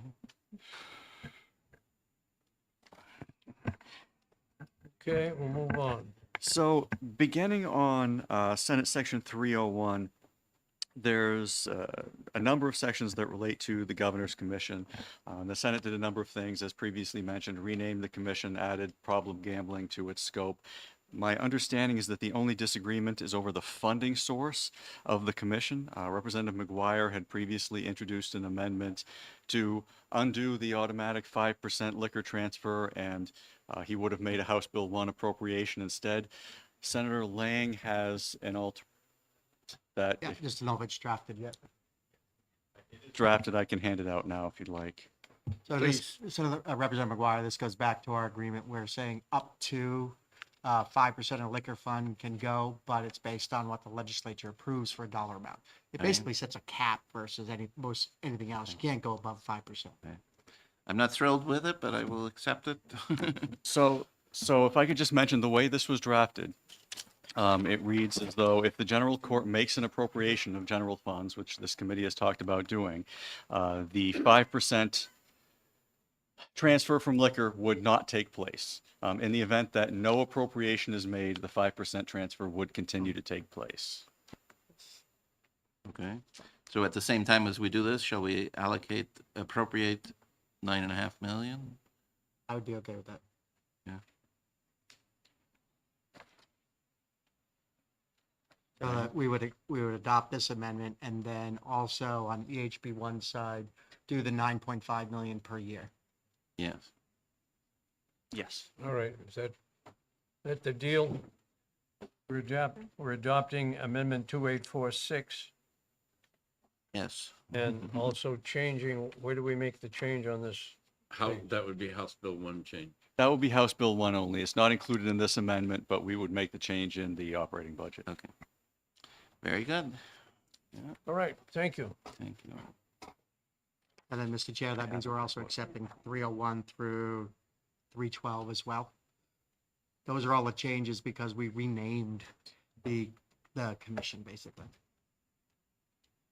The commission, was that a bill or was it? So it covers other than 301?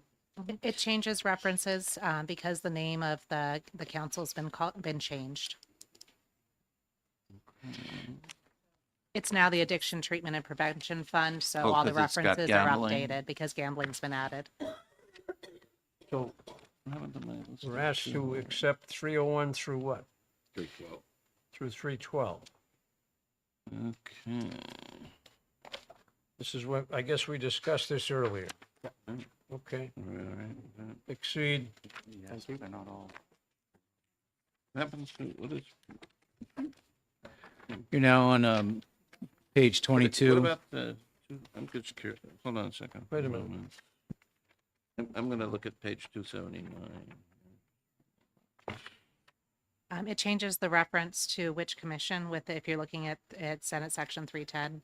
Oh, It I just see, changes it's the reference just a there. reference, okay. I checked Thank that you too. very much, okay. all right, moving on to page 22.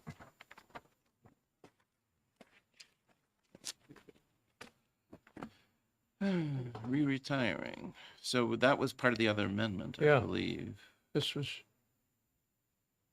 This section, So there were the retirement sections were actually split because re-retiring was added back in. So you did adopt an amendment previously that took care of this section. There was one section that were drafted for Senator Lang relative to the normal costs and attributed to this particular section. So that correction Melissa's handing out now, and that will take care of all your retirement, including this. So yeah, you can move this re-retiring portion as it was in the previous amendment.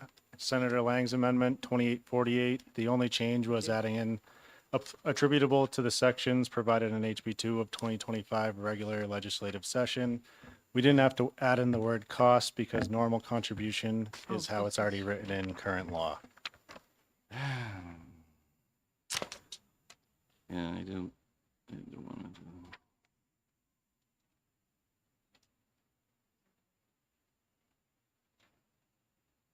Again, Mr. Chair, this amendment seeks to, again, make sure that there's no transfer of costs to municipalities and that any costs associated for the normal cost based on the changes made in HB2 of the 2025 regular session is covered in future legislation. So no one can accuse us of downshifting.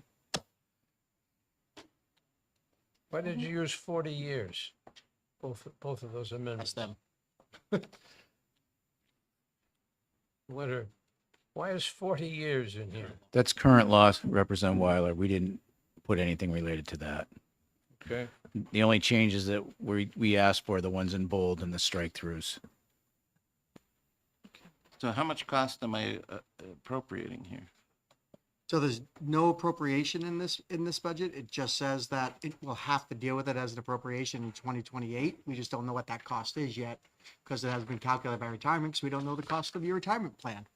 So until all of that's figured out, we won't know, but it'll be an issue that the next legislature will have to take up and assign a dollar amount to. Senator Lang, do you have at least an idea based on what it would cost? I have very envelope kind of math. So under the governor's proposal, that was $270 million. The normalized cost was $6.6 million. So I understand Representative McGuire's cost is half of that, roughly, right? So you can assume at 3.3. I appreciate the effort to do this within this legislation and within the budget, but I'm really quite nervous about doing this until we can have the retirement system calculate the cost. Given that this does not take effect until July 1st, 2027, I really would like the opportunity to look at House Bill 727 and probably amend it to have this, because we will have dealt with all of the Group 2 issues except this. Look at it, get the numbers from the retirement system and work on this in a retained bill so we can get it done earlier in the process. So we can know what numbers we're looking at and see if there needs to be one of these other revenue sources to encumber before the general fund. I'm not comfortable doing this without knowing what the numbers will be and without sending it through a policy committee. But I expect that once we have those numbers and we have the review, this will be an easy common sense solution. But given that the effective date is not until July 1st, 2027, we have time to do this instead of shoehorning it in. So again, I'll tell you, the Senate is extremely uncomfortable passing. We've already passed a Group 2 policy bill with no real clear understanding what the exact value is. Retirement wouldn't give us one. We made a WAG on this thing. And the Senate has been clear that we won't pass policies that are going to downshift costs. We know we just passed one. And so this is what protects against that. And we can figure out what the number is. But again, it's going to cause significant problems if you pass a policy bill, which we did, that we know guaranteed is going to shift costs with no guarantee that those costs are going to be covered. This guarantees the costs are going to be covered. I appreciate that concern, but given the time for the calculation and the fact that this doesn't take effect yet, that's why I don't think this is our only window. Senator Carson. Thank you, Mr. Chairman. I would like to echo the comments of my colleague. This whole retirement issue, the Senate never saw the policy. And we've had all these negotiations. I've suggested wait until 2027. We're going to have the decennial commission.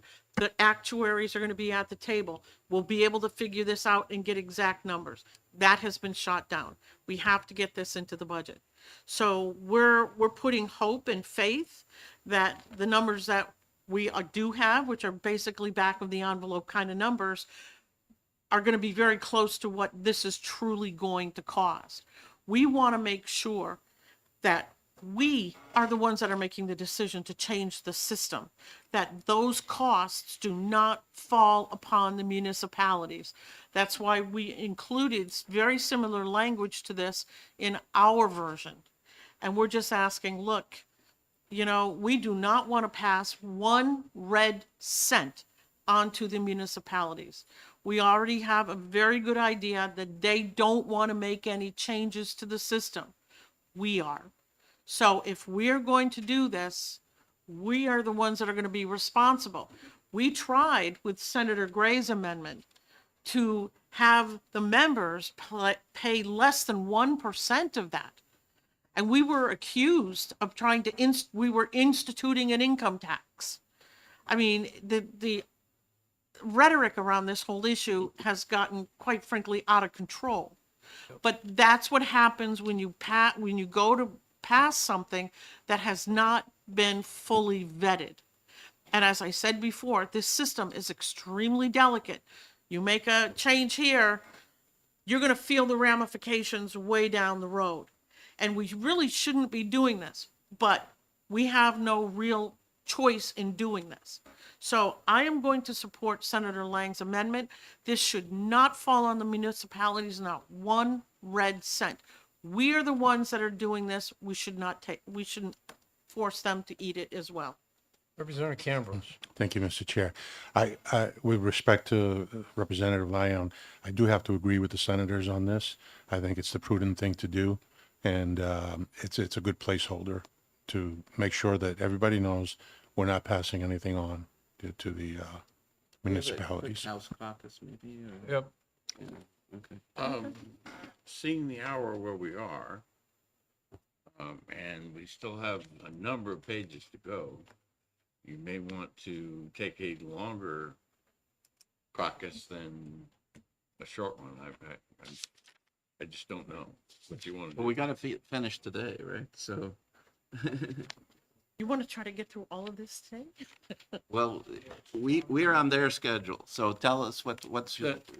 The reality of the thing is that LBA and OLS have to put all of this together I know. into a bill, okay? So yes, we have to finish our work 99 and 44, 100% today. I mean, if there's a straggler here, a straggler there, we may be able to accomplish it. But for you to sign off tomorrow at 4 o'clock, you have something to sign off, okay? And that's where we are. Okay, I don't think it will be a long caucus. okay. Just a few minutes, yeah? Okay. Let's go. Have you got the list? People may wanna buy over. Circumcision, there's this, there's a couple other things.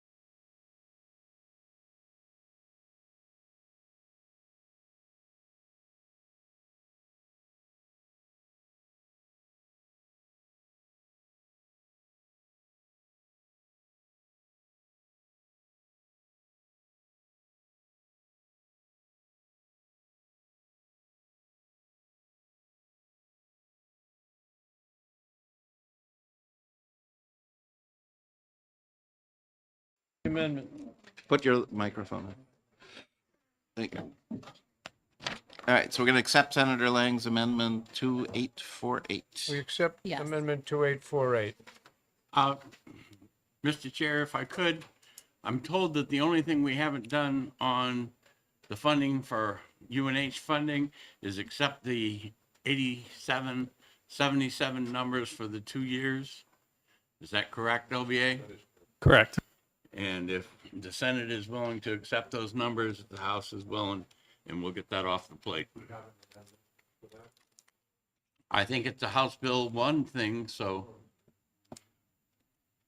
You don't need it. I mean, we did the amendment, we were going to use it, but we know what your intent is. Yeah, so that was part of the agreement, and I move that we accept that.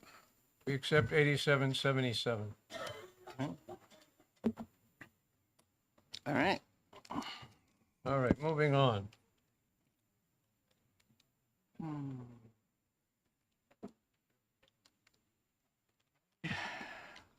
House passed 394.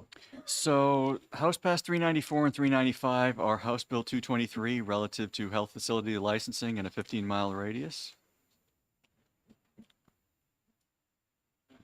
Mr. Chair. What did you say about 223? Has it passed? No, it's so, this is the bill that would make it easier for independent birthing centers to open in the North Country, as well as urgent cares. And this is one that we're going to be, that I believe we'll be agreeing upon so that we can deliver a budget that works for the people. If we want to help the North Country, we should go along with this. Correct. Senate accept. Okay. House Sections 396 through 403 are more on the Governor's Commission. So to be consistent with what you've done on the previous page, I think the House would accede to the Senate position on those. What is syringe service program? It's all policy that we had passed already. This is simply changing the name of the commission. We passed the underlying policy on a separate bill. All right, good. So this is okay. Yes, the policies passed both bodies, so Okay. this is just a name change. We don't need this? No, we are accepting. We need this for the name change for the governor's council, now that we're wrapping in all addictions in We're one. just talking about 396 now. 396 through 403, correct? 403, yes. And so just to offer some context here, you'll see some sections where the Senate amended, you'll see some that are House only and the Senate dropped out. This is House Bill 73, essentially relative to harm reduction. As Representative Leon mentioned, everywhere that House Bill 73 referenced the Governor's Commission, the Senate needed to make that name change. Everywhere House Bill 73 did not reference the Governor's Commission, the Senate did not need to include that section. And so that's why you see some sections being removed in the Senate version. So does the Senate need to accept these sections? No, the House would accede to the Senate position on these sections. So the House has already accepted them. We are now. Okay, we Yeah. accept them. Yeah. It says House only, which usually means the Senate We're hasn't done- accepting removing them. accepting removing them. All right, And because- there's one that's amended. Because they're already in another bill. No, because they're not, Because the things that were passed make these unnecessary. unneeded. Yeah. All right? Yes. So likewise with section 407, that was a House-only section. It made an appropriation from the opioid abatement trust fund. And so I think the agreement based on the previous sections is that you're no longer doing that. So again, to Yep, be consistent, that's the House would exceed. Probably similar to 408. Yes, 408 is the last section that relates to the Governor's Commission. Okay?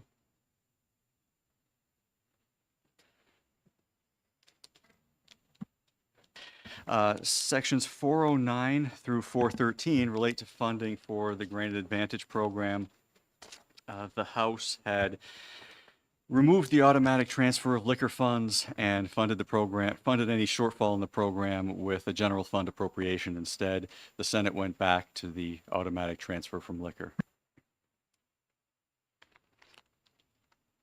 No problem. Okay, we exceed.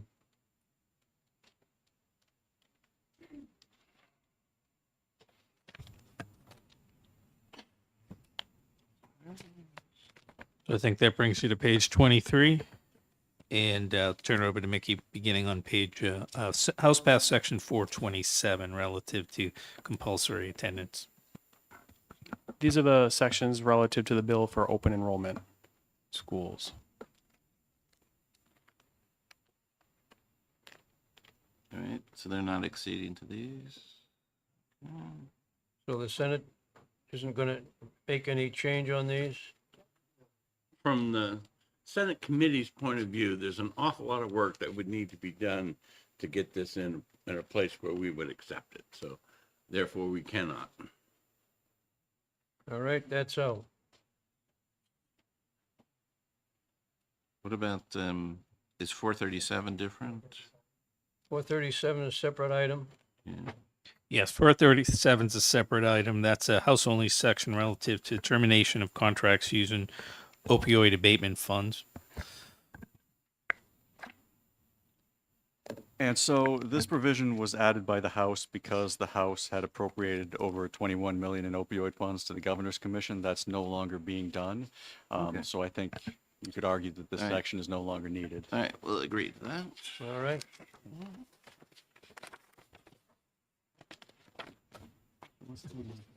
Yes, and that will take you to page 24 on the index, House Pass Section 455 relative to residential care and health facility licensing. And so sections 455 through 460 are House Bill 548. Which they did not agree to. All right, so they're,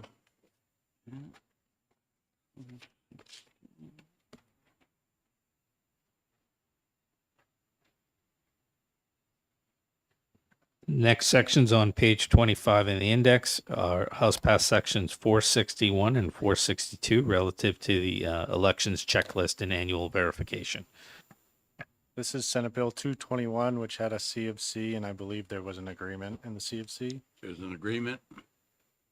The inspections or the checklist will be redone annually, but there will be a special form developed to make it easy for someone to re-register. And that's tasked with the Secretary of State. So we don't need this? Don't need it. okay. Section 461 and 462 will remain out. That takes you down to House Pass Section 466 and 467 relative to communicable disease and immunization. And those were the incorporation of House Bill 357, and Senator Lang has an amendment, but I just want to share it with him first to make sure it's what you wanted. This is one of the ones we agreed to, right? You might as well pass it out to everybody, because if we amend it, we'll need to amend it on the fly here. I'll make sure it's correct.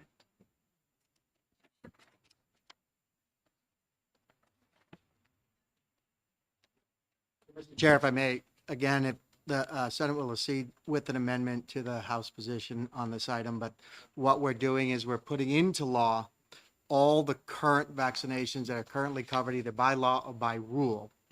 We're putting them into law, allow a future legislature, if they want to repeal or add, they may.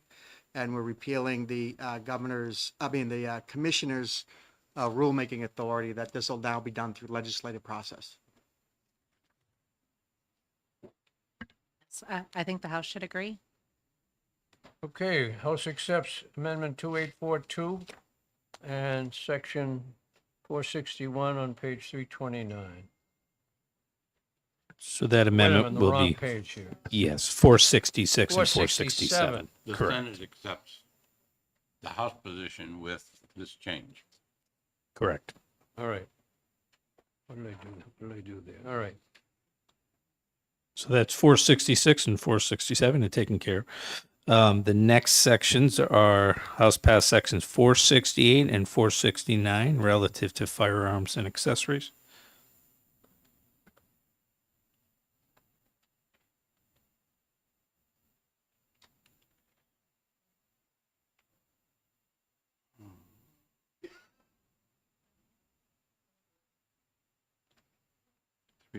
Yeah, No agreement they're not on that agreeing section. on this one. Yeah. That's gone. All right. Okay, the next sections are 470 through 472 relative to carrying or selling weapons. Yeah, that's House Bill 207, yeah? Yeah, this is the brass knuckles Yeah, yeah. So I guess they're not agreeing to and this. slingshots. No agreement on that? Mr. Chair, can we just take a very brief, Sure. very brief Huddle. huddle? Why don't we? Yeah. Yeah, just a quick ask. Make sure your mic's off. Turn your mic off.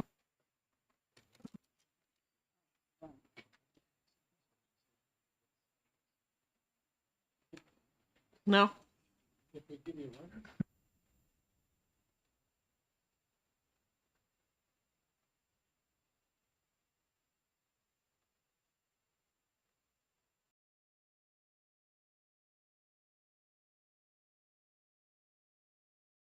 We can move on. Sorry, Yep, we yeah. can move on. Yeah. Thank you. Well, Okay.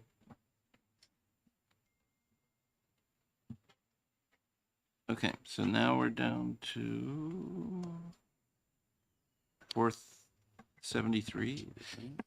Right, so 470 and 472 right now remain on hold, meaning they won't be in the bill as of now. Next sections are section 473 relative to the Child Protection Act and reporting, as well as 474 and 475. Okay, so I believe this had a conference, or This had a commi- conference today? Yes, and it failed.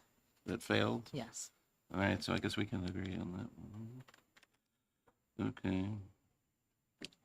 All right. You're going. Representative Burf? Yeah, come on over. Yep. Have fun.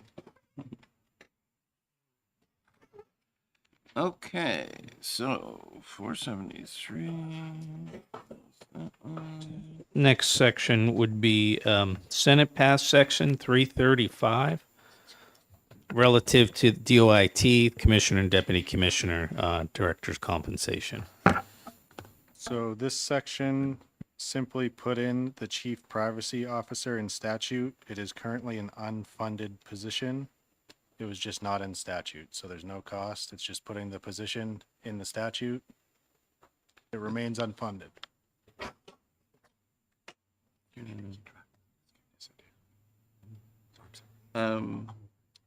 Good. I'm on the wrong. Oh, it's page 336. Yeah, so I think this one's okay, yeah. It's Section section privacy 335 on page 336. So it's, yeah, this is just a, Just one that adding looks it to the reasonable to budget me. in case there was ever money. in case there's to be money, able to use it. they can, I remember talking to the commissioner about how important this privacy officer is in our day and age.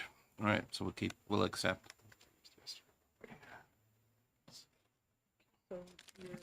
Sections 340 through 357 are relative to the BTLA fee increases. Yeah, so we can't accept those. Okay.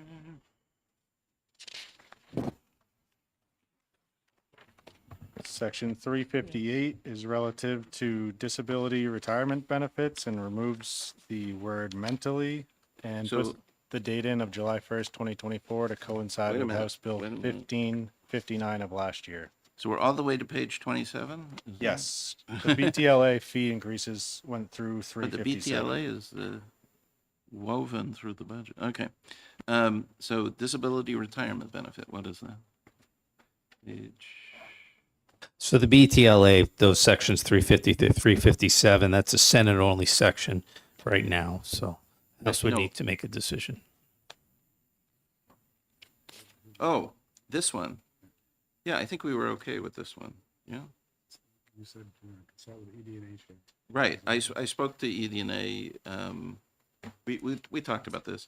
So basically, they're crossing off mentally and adding Yes. this particular We- date. I think that was all right. We had We didn't similar make an policy. amendment, did we, Melissa? No. No amendment No to amendment. 358.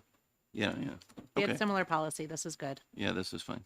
And just for clarification, you guys went with the Senate position on 340 to 357 or no, the BTLA fees? No, we are not going with the Senate position. Just wanted to clarify. Yeah, right. We're not accepting that. Okay. All right, but we are on section 358. Okay, we had an amendment. Back on the Oh, sorry. tax and land appeals. Is there anything in there we need to support them working together with the Housing Appeals Board? They said no. They said there shouldn't be. They will. We can't. We won't say. I think these sections specifically, 350 through 357, are related to the fees. And I apologize, I misspoke. It was 356. 357's its own thing. Oh, okay. Or 350, Let's look at that one then. not going along with 350 to 356 at this point. 357 is a contingent appropriation in the event that Senator Gray had mentioned this previously. In the event that revenues or exceed plan, the agencies can come to fiscal and request their back of the budget cuts be removed or reduced. Well, I hope fiscal does a better job of spending money than this current biennium when they spent too much, but okay. Okay. Yeah, that brings us back to Senate passed section 358 relative to disability retirement benefits. Right, we already agreed to that one. You agree to that? So that moves us to Senate passed section 359 relative to Coas County as a distressed place-based economy. So this was a bill. Yes, this was Senate Bill 180 in EDNA. Within this, giving the name of a distressed place-based economy to Coas County was acceptable to the committee. However, the ones that would require the agencies to treat Coas differently had some challenges, especially around who they would coordinate with and the time frame. So I believe we have an amendment to reduce this just to give them that name and allow that name to stand for, I believe, 40 years. Yeah. Or until 2040, one of the two. So this is, we'll accept it with this amendment, but not without. Basically. So for 40 years, it doesn't change the Senate position. No, there was a chapter U:3 that we removed, and U:2 we reduced the language also. U:1 is the same. So this is like half the bill or something. And when we heard, sorry. Senator Carson would like to be recognized. No, I'm sorry. Thank you. My concern is this going to conflict with federal language? Because accordingly, we've been told that this has already been declared a distressed place. So I'm just curious if this is going to conflict with federal language. Right, Representative Lamb. Thank you, Madam Chair, and thank you for bringing this up. This is actually the reason why it was brought to our committee. We were told that they needed to have this official name so they could apply for those federal programs. This is the specific federal name so that they can access those grants. Yeah, it's to enable federal stuff. Okay. So are you okay with Amendment 2817? House? Yes. Yes. Senate? Senator will accept. All right, thank you. All right, going on. We did. The House. They just did. I see nods. We're all set. We're all set. Okay. Where are we? So we are on. Senate passed section 369 relative to the Office of Chief Medical Examiner. Okay. So is this a bill? This section is a fee increase. It is not a bill. Oh, okay. So we It's a can't fee increase accept to the that chief one. medical examiner. Okay. We'll skip that one. Okay.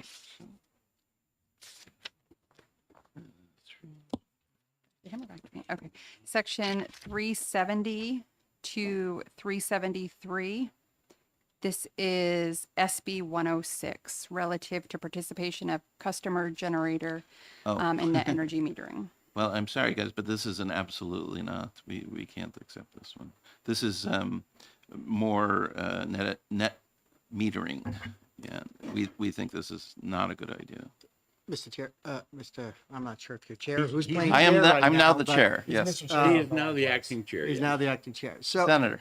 So again, the Senate offered this position because we were looking at businesses and what's going on. We're more than willing to put a cap on this. I know the concern of Representative Vose was unlimited runaway people throwing solar panels everywhere. However, what we're trying to accomplish is one of the number one reasons business talk about problems in New Hampshire or not coming to New Hampshire is our energy costs. And so what this bill sought to do is similar things we did with the municipal host provision we did a couple bienniums ago, where we allowed municipalities to aggregate their meters within a community and put up a larger than 1 megawatt to help offset and create benefit for the taxpayer. In this instance, what we're asking is for the businesses to be able to do that, to do the same thing. There's a 100% consumption requirement on this, and I'm more than willing to put a cap. We use over 11 terawatts of power in the state of New Hampshire. And what I'm asking is we can move this forward to allow businesses to come in, the original offer is going to be a 200 megawatt or 100 megawatt cap that would allow for basically, if you did 100, it'd be 40, 100 would be 20 programs to go forward. It's not going to change the rate pay, but it'll make a huge differences to our businesses that are looking to do this and our large employers. I mean, we're using 11 terawatts of power and asking for 100 megawatts of net metering consumption to allow them to help control their energy costs. And I think it's a reasonable compromise. We simply don't agree. I mean, I can get into it if you want. I mean, it's late in We'll the day. put it in as another bill next year, because Okay. we're not going to get there in the next 20-something hours. The clock is ticking. Amen. All right, let's go on. Okay, so section 370 to 373 to be removed. Yes. 374, this is cremation of human remains, medical examiner certificate. This is another fee increase. Okay, so we'll skip that. 374 to be removed. Senate passed section 376. This is relative to the repeal for the use of criminal records in employment decisions. Was there a bill on this? There is not a bill on this. Senator Birdsell, this is yours. If we go to a recent news story about an individual who was incarcerated, was released, but because the normal procedure did not allow these record checks, that there was what people think is a bad decision made, and this will help correct that. It was a request of the department. Okay. Employment decisions. Right. So this allows employers to use criminal record checks in cases where they're currently forbidden? It brings back check the box on applications. As Senator Gray said, most recently they hired a judge that had a criminal background, and this was a request of the Department of Labor to bring it back. Well, since Labor has my favorite commissioner, I will. Okay. I will vote for it. Anybody else? Yeah, we're okay with this? Okay. So for 376, the House accedes to the Senate position. Okay. 377, this is relative to New Hampshire Mental Health Services, involuntary admissions, and payment for legal services. This morning you approved the HB1 corresponding dollars that are associated with this provision. Okay, so For we already Judicial Council. did the money. So I guess we better do the law. Okay, go ahead. We'll take it. So the House accedes to that position. Yes. Okay. 380 and 381, Senate passed position. Right. So this one. Is Senate Bill 162. Representative McGuire, you have an amendment on this one. Yeah. Yes, and we agreed to it with this amendment, if you will accept this one. It was part of our deals. The amendment's coming. And the amendment's being handed out. And it's section 380 to 382. Yeah, it's, I think this originated with Senator Birdsall, is that right? Yeah, the amendment, so.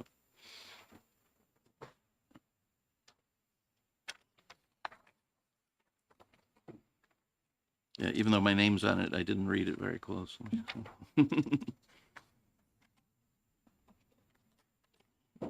Want me to run through it a little bit? Just very briefly, please. Okay. Basically, what it does is it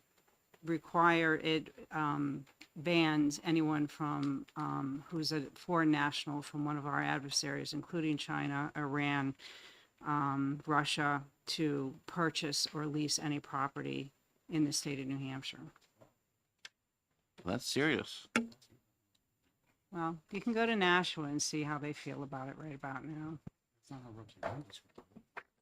It's not how, Yeah. yeah. Go ahead. So when I spoke with Representative Hunt, he indicated a different amendment, 2759, that basically required the buyer to sign something to the effect of they were not a member of the CCP. That was, I believe that was the affidavit piece that we took out of here. Hmm. Oh, I thought that was all that was going to be left in it. This bans people from buying it? Real property. Yep. Again, this was part of a deal. Some other House provisions that we've already agreed to. Yes, yes. Was the inclusion of Okay. this. All right, we will accept them. Yeah, yeah, okay. Senate accepts amendment. Okay, good. So Amendment 2782H is accepted All right, for sections 380 to 382. good. Senate passed section 383. This is relative to the Department of Corrections probation parole officer position. This is having the Department of Corrections when one parole position is gone in the Field Services Division due to attrition, that it shall not be filled for the biennium.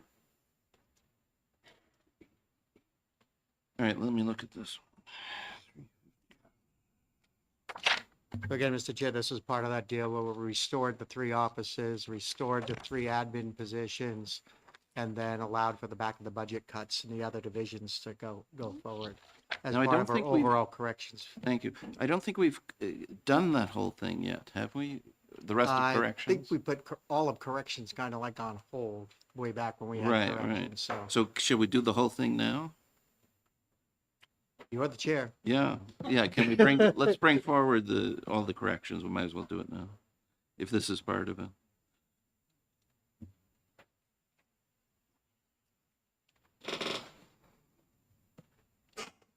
I think pretty soon, the papers will be higher, so you won't even be able to see me on camera, so we're getting there. Easier to take a nap, though. Which one is accounting unit 8302? So again, this is the position, this one that we're talking about. I believe this is all of probation and parole, the whole division of field services. And this is the one that says that is with one of the positions we're doing through attrition. The other 2, well, they're all by attrition. One's vacant. One is set to retire on June 30th, and the last one is at request of Commissioner Skipper asked that instead of outright cutting the position to allow it to be basically defunded, when the person leaves, they will not fill that position. So that's what this is talking about, is I believe that provision of the 3 positions. Okay. So, okay, so these 3 positions, these are the ones that we had already agreed to, and the 2 that are coming vacant, is that it? Correct. Yeah, okay. All right. And then if you want to go to the rest of the corrections, So 20, is that 2845 you were looking at? Yes. And we agreed to 2845? correct. Do Yeah. you guys agree to 2845? Yes, All right, so if we take them one at a time, okay. I think we can get through them. Okay. And the acting commissioner didn't throw anything at me, so Okay, so, Amendment 2025-2825S. This is an amendment to HB 1 relative to the Department of Corrections back of the budget. This one is the $10 million.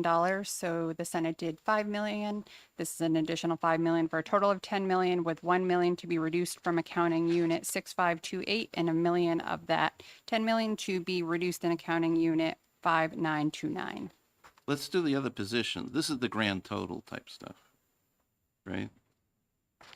Where's the other position things? So you have this landscape sheet that was handed out to you. This? Yes. Yeah, yeah, I'm looking at, right, but where's all the other the positions from, the other two, accounting units in question? Or this is just field service? This is just field service. So this was the discussion that Okay, so this one we approved, yes? we have not approved any We of these haven't used it. amendments. Okay, so yes, let's approve the field service one. Virginia? You okay? Yes, this is the one that Benedict, restores the all three set? admin, three offices, and Okay. Yeah, yeah. Okay, Assistant Commissioner, did you get copies of all this as they were handing it out? there should be more, right? No, sir. I've one I- one of the pages. So We'll correct did you that. want to bring forth your amendment? I believed in the back room, we discussed about changing the back of the budget cut. So instead of changing the positions for those two accounting units, you did a back of the budget cut for $1 million in each of those accounting units. Yeah. Correct, but we also restored the cut positions in those two accounting units. I'm not sure that's been drafted. That Well, again, has that- been drafted. We may want to go on hold for a minute Okay, to discuss with the well, Senate. Mr. Chair, hold on. Again, if the Senate position was to restore those positions, right? So if I'm not mistaken, that's in our already DOC budget. These are in addition no, This you is not still the field had, service. you still had some removals in those two accounting units, right? And so what we agreed on was, we'll let him do the cuts in those two accounting units for a total of $2 million, right? But we'll put back all the positions so we can have something to cut from. Right, but I think the Senate's position was we put those positions back. No, not completely. All right. No? We need, what We need to go on hold is- for a second if we could, please. What we need, if we're going to do the $2 million, one out of each of those accounts, I don't think we have any problem with putting the positions back in and doing the count the way you're asking for, Representative. And if we don't have an amendment that does that, then we need to have that drafted to be able to do it.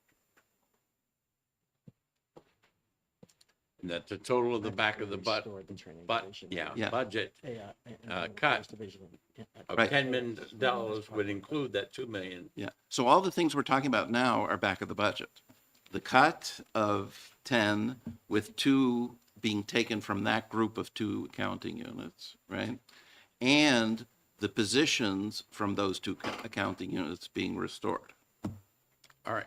When we talked about this earlier, when we talked about the positions being cut, that is a line item in the beginning. And I think we've already given you guys permission, based on the decisions that are made here, to go make the adjustments to those positions that are cut. Is that correct? You gave us some direction, but in terms of reestablishing some of these abolished positions, I think what we would like to do is make sure we do what you do want us to do. So that I think what Melissa's asking for is to take a moment, talk with us so we can make sure we are in agreement with what you've asked us to do. Because we're a little confused, I think, on All right. what's happening and what was discussed on the other side. So, room. so you want a brief break? Is that what we're asking for? Brief break. Yes. Okay, 5 minutes. Comfort break.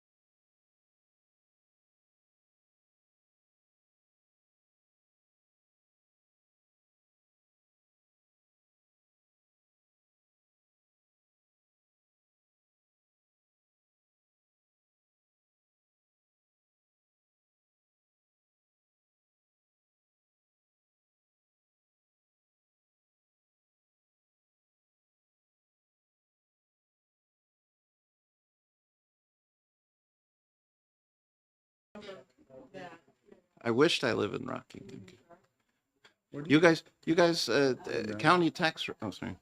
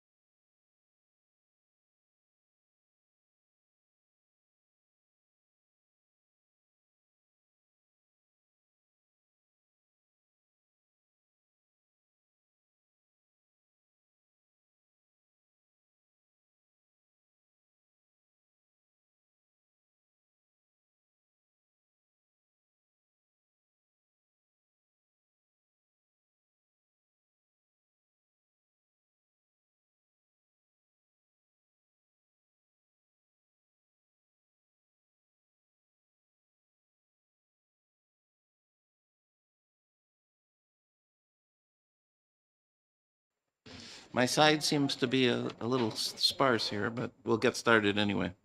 All right, at least, we can probably at least talk about what you guys talked about. Sure. So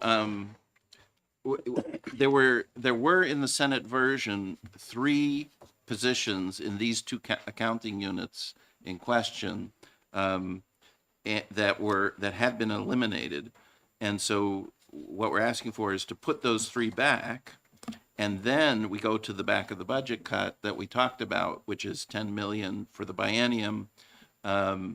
Is it for the biennium or is it each year? Biennium. For the biennium. And then, but with 2 million out of the 10 coming from those 2, at least 2 million out of the 10 coming from those 2 accounting units. So, Senator Lang? Yeah, thank you, Mr. Chair. So again, in addition to the amendment 2825, which is everyone knows and understands and is okay with, on account number 5929, we want to restore position 12899 and 9U548, as well as an accounting unit 6529, position 44287. We want to be able to, we want to restore all 3. You mean 6528? I'm going to pause. sorry. Yeah, it's 6528. 28, sorry, 2928. We want to restore that single position as part of this agreement, and authorize LBA to be able to make all the appropriate adjustments on the back end to meet what we just agreed to. and actually, on this amendment, 28, 25, there actually is a problem I just noticed here. You wrote it as $1 million from each accounting unit. That wasn't right. It's 2 million total from the two, because one of the accounting units is twice as big or 3 times as big as the other, right? So it can't really be this way. It's got to be 2 million from the two total, if you see what I mean. I'll accept that verbal amendment. Okay, thank you. All right, with the changes that we've just talked about, putting back those positions, which can be done back in the beginning of this thing. All right, the Senate accepts that position. Okay, and we accept it, yes, that's part of agreement. And I guess we will accept section 383.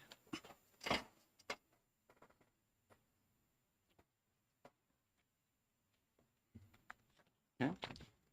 I think he sits up too straight. I don't, you know. Yeah. On the edge of his seat. I was noticing that. I was like, oh.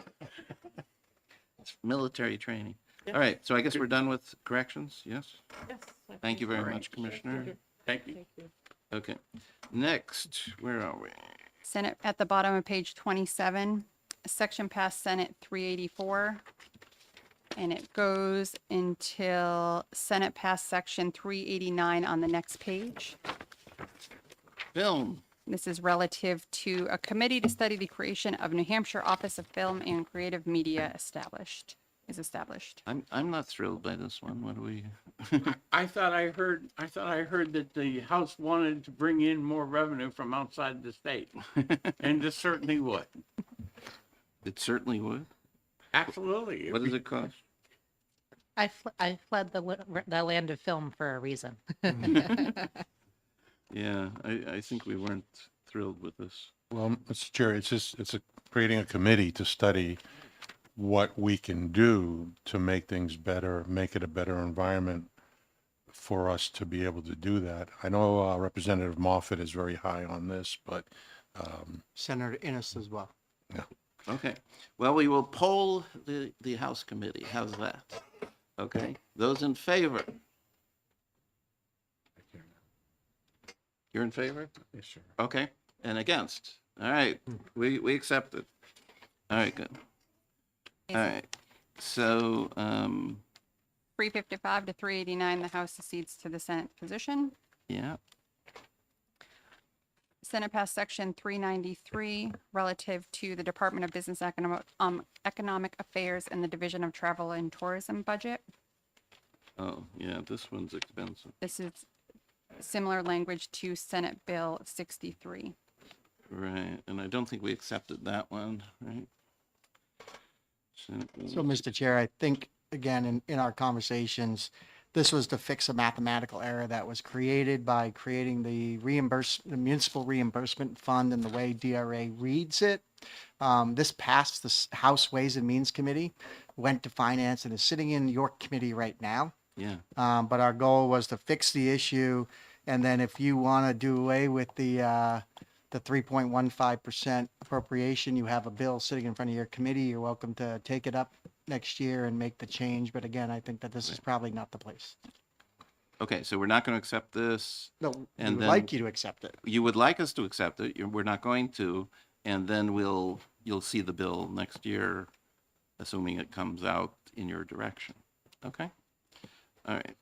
So Senate passed sections 393 and 394 will be removed. Yes. Okay, human rights. I think we agreed to these things. Senate passed section 402 through 411 is restoring the Human Rights Commission with some additional language and statute. That was part of the agreement, Mr. Chair. Okay. Water systems. Okay. So the House accedes to the Yes, on Senate those. position. On the Human 402 Rights Commission. 402 to 411. Okay.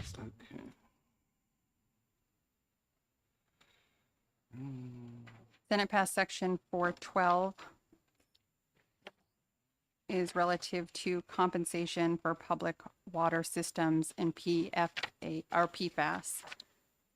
This section was a request of Department of Environmental Services. There is some settlement monies coming into the fund, and they wanted to be able to get this language in so they could accept those monies. Okay, I assume we're good with this, okay? All right, we accept.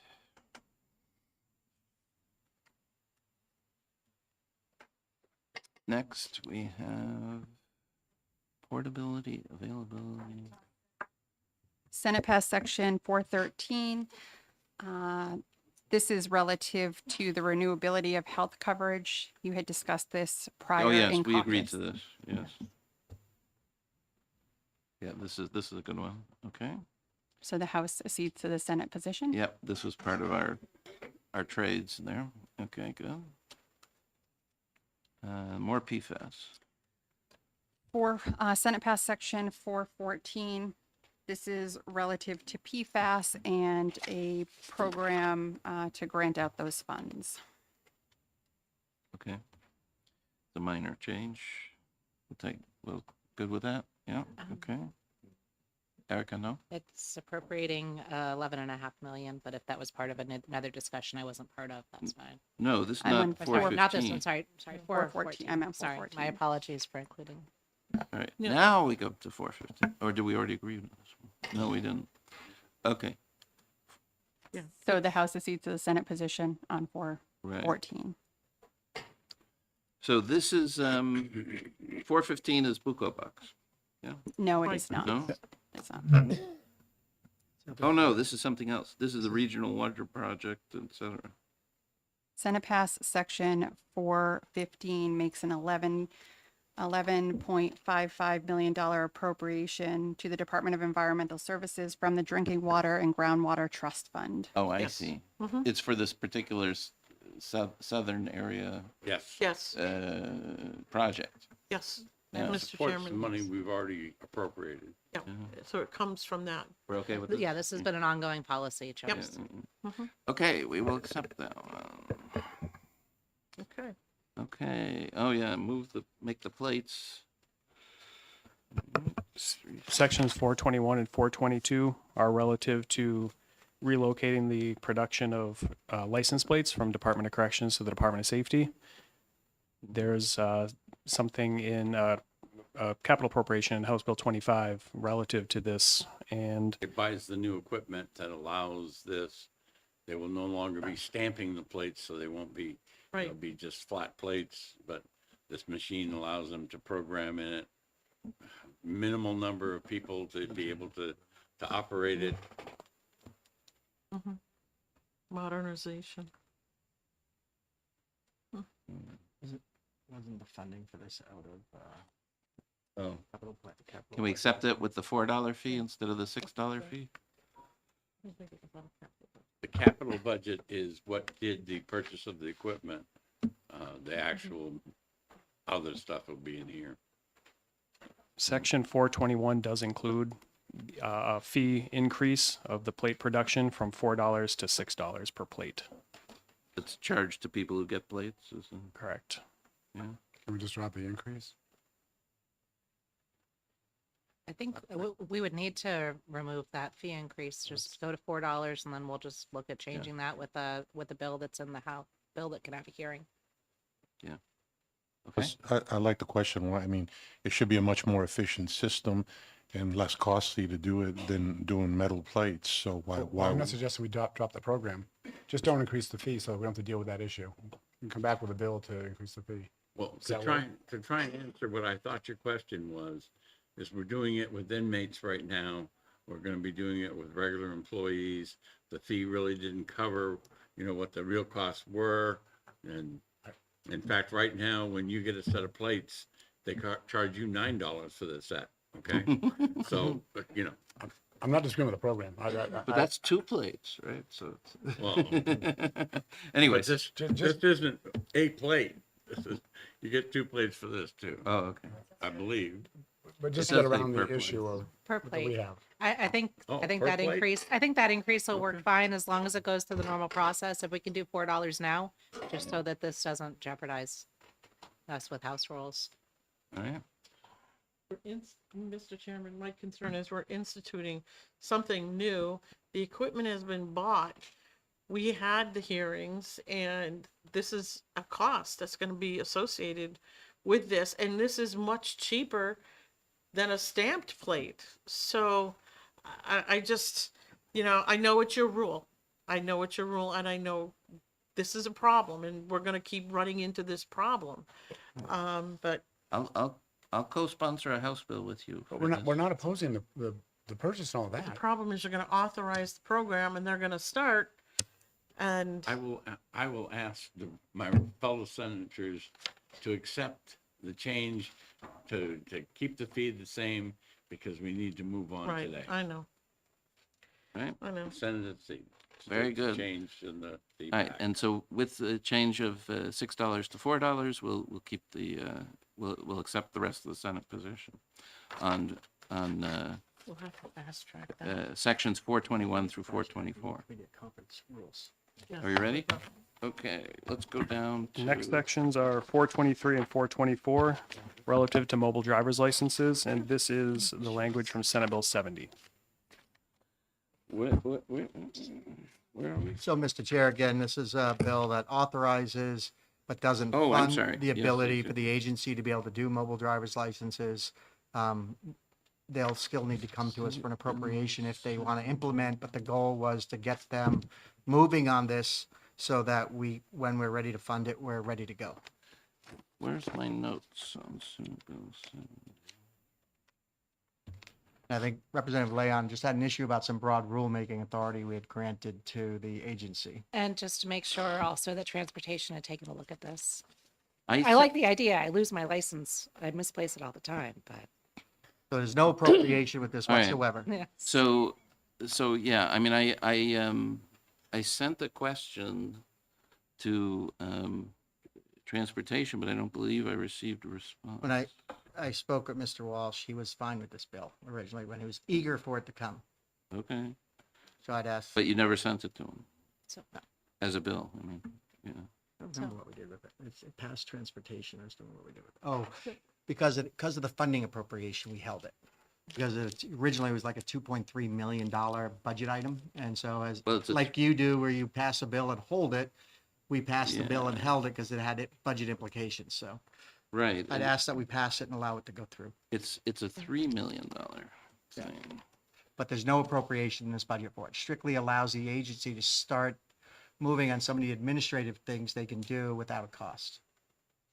Such as their strict rulemaking, that are strictly necessary, perhaps, if we agree now that it's not broad, it's only those that are specifically necessary, I'll take that as legislative intent, and the two of us can hold them to account. Okay, so where's the rulemaking? The Oh, rulemaking is on page 385, right down there, the 263A6. Right. I think now that we've discussed that we're not giving them just a blank check, I think I'm okay to approve both of these to a Yeah. seed. Yeah, I think that's fine. But if they go too far, I'd expect co-sponsorship to pull them back. We will see them in Chalkar. Yeah, right. Okay, so we accept Thank you. 380, sorry, sections 423 and 424. Okay. Next.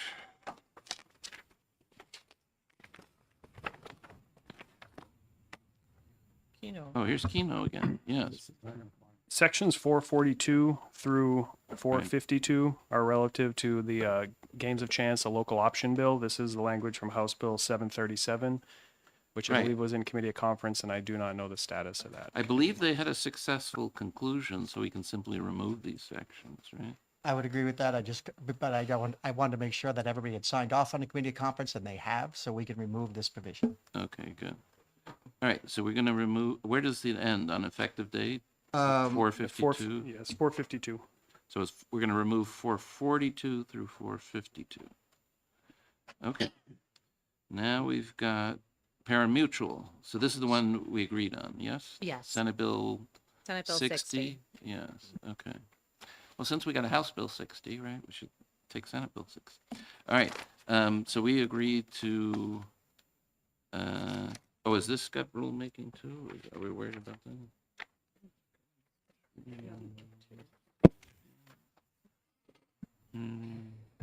No, that's right. Okay, So we'll agree to sections 453, 454, and that's it. Okay.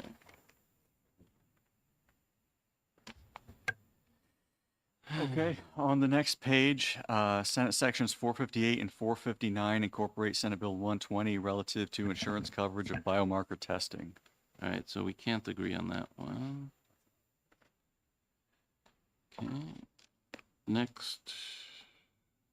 Next. Oh, ACEs, I think we can't agree on that one either. No, that's part of. Oh, was Mr. that part of Chairman, the That deal? is part of the agreement. It's on the back side. Where is? Adverse childhood experiences. And so which bill was this? This was Senate Bill 238. Senate Bill 238. I don't see that. Senate Bill 238. It's a total of $300,000, Mr. Chair. Mm-hmm. Well, I got it as 1.7 million, no? The fiscal note included a department estimate of 1.7 million, but the Senate's bill all along, both in the original bill and in these sections of the trailer bill, is $300,000. Are you sure we agreed to that? Yeah, Because we I did. have. Yes, Mr. Chair, I'm quite sure. We agreed Okay. to that. All right. I can back them up. All right. Fine, I'll agree. So this is 460 and 461. Okay. Next. Apprentice. Section 464 appropriates $100,000 for a position to implement the summer EBT program. Mr. Chair, that was part of the agreement. Okay. All right, we'll accept that one. And the same thing with the next one, right? Oh, no, the next one you didn't want. This is Senate Bill 137. The next one, Senate Bill 137, we believe is offset by the House Bill 94. But they didn't So like that we would deal. accept that in exchange for the other section. Yeah. Okay, so we're skipping this one. We're skipping this one. And sections 466 through 469 incorporate Senate Bill 128 relative to a system of care for children's mental health. No, we can't accept that one. So that's isn't that just 466? No, it's Yeah. Um, no, it's all of it. I believe it goes through section 469. Right. Okay. All right. So we're not accepting that one. Okay.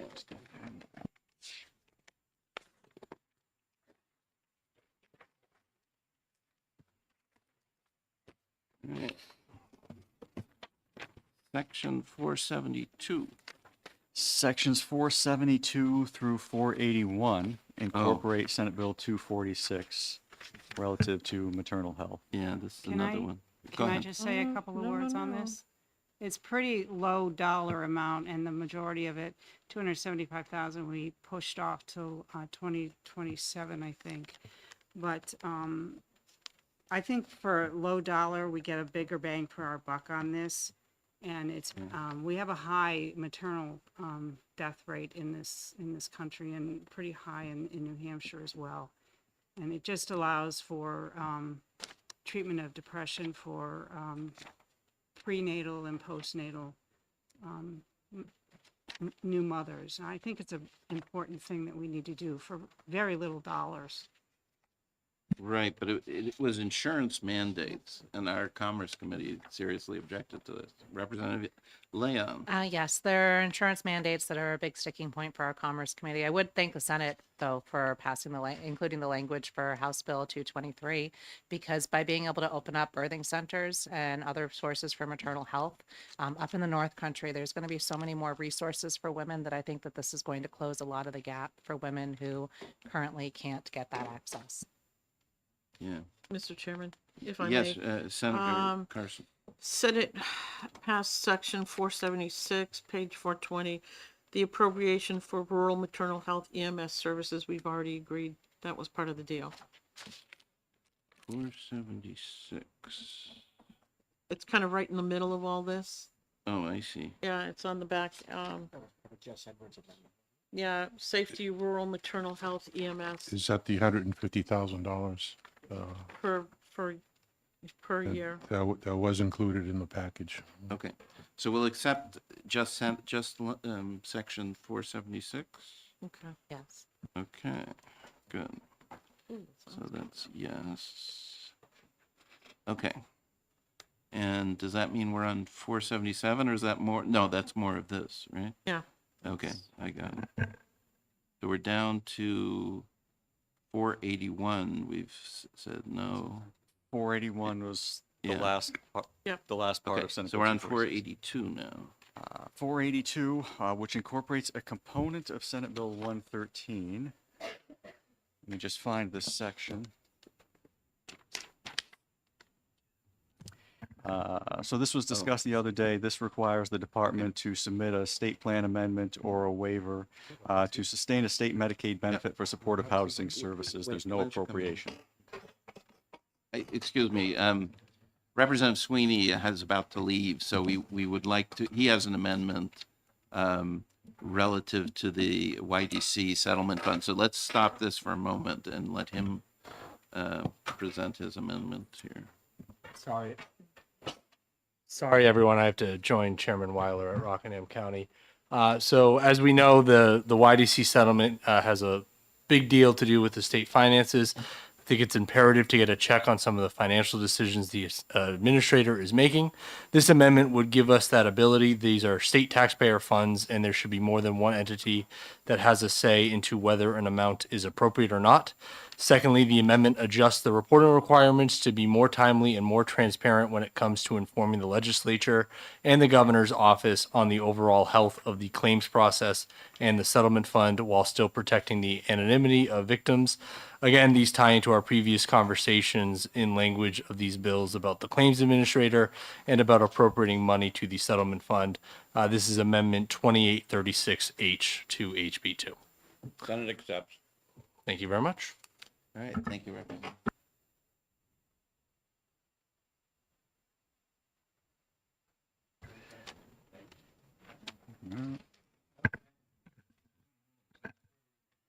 Yeah, you're on Senate Section 482, relative to a waiver for a Medicaid benefit for supportive housing services. It was a component of Senate Bill 113.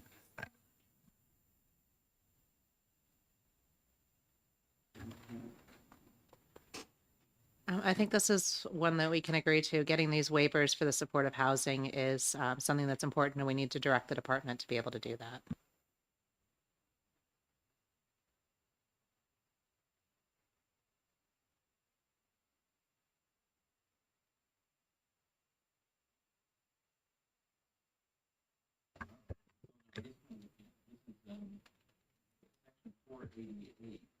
Section 488 to 490 relative to coverage for prosthetic devices. This is Senate Bill 132.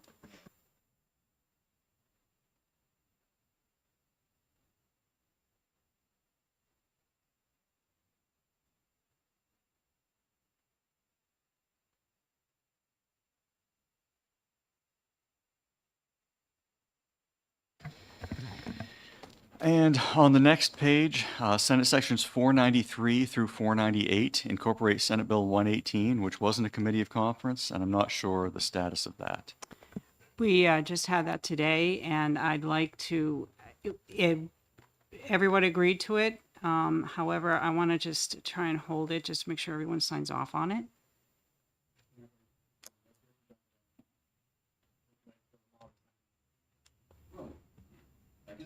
I just pulled it up. The sign off is complete on that. Oh, sorry. No, that's House Bill 118. Let me see. I'm not trying to give you wrong information. This is one of the most important things for me as well. I haven't signed off on it. Okay. Then that's probably why it's not ready. Was any changes made? They took the cannabis off. That's not in the, from what's in front of us. Actually, there was, we acceded to the House version without the cannabis because the House tweaked it that DHHS wanted.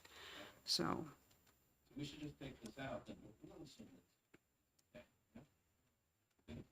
If there's a problem, I'll try and get myself assigned for whatever problem person there is to sign off. But Okay. I've been assured it will be signed off. all right.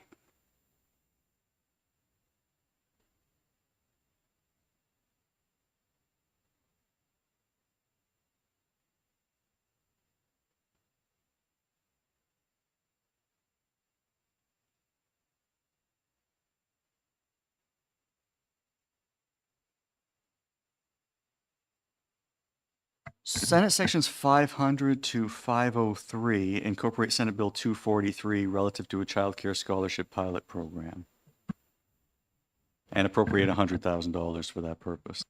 Mr. Chair, that was part of the agreement.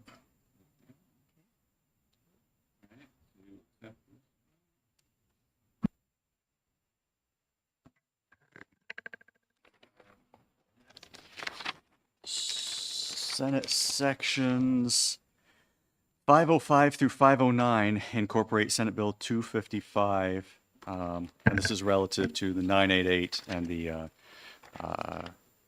crisis lifeline. We determined that this is already paid for. Right, and I think, So we don't need the. right, I think 255 was set up to try and put money into a fund for the next couple of years, but it is funded for the next 2 years.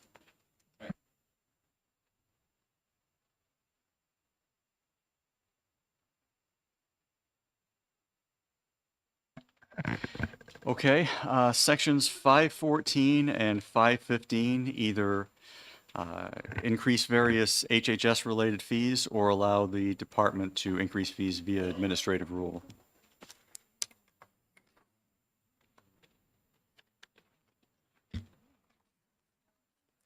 It was not a bill.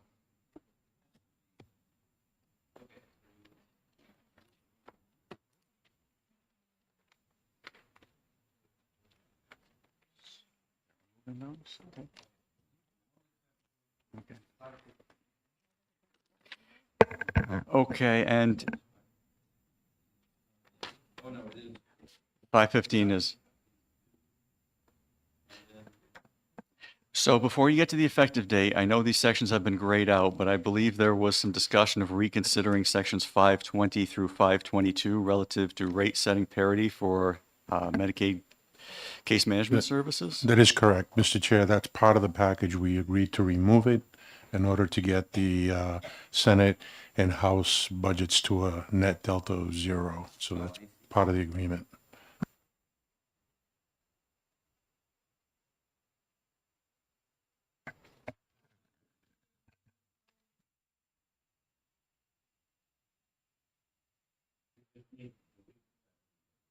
Yes.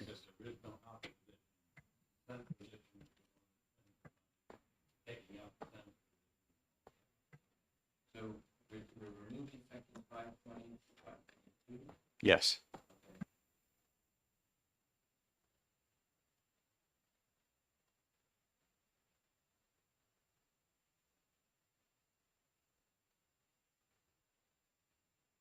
So before you move on from this, I'd move you back to page 7 on the trail. This has to do with the premiums for Medicaid and Granted Advantage. There is a savings associated with that. Right now, those two sections are on hold. This is sections, Senate sections 76 and 77, House sections 107 and 108 on page 7. Correct. Actual page 120 in the big book. 120, 121, yes. All right, so should we, how fast could you, is this something we need the surplus statement? And Representative Lane. Thank you, Mr. Chairman. I didn't see us spend any money that that wasn't already accounted for. I think that the Senate position would be acceptable to me on this. Okay.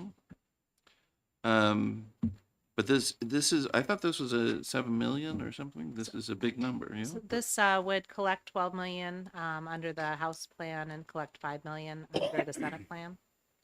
Okay. Is it, all right.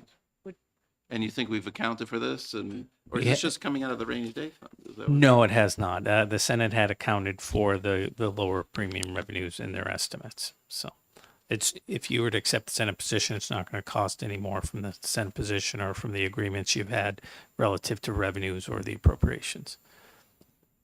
I don't see how. I mean, one you're expecting it raises 5 million and one it raises 12, right? But we've already accounted for it. We accounted for it in our budget. Yeah. It's in our budget numbers. If you were to change this, then you would change our numbers. Oh, I see. All right. Are we okay with this? Yeah? All right. All right, we'll accept them. All right. Well, at some point, we need to go back through this and anything that we put on hold from House Bill 1 also. So, Yeah. do we do it now, or do we take a break first, or what do we do, guys? Keep going. All right. I'm okay with keeping going. Would you guys like a short break? No? We're all right? Okay. Let's All go right. back through it again. Yep, Mr. Kane? Can you? We have we one do more have- House Bill 2 amendment. Okay. This is relative to the school cell phone policy. This was something you had discussed and had us draft. You could do that now before you move on from House Bill 2. Okay. Bring it out, please. Thank you. Did these all get done? That whole trade? I believe so. Okay. Yeah. Wasn't checking them off. Do we know what the status of the committee of conference is?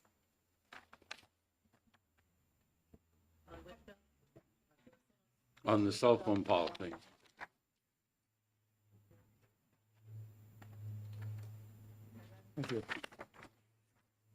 I'm assuming that this is bell to bell. And so that was the topic of the discussion in the committee of conference, and I'm wondering what was the result of the committee of conference? Committee conference. Just looking at the website, it says report not filed. Do you know more from the Senate? It's supposed to be meeting again tomorrow at 2. Chairman, I think just to be on the safe side, we should put this in the budget. Oh, the bell to bell thing? Yeah, Yeah. because if we're not gonna, they have to have, Okay. You like this? Is House okay with this? Yeah. The Okay. bell to bell was the House's position, so. right, so it's your position. By All right. the Senate accepting the amendment, we're accepting the House's position. Thank you. All right, so we accept and the Senate's okay, so we're all set. Okay. Next. All right, guys, when you go through it this time, there's nothing to put on hold. Either we do it or we don't do it. Okay? Yeah. So we'll take you back to the detailed change document, the one we started with earlier today. As we indicated on page 1, rows 12 through 15. Wait a second. Which People one? are still pulling out documents Yeah, through so the many file. papers. Oh my God, this is obscene. Are we doing back of the budget? 616. No, it's the detailed change. Detailed change, 616. Here we go. Looks just like what Senator Gray's holding up. Yes, I got it. I got it.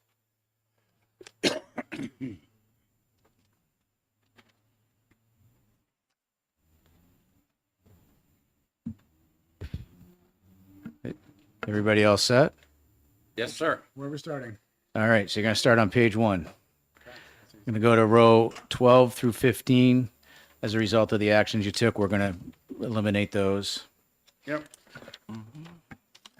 Keep those. Keep those. I'm Keep sorry. those. I'm sorry. We're Yes. going to make the They're- adjustments. We're going to make the appropriate adjustments. It will no longer be left open as an Good open for me. item. We agree. I guess it's time for a break. So now we move to page 3. The top of page 3, you have the retirement back of the budget cut. That's a section in House Bill 1. All right, yeah, can we go halfway, go part way? What can we do here?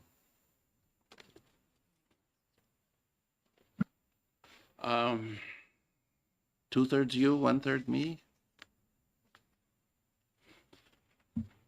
Mr. Chairman, the only concern that I have with this cut is, we are talking about making some big changes to the retirement system, and I'm sure that's going to cost some money, and there's going to be some actuarial costs.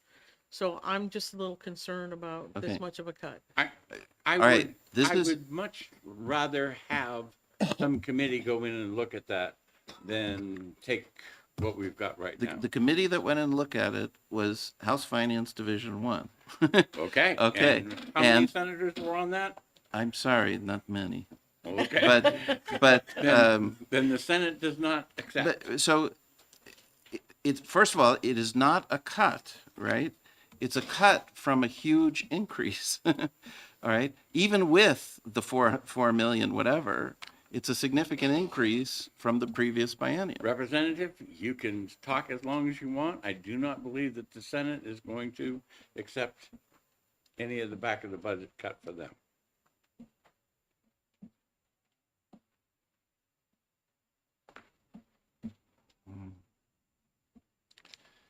All right, let's caucus, please.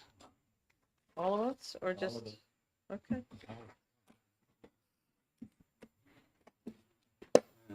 We'll be back. We're on a break for 15 minutes.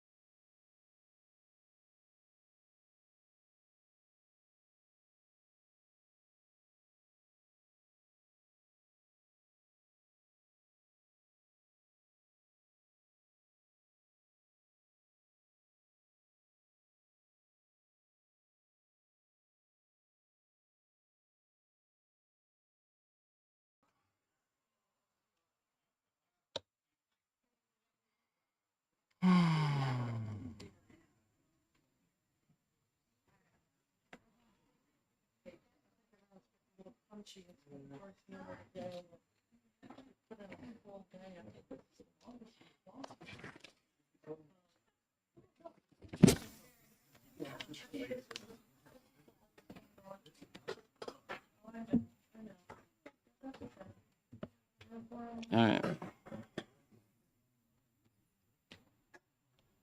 So how does this mouse work? So I'm guessing if we don't agree on line 53, it goes away, right?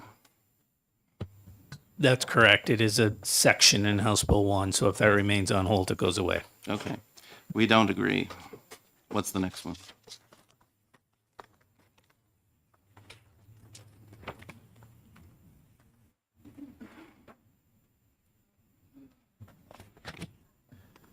I believe the next item on hold is on page 6. This is the second half of your discussions relative to motor vehicles, and I'll let Mickey explain. These are the positions at the Department of Safety that the House cut with the decision to have a repeal of motor vehicle inspections. With the Senate's position, they restored these positions, and with the amendment you adopted earlier, you're more in line with the Senate position as far as the Department of Safety's duties relative to this. So I believe you would accept these lines to align with your House Bill 2 agreement. Yes? Yes. Okay, we accept.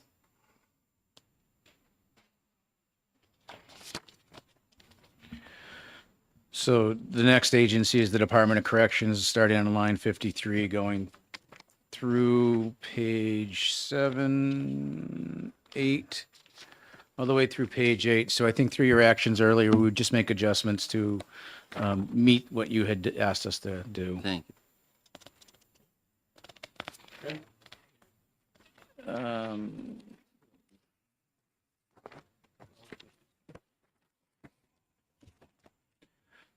So page 12, row 5, it's the apportionment A and B. I think you're okay to accept that. This is we told you we'd make adjustments based on your decisions from other things. Oh, And I think page 12. we're all set. Sorry, I was on page 10. Apportionment AB, yeah. Okay, and so the main thing, so is that the end or not going? No? No, that's not the end yet. Okay, keep going. All right, So we're now at page 13. Medicaid. No? Yeah, so lines 12 and 13. Right, those are going away. We don't agree on that one. Oh, no, right, we're not agreeing on that, but so those savings are going away. Yeah. Yes. So Okay. based on the actions in House Bill 2 that remains on hold, that comes out. As a result, those savings will go away. Yeah. Choose Love we agreed on. That's on line 28 of page 14. Right, so you're on page 14, and you're on lines 35 and 36. And I think Representative Cambrell's wanted to put something on the table. So we're lines 35 and 36. That's the UNH and No, developmental services. I'm sorry, my apologies. For developmental services, as part of the agreement, we would be cutting 18.8 million in the second year, allowing the first year to remain the same. And again, this was part of the negotiation to balance, to get the House and the Senate budgets to a net zero. We gave up a lot of other stuff to get this, so this is just part of the trade-off. All right, so the second, Should be noted that they have the ability to come back to fiscal to get more money, and we also could make an appropriation in the next year to refund part of it. That is correct. okay, so I have it that, you said 18.8? And so just so I understand correctly, I believe that 18.8 million per year would be a reduction from No, not 18.8 per year. 18.8, I'm sorry. In the second, in 18.8 fiscal year Second year. 27. in 27 would be a general fund reduction and a federal fund reduction of the same amount. That is correct. But if we restored it between now and when they requested the federal funds, we'd be able to get those funds from. Right. So by my calculation, the fiscal year 27 numbers will be 3,699,000. That is correct.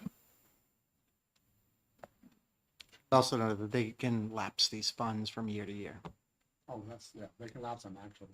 Yeah. So they can repurpose any money unused in 26 will roll into 27. They roll all the time. There's no stopping those funds. All right, are we ready to approve this? Yes, House side? Yes. Senate side? Yes. Okay, good. Thank you very much. We just need to back up. I got too excited and brought you to the bottom of the page. Oh, okay. So we got to go to row 28 and choose love. Choose love, we said yes. Yeah, we Just agree with just the Senate confirming that. position. And then on row 29 was the governor's commission to put the $9.5 million each year instead of the 10.7 million. And then there was changes that you've adopted related, that would be in House Bill 2. Yes, so we authorize you to make those changes. Yeah, we're just confirming that with you. Yep. Everybody's good with that? Good with that? Yep. Okay, good.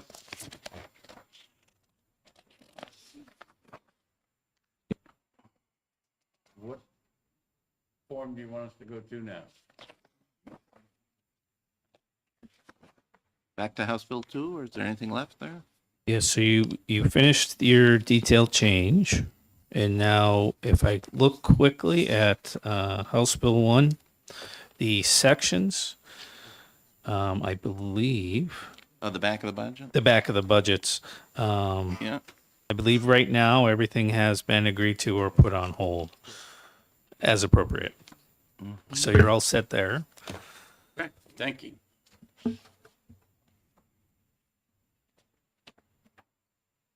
Okay. And then if you'd like, we can go over House Bill 2 for the items you have on hold, just to verify that they are on hold. Please. Okay. So on page 1, we have on hold Senate Pass sections 523 through 530.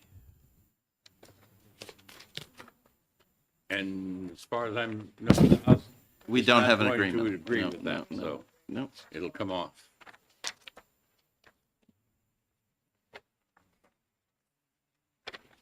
And then just on page 4, I believe you've agreed to keep on hold Senate Pass sections 25 and 34 relative to the elderly, disabled, blind, and deaf exemption. As a result, those will come out. Yes. 24. Yes, 24 as well. Those are 24 two as well. together. Yeah, yeah. Yeah. I believe on page 10, sections, House Pass sections 187 and 188, and Senate Pass sections 149 and 150 relative to renewable portfolio standards. I have that on hold. Right. We're not changing those, I guess. Okay. Just on page 10, just for the public, there are relative to the business, this is Senate Pass sections 139 through 142. You had given the LBA the authority to adjust the business tax splits as appropriate to reflect the intent of the committee. So we just Correct. want to make sure that's not remaining on hold. We will Yes. change that to the proper percentages. Absolutely. So. And what else we got? On the bottom of page 10, you have sections 187 and 188 relative to the Renewable Energy Fund for the next biennium. Right. We just said we're not agreeing, I guess, on that one. So it's going to revert to current law. So Yes. could I ask a question that on that right? one? Yes. We're talking about the Renewable Energy Fund. Yes. So obviously, if we don't accept items 149 and 150, which puts it back to the original purpose of the bill, the current law stays the current law. So how do we deal with the conflict between the first provision that we passed, which sweeps all the money and says we're not going to use the money for programs, to the bill that now says, because we're going back to current law, that says we're going to use the money for programs? Does that create a conflict at all?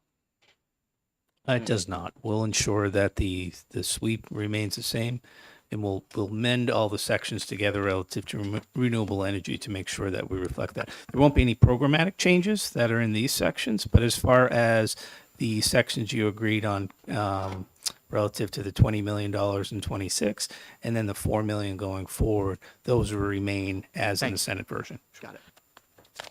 Okay, thank you.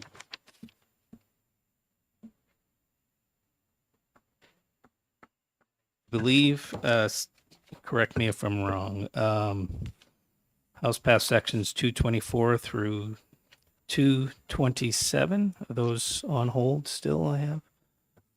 Okay. All right, 224. Yes, yes. Okay. Let me take a peek. Just a minute.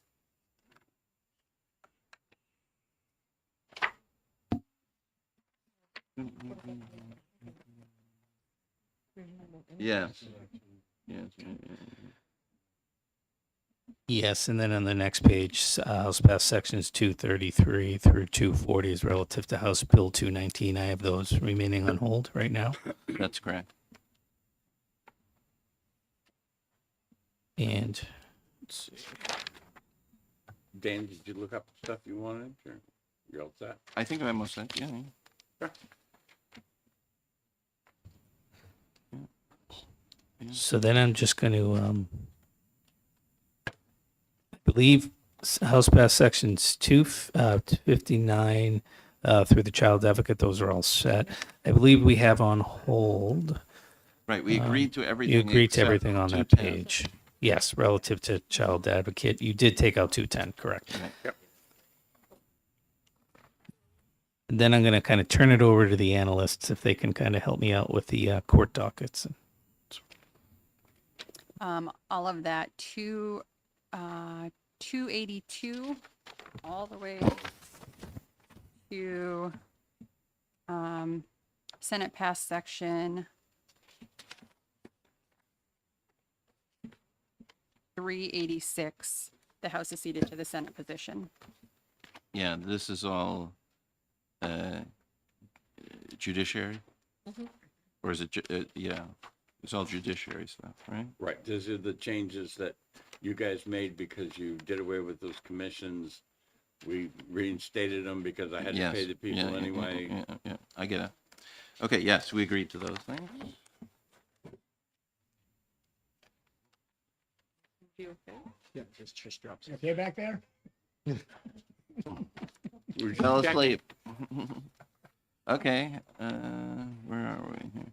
I guess I'm on page 19 next. Sure. Are you all set on page 17? House passed sections 325, Senate passed section 227. The appointment of counsel for non-payment. You said yes. Yeah, Did you?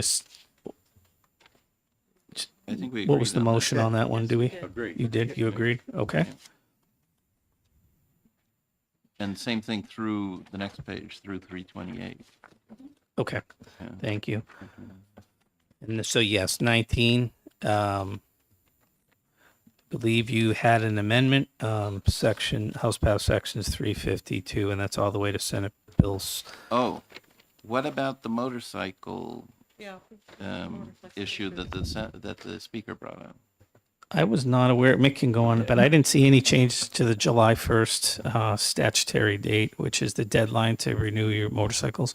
The only January 1st date is relative to when the new law takes effect. But I can just clarify that with Mickey.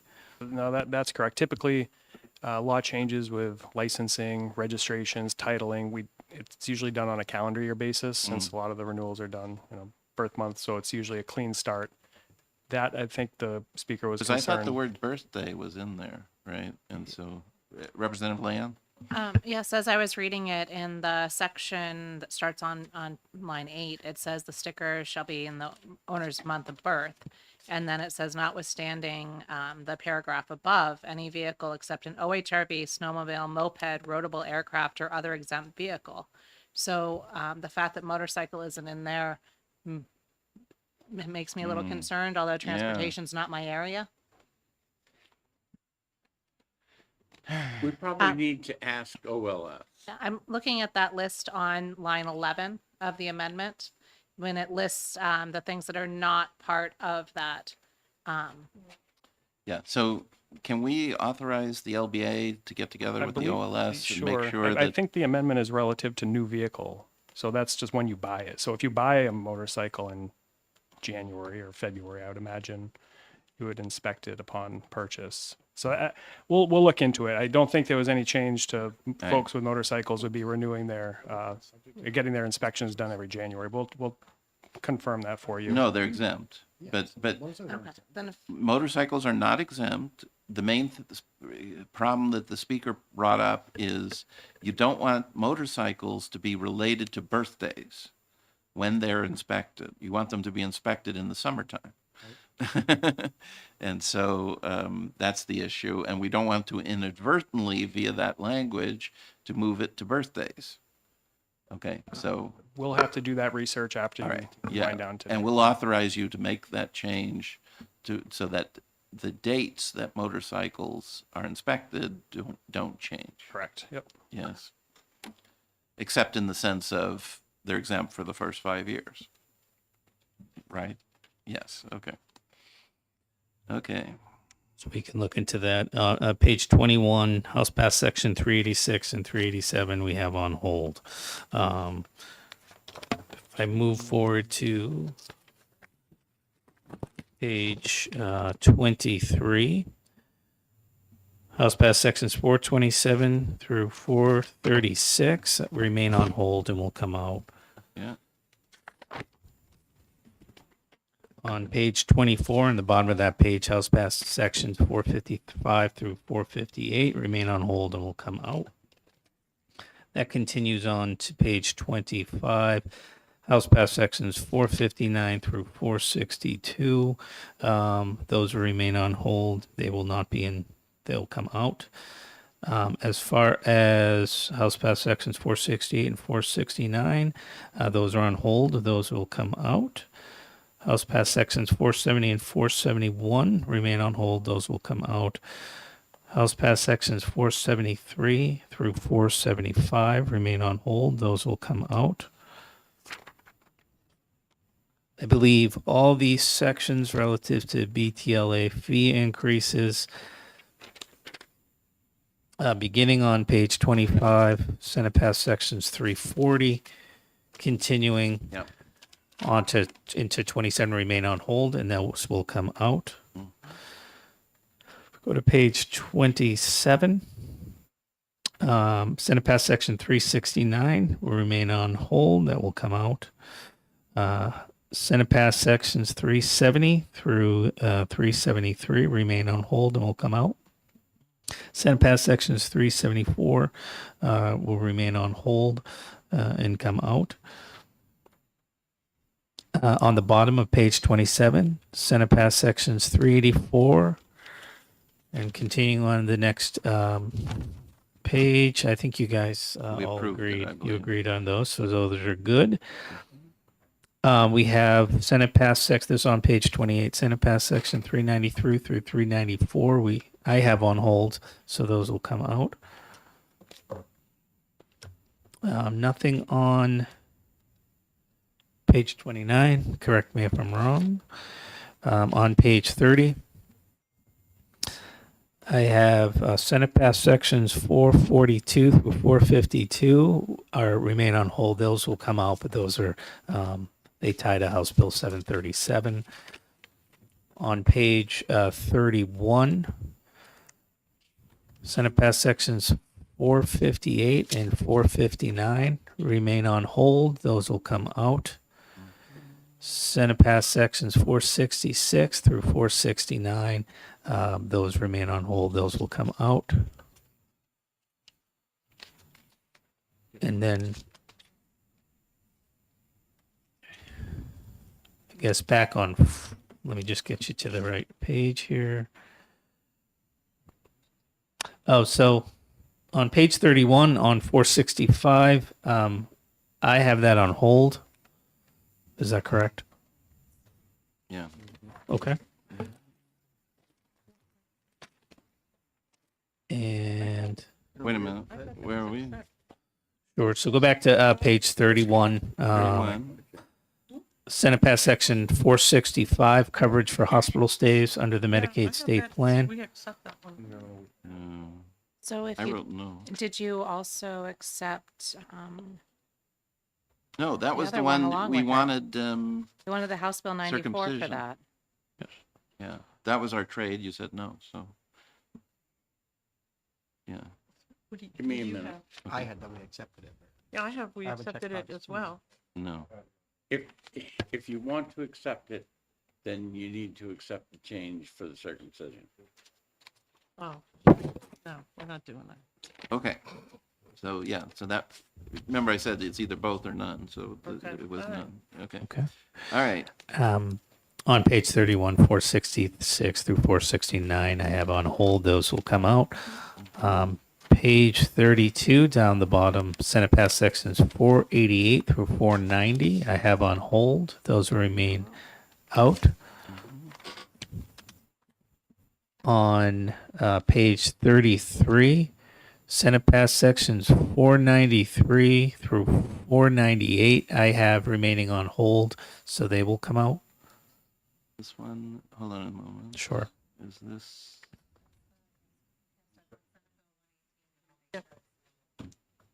Oh, because that had a committee of conference. Yes. Yeah, yeah. Okay, good. Okay. I'm going to go down to Senate Pass sections 505 through 509 at the bottom of page 33. I have on hold, and those will come out. On page 34, Senate Pass sections 514 through 515. I have on hold. Those will come out. And then you did go with the House position on Senate Pass 520 and 521. And then I'm just going to turn it over to the staff, seeing if I missed anything. Mr. Chairman, may I ask a question? Go ahead, Senator. Thank you, Mr. Chairman. Do you know offhand if the Council of the Arts are able to go to fiscal to get money?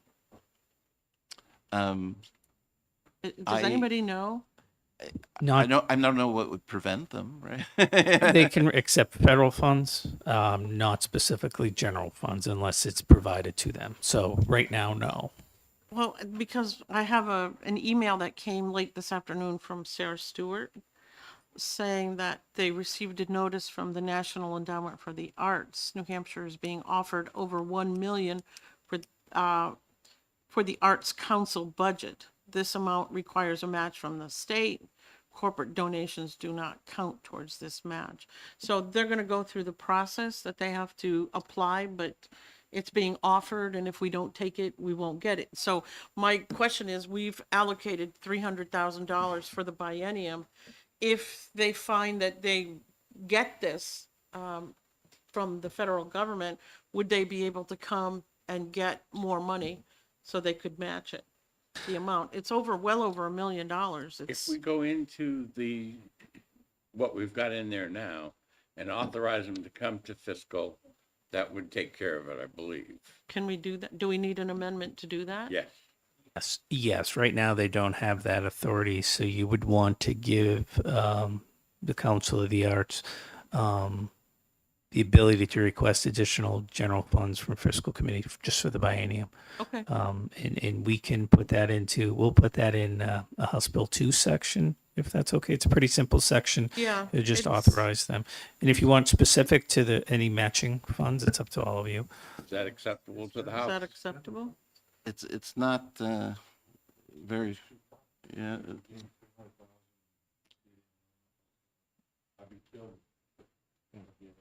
Okay. So again, we're not giving them, if they don't get the grant, they don't go They- fiscal, they don't get the money. I Yeah. mean, it's a, If they do, it costs us $700,000 at least. We can- well, fiscal will be looking at whether or not we have the revenues for it, and if we don't, they say no. I don't know. I mean, it says, it's over $1 million. And the interesting thing is if they get it, then we'll say, don't come back next biennium. I'm just saying it's an opportunity for our state's Council of the Arts to get a pretty good size grant from the federal government, and We're the people who think the state shouldn't be in the business of funding arts. We gave huge amounts of money through the VLTs and charitable gaming. It's going up, I don't know how many %. And arts groups can get the money like that. So we're not going to make a change. We've made the request, you've rejected it, so we need to move on. Yeah. All right, thank you.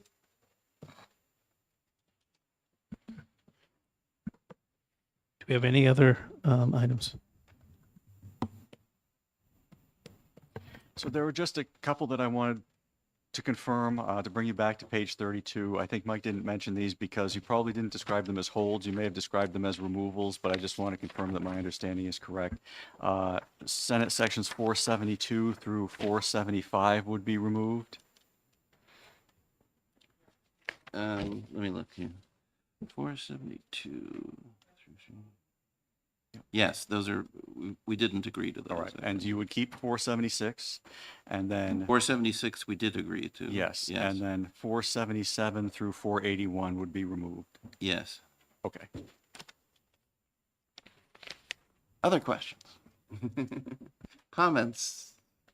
Speeches? All right, we need to get back together again tomorrow at some point, right? Do we need to do that document, or did you already do that with Ken? Which document? What we say to you that. Oh, okay. So I'm going to ask. Oh, yes. I can. Oh, I think That's Representative my McGuire deal. has it. I have a piece of boilerplate here. Just a Mr. Chair, one sentence. sec. I just want to comment, having this being my first budget, and thank you for Senator for putting me on the COC. I am, while there are lots of pieces of paper, I'm amazed that LBA keeps it all organized so we know what we're talking about and when, and what we're discussing and the knowledge of what happened in the House compared to what happened in the Senate. Again, to me, it's just having been, the first time I've served on finance, that is just an amazing feat. So I want to thank you guys for everything you do. I've been a pain in the ass in your office, and I recognize that. You won't see me for a little while, I promise. I think that's me. And so I want to thank that again, Mr. Chair. And I know we've had a few times where we had some flare-ups, some blow-ups and everything else, but I think the document we got to is a good document. So. Thank you very much. And I absolutely agree with you. My experience with the LBA has always been stellar. This is my 5th budget and my last budget. And so thank you all. That's really good, good work. All right. I hereby authorize the LBA to make any technical and mechanical changes necessary to reflect the intent of the committee. Senate concurs. Okay. And we agree? Okay. Anything else? Now, so shall we come back tomorrow, sign? Is that what we're I doing? would. So you won't. We won't have the documents for you, but if you come back tomorrow, I believe Representative Weiler had notified the House Clerk that you could meet at 10. I want to provide a surplus statement to all of you once we go back and the dust settles. Make sure you're all balanced. Right now you are, based on everything you've done. You're going to be balanced. I'm just going to give you the final balances of the Education Trust Fund will be 20. That's not a surprise. But General Fund, Highway and Fish and Game. So we will give you, I will have those documents for you. In the meantime, when I come back tomorrow morning, OLS and our staff will still be putting together House Bill 1 and 2 so that you're able to sign that by your 4 o'clock deadline. And we'll let you all know when it is ready to sign, or OLS let you know. But I just want to come back tomorrow just to let you all know that you're balanced and this is your proposal. Thank you. Clerk put out a notice for 10 a.m. We will post those documents. Clerk, so the clerk put out a notice for 10 a.m. tomorrow. Yeah, so we'll be here at 10. We'll have the surplus statement. If there's anything shocking on it, maybe we'll caucus again or something like that. Huh? It's a good shot. Yeah, let's hope it's a, yeah. All right. Well, one of the things that's going to happen, because you took out so many of the Senate bills that we had in there. Some of those saved you money and some of those cost you money, so that there will be some adjustments in that surplus statement because of those things. And certainly, developmental services, if we can still adjust that number, because it's going to be a one-line change in House Bill. And, certainly I want you to consider that tomorrow when we're here, if there's a significant change. And I don't believe there is, but, I want that option. That's all. Yeah, in case our arithmetic has not been correct. Okay, very good. All right, so we'll be on break until 10 a.m. tomorrow. You don't be on break anymore because it's scheduled. All right. I won't be here. So. And you won't be here. I'm not on You you don't- don't need me. Oh, okay.